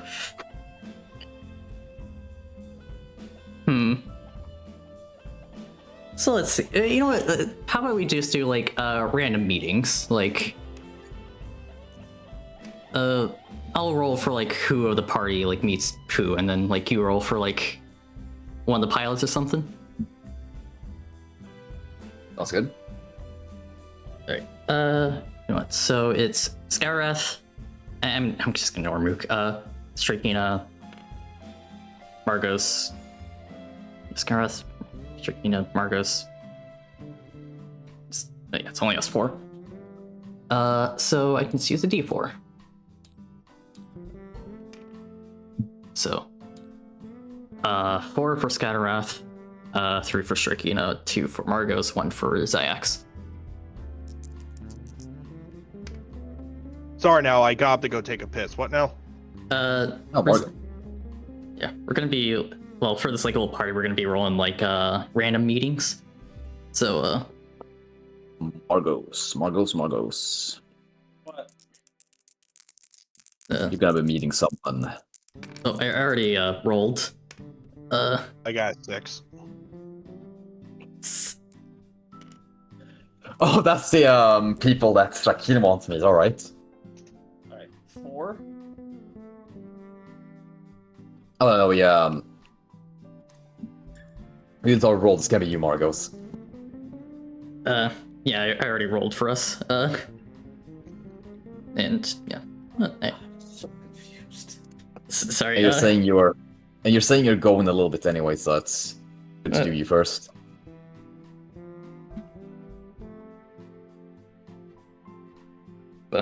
And you rolled a 7, so it's gonna be these guys. Yeah, this is actually people striking about me. So it's very funny you got these guys.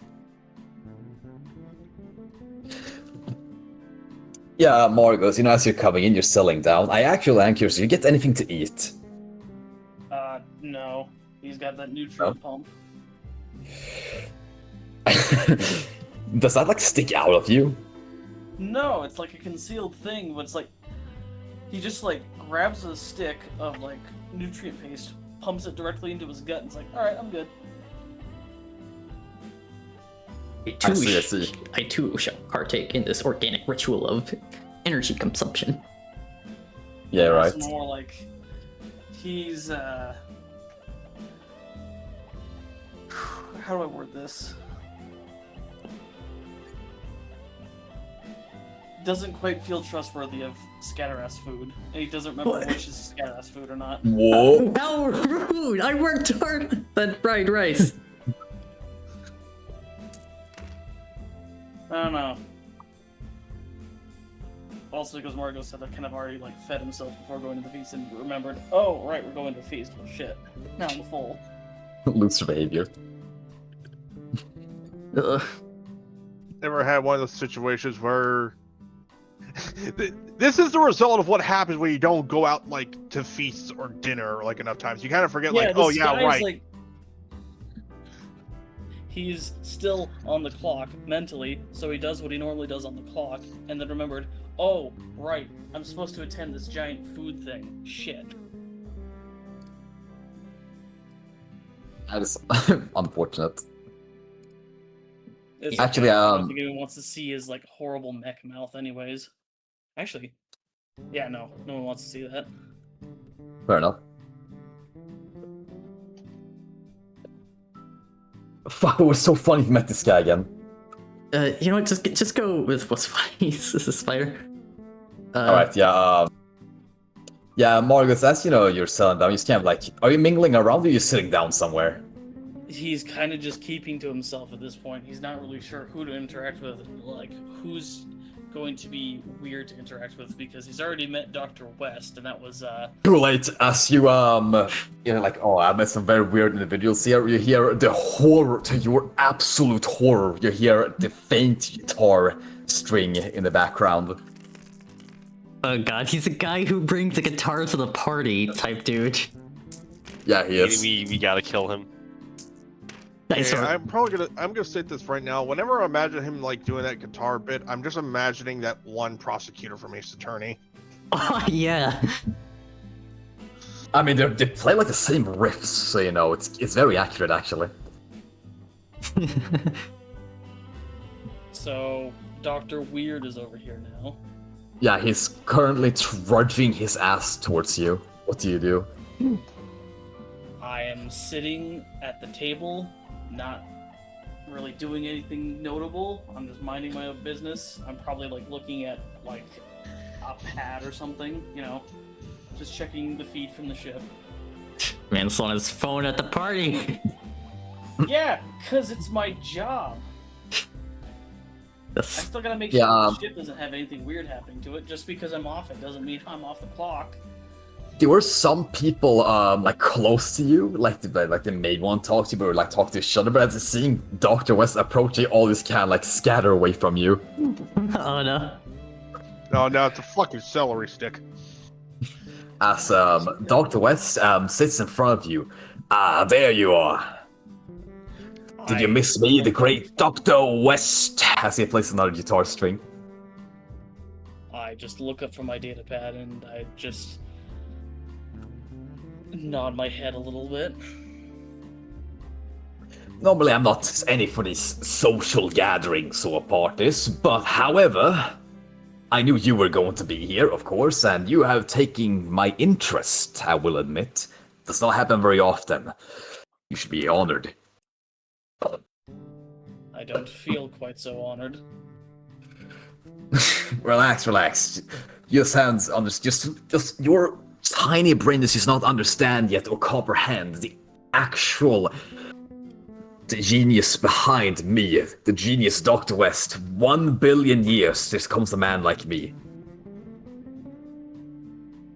And yet I meet a man with your ego every day. Trust me, if you were me, you would deserve to have an ego like me. They think they have egos like me, they don't. All those egomaniacs. Shit. Right, that's number 7 of the week. What's that supposed to mean exactly? It means I meet people just like you, so common that by the time I finish taking a breath, I've already met another. Please, if you're going to flaunt your intelligence, your greatness, then give me some tangible proof. Otherwise, you're just boasting. Of course, as Tired of boasting. As it shows up on its little toy boxes that you saw earlier that were repairing the ships. These things right here in a swarm can fix up any ship you want. So that little 7, repair patch that it 6, said, that's a 7, very cute technology. 6, However, 6, can it repair a mech 100 meters tall in a few minutes? Yes. After I have the seconds. same thing on my ship. His gigantic smile dies instantly. What you're flaunting at me is a technology that I feel has become more antiquated by the current technology level of the Capri. Impossible, nothing spared the great Dr. West's inventions. Maybe I should get the job out of the fire away motion cam at your ship, see how fast it repairs that. It's already survived a blast like that before, I believe. Oh, I assure you, you haven't seen anything yet from this thing's way motion cannon. And I But believe of you've course, never the seen coward my ship. Kodai won't allow us to fire the way motion cannon because, oh, we're better than that. Oh, we're not allowed to do that. You know. Seriously, men like him should not be in charge, but me in charge instead. This invasion will be over already. Oh yes, and you have some great grand ambition that'll outmaneuver the enemy. Oh, yes, I do, of course. I want to join Black Cloud. Really? And how, per se, could you outmaneuver the EDF? I'm just curious at this point. Well, Tiny Brain would be understand that. They would just confuse ya. Of course, my destroyer robot would be more than capable of taking on all that the UDC has to offer.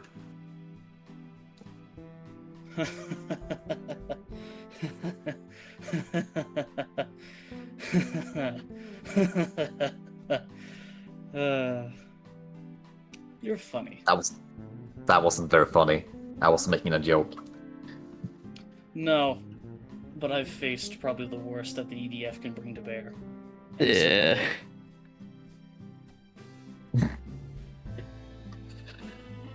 Oh, I assure you, you haven't seen nothing yet of what they're capable with. Actually, have you seen that pompous bastard calls himself the Thunder King? Yes. Have you now? Yes. So how did the encounter go for you? Cataclysmically abysmal. That's right there, exactly. That's what I want to hear. Yeah. Cataclysmically abysmal, and I wonder why. 'Cause- But relax, it's all good now. With our help, that Thunder King will be thunder gone.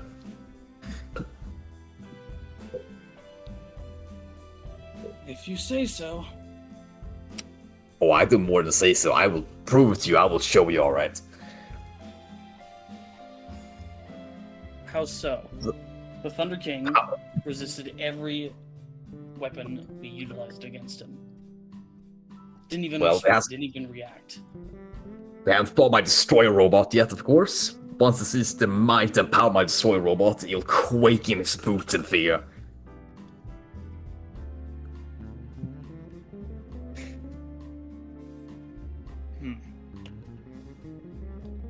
I hope you are correct on that.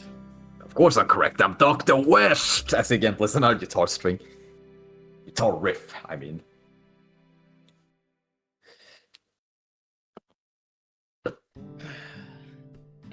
You weren't there at Core Hall. Yes, we have yet to go to this coral planet. But I've been to Earth, and I assure you, Earth is not a fun place to be in.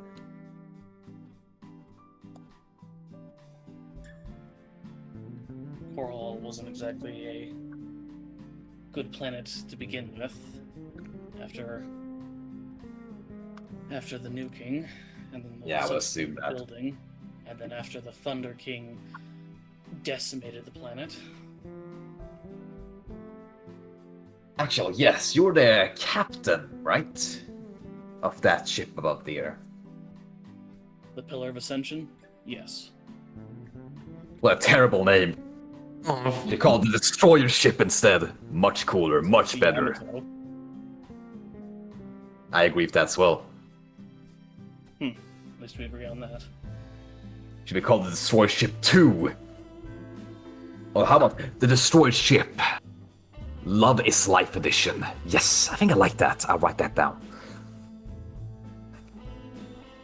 I'll let you have free claim on that name. Also, I would say, Margos, you almost look like, slightly, because, you know, Dr. West is taking all your might to keep your attention on Dr. West, but, you know, as soon as, when you say, yes, I'm the captain, it's 3 individuals, like, very interesting individuals, seems to, like, perk up a bit and look at you. But it seems to, like, wait for Dr. West to move along.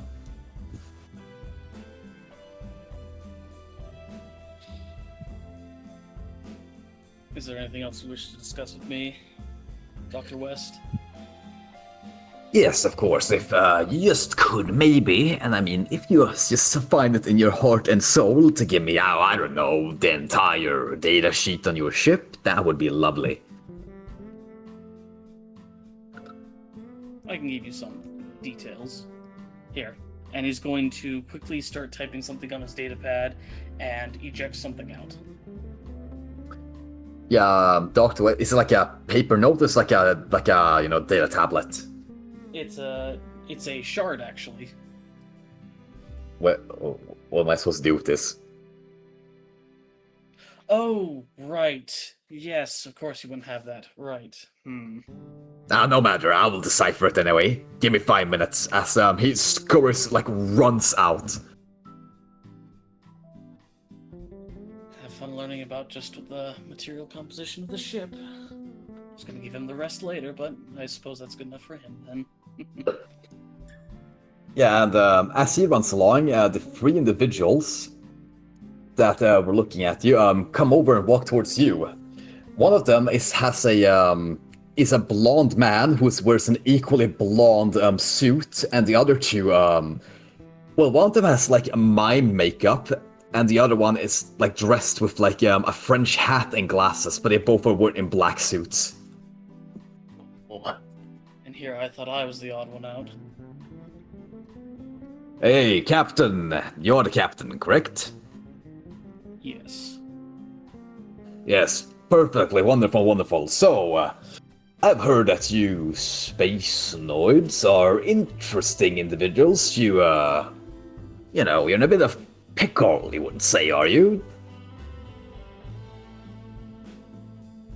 And that Thunder King you're complaining about, you know, you said you couldn't scratch him or anything, but perhaps I could help you with that. Go on. Well, let's just say as two people go along, like they're walking along, you says, well, you know, we are just so kind-hearted souls, so we would like to share some data shards and all that, you know, technology we ourselves have been working on. And as the two people walk away, they look around, see if there's anyone close to you, and they look back at you. Yeah, we're selling guns, like lots of guns. We have a lot of stolen stuff. If you're interested in buying, we're selling. I am a weapon manufacturer myself. I assure you haven't seen any weapons like this. What do you need to beat the UEDC? You gotta fight like the UEDC, and to do that, you need their guns. And I can hook you up. Really? Of course, I've actually realized that your space credits are interesting. I'll buy some of, well, you buy our stuff, you give us your space credits to us, and I will use that space credit to buy weapons from other suppliers that you have around here, and I will take those weapons back to the Earth. So once these, well, as from insider information that I've heard, we're going to blow up these cross gates once this is all here and done with, and I'll have incredibly rare space node weapons to sell back in my little hometown. I'll become a billionaire.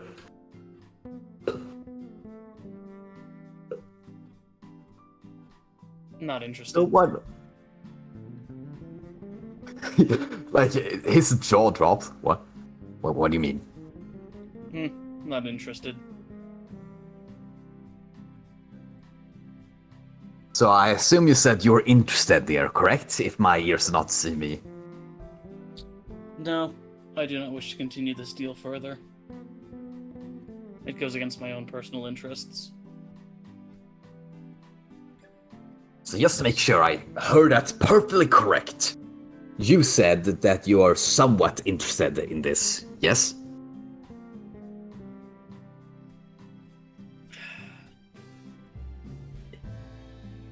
Does not take a hint. Alright. I am not interested. I do not want your product. So, this word not, is that like yes in Space Noidish, or what's going on there exactly? Margos, blow the right whistle. Alright, I'm just going to... Fuck it. Margos is pulling out the gat. Why is it pulling out? So, you know how in his Hero Forge token, he's seen holding this, like, rifle thing? Yeah. And it's being held up with two arms?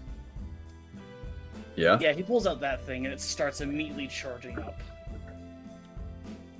Yeah, one of the, the guy dressed up in, like, a mime outfit goes like, oh, boss, we run, and then, the blonde-haired man goes, oh, crap, gotta scramble, as, like, all three of them run away. Like a Team Rocket over there. Literally. I didn't even finish charging it up yet. And it just immediately, like, powers down and, like, hides itself underneath his cloak. Like, you couldn't even tell it was there.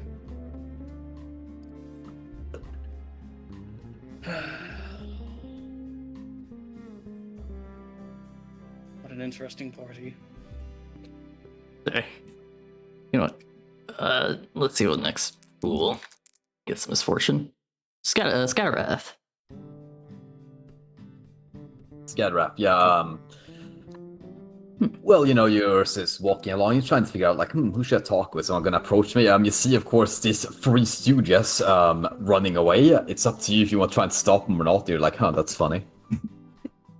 You know what? Let's get to him some mischief. I'm gonna try trip one of them. I'm not thinking I make you roll for that, because, you know, this fucking thing. Yeah, no. Let me say like this, you try to trip one of them, you trip all three of them. Domino effect. As they, like, combine, like, into a ball as they trip and, like, crash into a wall. Strike! Oh, my back. Meatbags. Hey, little birdie, what do you think that was about? That's this little chronal birdie, fucking stupid. It's calling This me character I birdie? expect by that. Yeah, it's calling you, but it's calling you crow. No, how do you know I'm a raven? Is there a difference between the two, boss? Who cares? Listen, what do you think the big idea is? Hey, I don't know what happened. It's just I was just walking along. I'm walking here. Yeah, I'm just walking here. Walking here, you think you're funny, huh? Think you're a funny guy? I'm the funniest man in the galaxy. According to some people. Like some people. Unlike some people, it says. You wait, you'll get what's coming to you. Everyone says that. You're getting that a lot lately. Yeah, he's kind of like grits his teeth. That yeah, whatever. Let's just see if there's anyone else actually interesting enough to talk to. It's gotta be some one of these space noids that wants to profiteer here.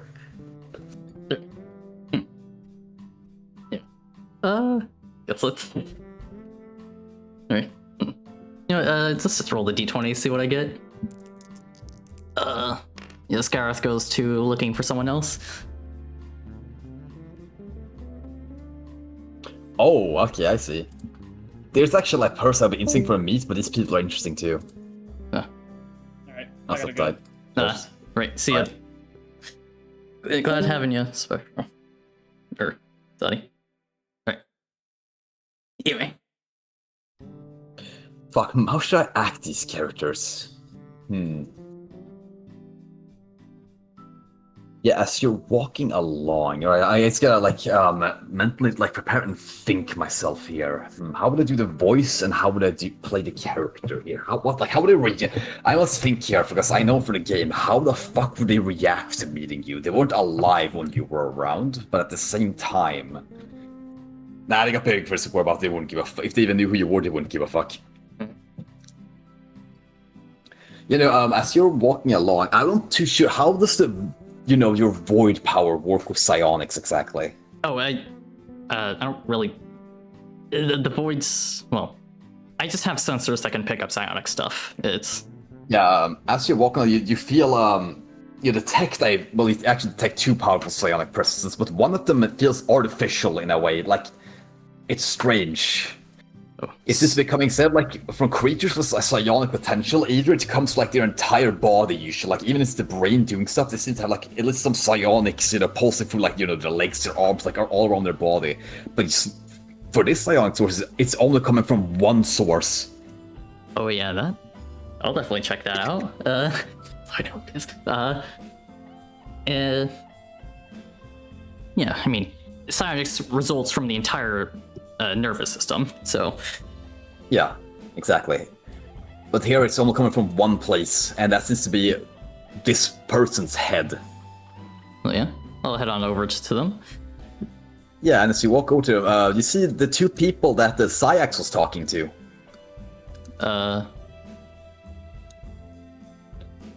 Right, well, he's gonna look to the small lady and go, hey, my senses are picking up some strange readings from you. Sorry, I don't mean to be rude. I am Scatterrath. I'm the handler of the team. Or Saras's team. They were getting ready to like sit down somewhere, but as you say this, you pop up there and she's like, huh? She like looks confused, like looks at you up and down. Like she just kind of looks confused, like what you are exactly. Yeah.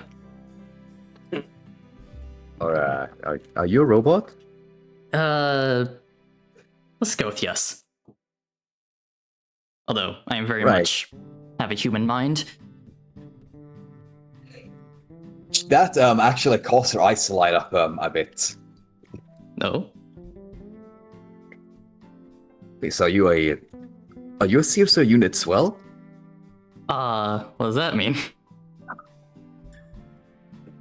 Yeah, well, you're a brain in a robotic body, correct? Oh, well, used to. The brain's digital now. Just looks, you lost her. Yeah. I was Meat Man, brain got removed and put into robot. Robot continued for a while, but then robot brain turned to data, still in robot.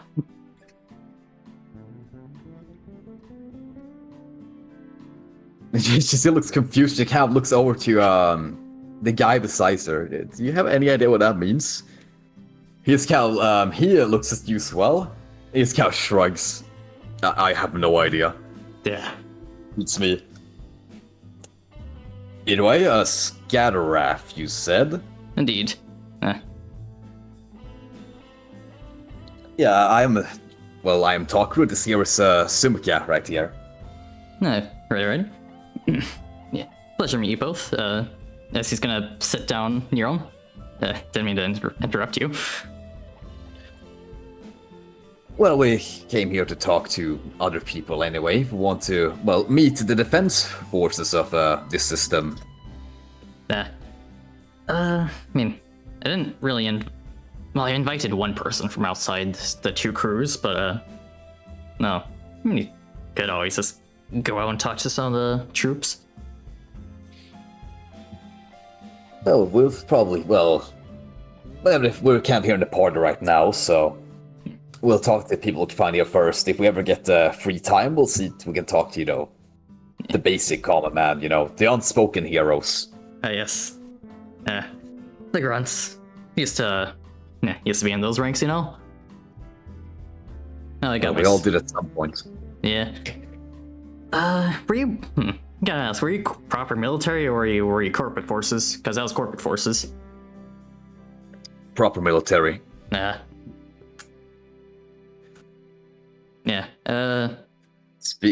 Corporate, interesting. Now he kind of, rubs, the back of his head a bit. That's a bit interesting. Corporate forces and corporate wars have existed for a long while on Earth. Do you still have them here? Oh yeah, it's stronger than ever. Yeah, we just fought in one, back in last year. Brought down Archivist Corp. Both of them look actually fairly interested at that. Because as Simka's gonna speak up, well, if I remember correctly, the only corporate forces that exist on Earth still is Tetra, the Tetra Line, Elyson, and the missiles industry. And also the IMC and the Apex Predators. Right, of course, I always forget about those. Well, I suppose as much like stay stronger than ever, it is really a shame to see Megacorps blight the sector just as it did the pre-apocalypse. Yeah, Togger's gonna speak up. I've always hated seeing humans fight each other. I don't know. It always just seems like... I don't know if it's just because I spent my entire life fighting, but I don't think peace really exists. Yeah, no, he shakes his head at that. We had peace for a little bit. Just that small taste of it, those few small years we had it. I know it exists, it's what I'm fighting for. And hell, even if the entire world, if everyone decides against us, then hell, I'll still fight for it. I'll sure as hell bring it in. That's nice. Well, I'm not certainly saying it's, possibility, but just, I consider myself a student of history. And from the time civilization started to now, it seems humanity has never once been at peace. We've always been fighting from primitives hitting each other with rocks, the Romans conquering Greece, the Crusades, the two Great Wars, the Cold War, corporate wars, of course, all the space wars that led to this.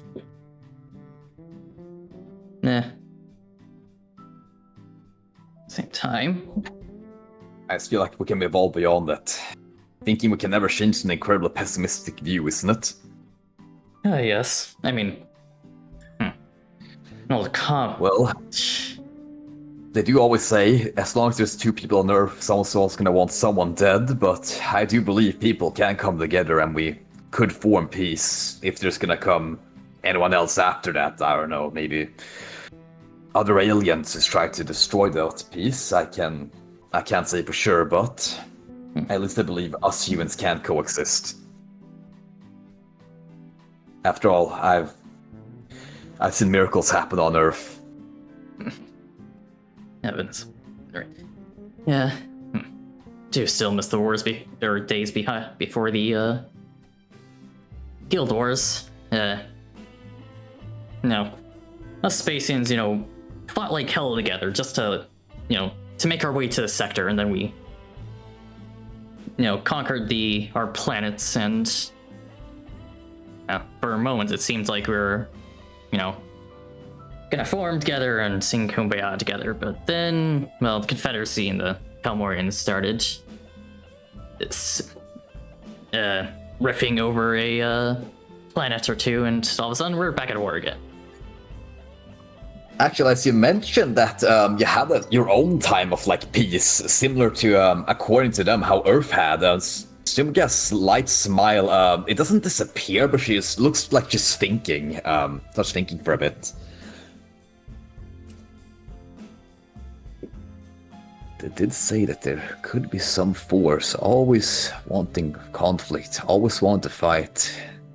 Didn't Answer bring something like that up?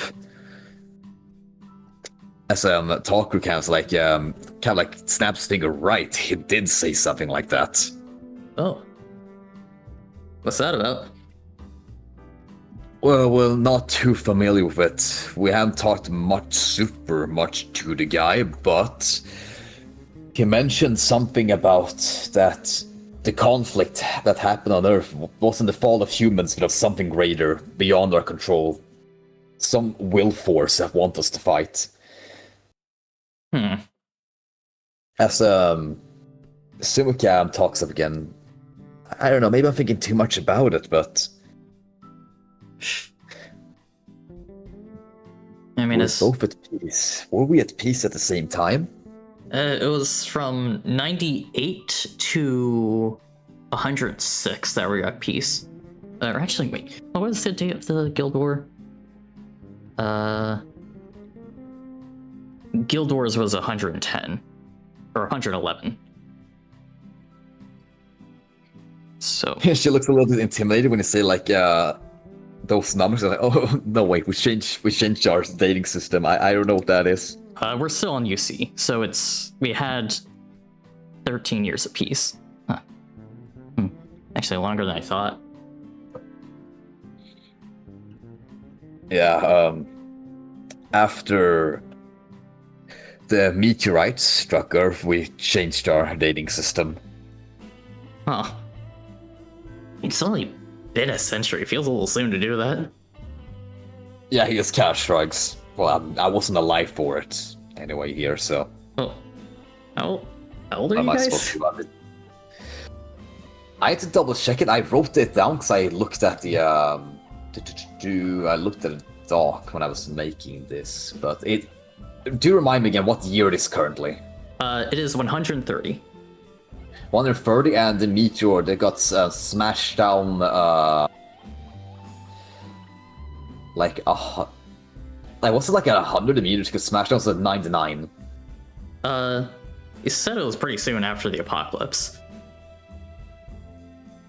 Yeah, the apocalypse happened though. Did the apocalypse happen in UC 99, right? 98. Yeah, okay. There's 30 now. That means Talker's like around 29. Oh, huh. 29, sorry, it's like around 25 or 24. Guess they're kind of around the same age as my crew. Or team. Interesting. We haven't seen much of your crew around here yet. In fact, you're the first person we'll meet from the crew. Yeah, I suppose there is only like 5 of us. Most of the ship's automated, so it's just us.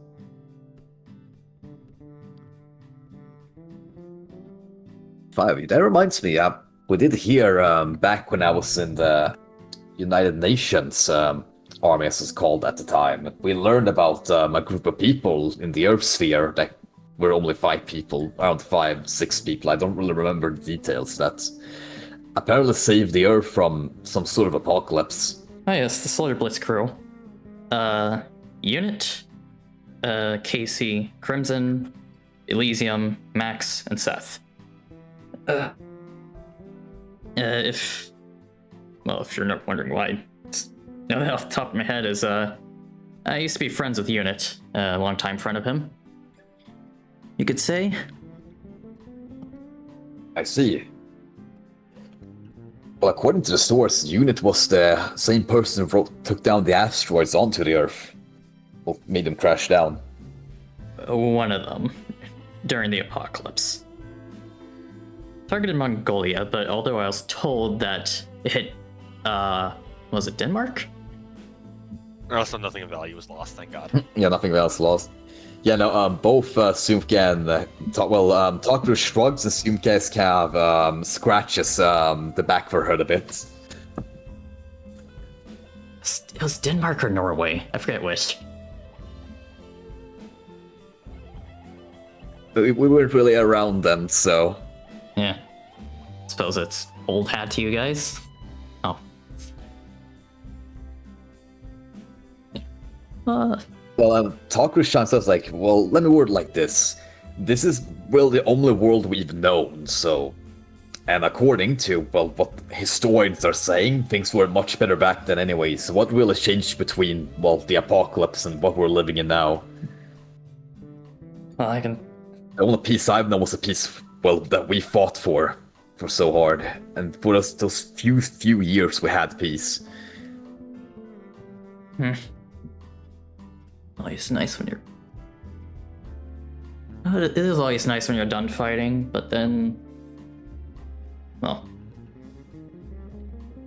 Maybe it's just because my lifestyle, but it always feels like it's just... always gonna come back and creep back up on me.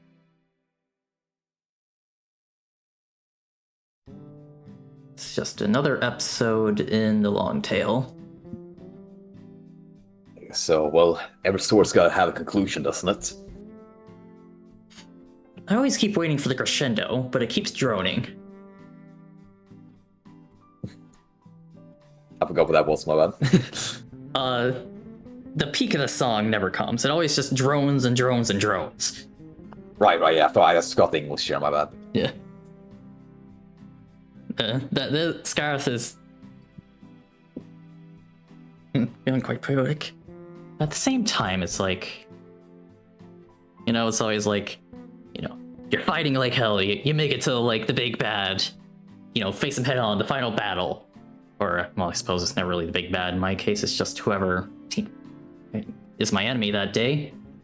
But, you know, you go in for the final strike. It costs you everything and nearly takes you down. And then I always expect to die, but I never do.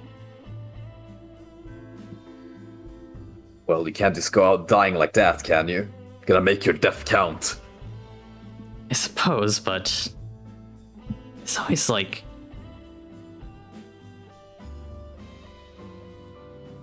I've been in so many conflicts. I've nearly died more times than I can count. It's just like, I should be dead, right? Someone else should be alive in my place. Someone that I killed me instead. I died for someone else's sake, right? But I just haven't.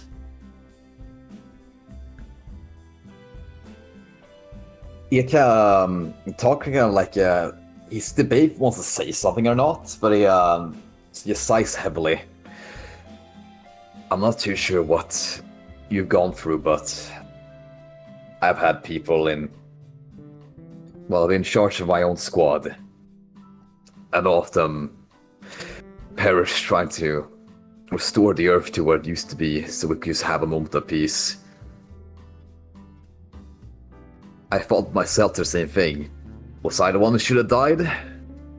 So they could live, but what kind of way is that think? Yeah. They'd want me to live.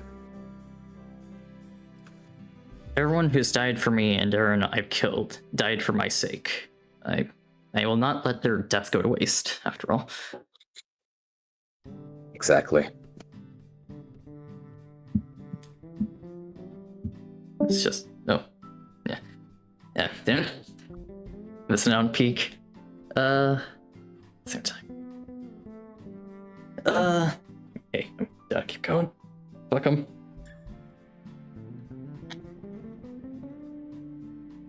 But I guess that's been a long while. yeah, well, we've been going for nearly 7 hours. Wait, really? Or no, sorry, just has it? Or 13 to 18?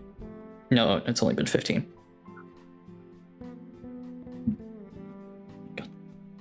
Yeah, it's been 5 hours. I mean, hey, Oh no, damn. God. I wish combat didn't take so long. I'd love to just talk more. Fair enough. I mean, if you want to do a part 2 of this talking, we can.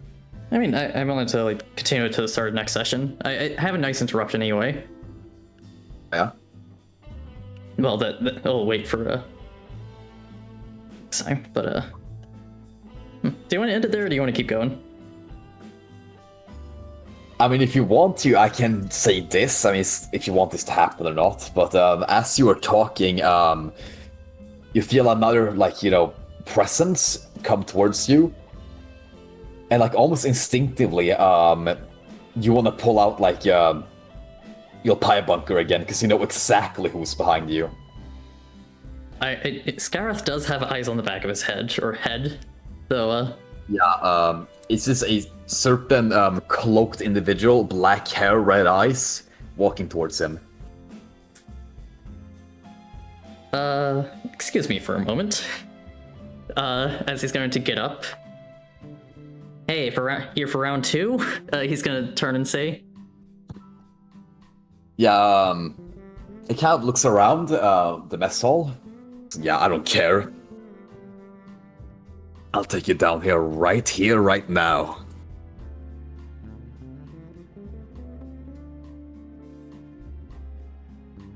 Yes, he's going to pull out his sword again. Yes, yeah, Takeru and Sugei's kind of look surprised and shocked at him doing this. Guy doesn't seem to be a fan of me, he says to Takeru.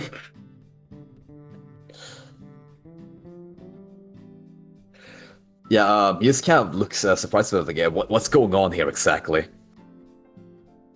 Well, he just seems to have some beef with me.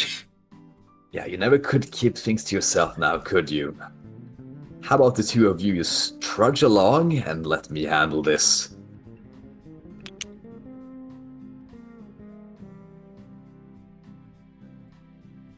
Yes, it's going to point the sword towards Scatterath. What's the matter? Afraid to take the first hit? He just like opens. He just opens his arms and like presents his chest. Go on, strike me down. Yeah, I'm just saying this now. He's trying to strike you, and with that, I'm probably gonna, end session. We'll see what happens next.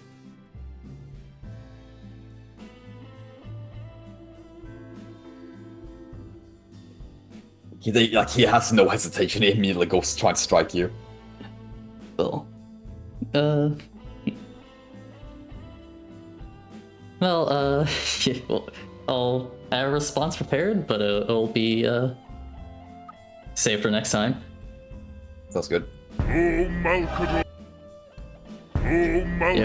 Yeah, I think this been going on so long. That's my bad. Yeah. I mean, hey. Society's always pressed for time, and what cares for this kind of shit?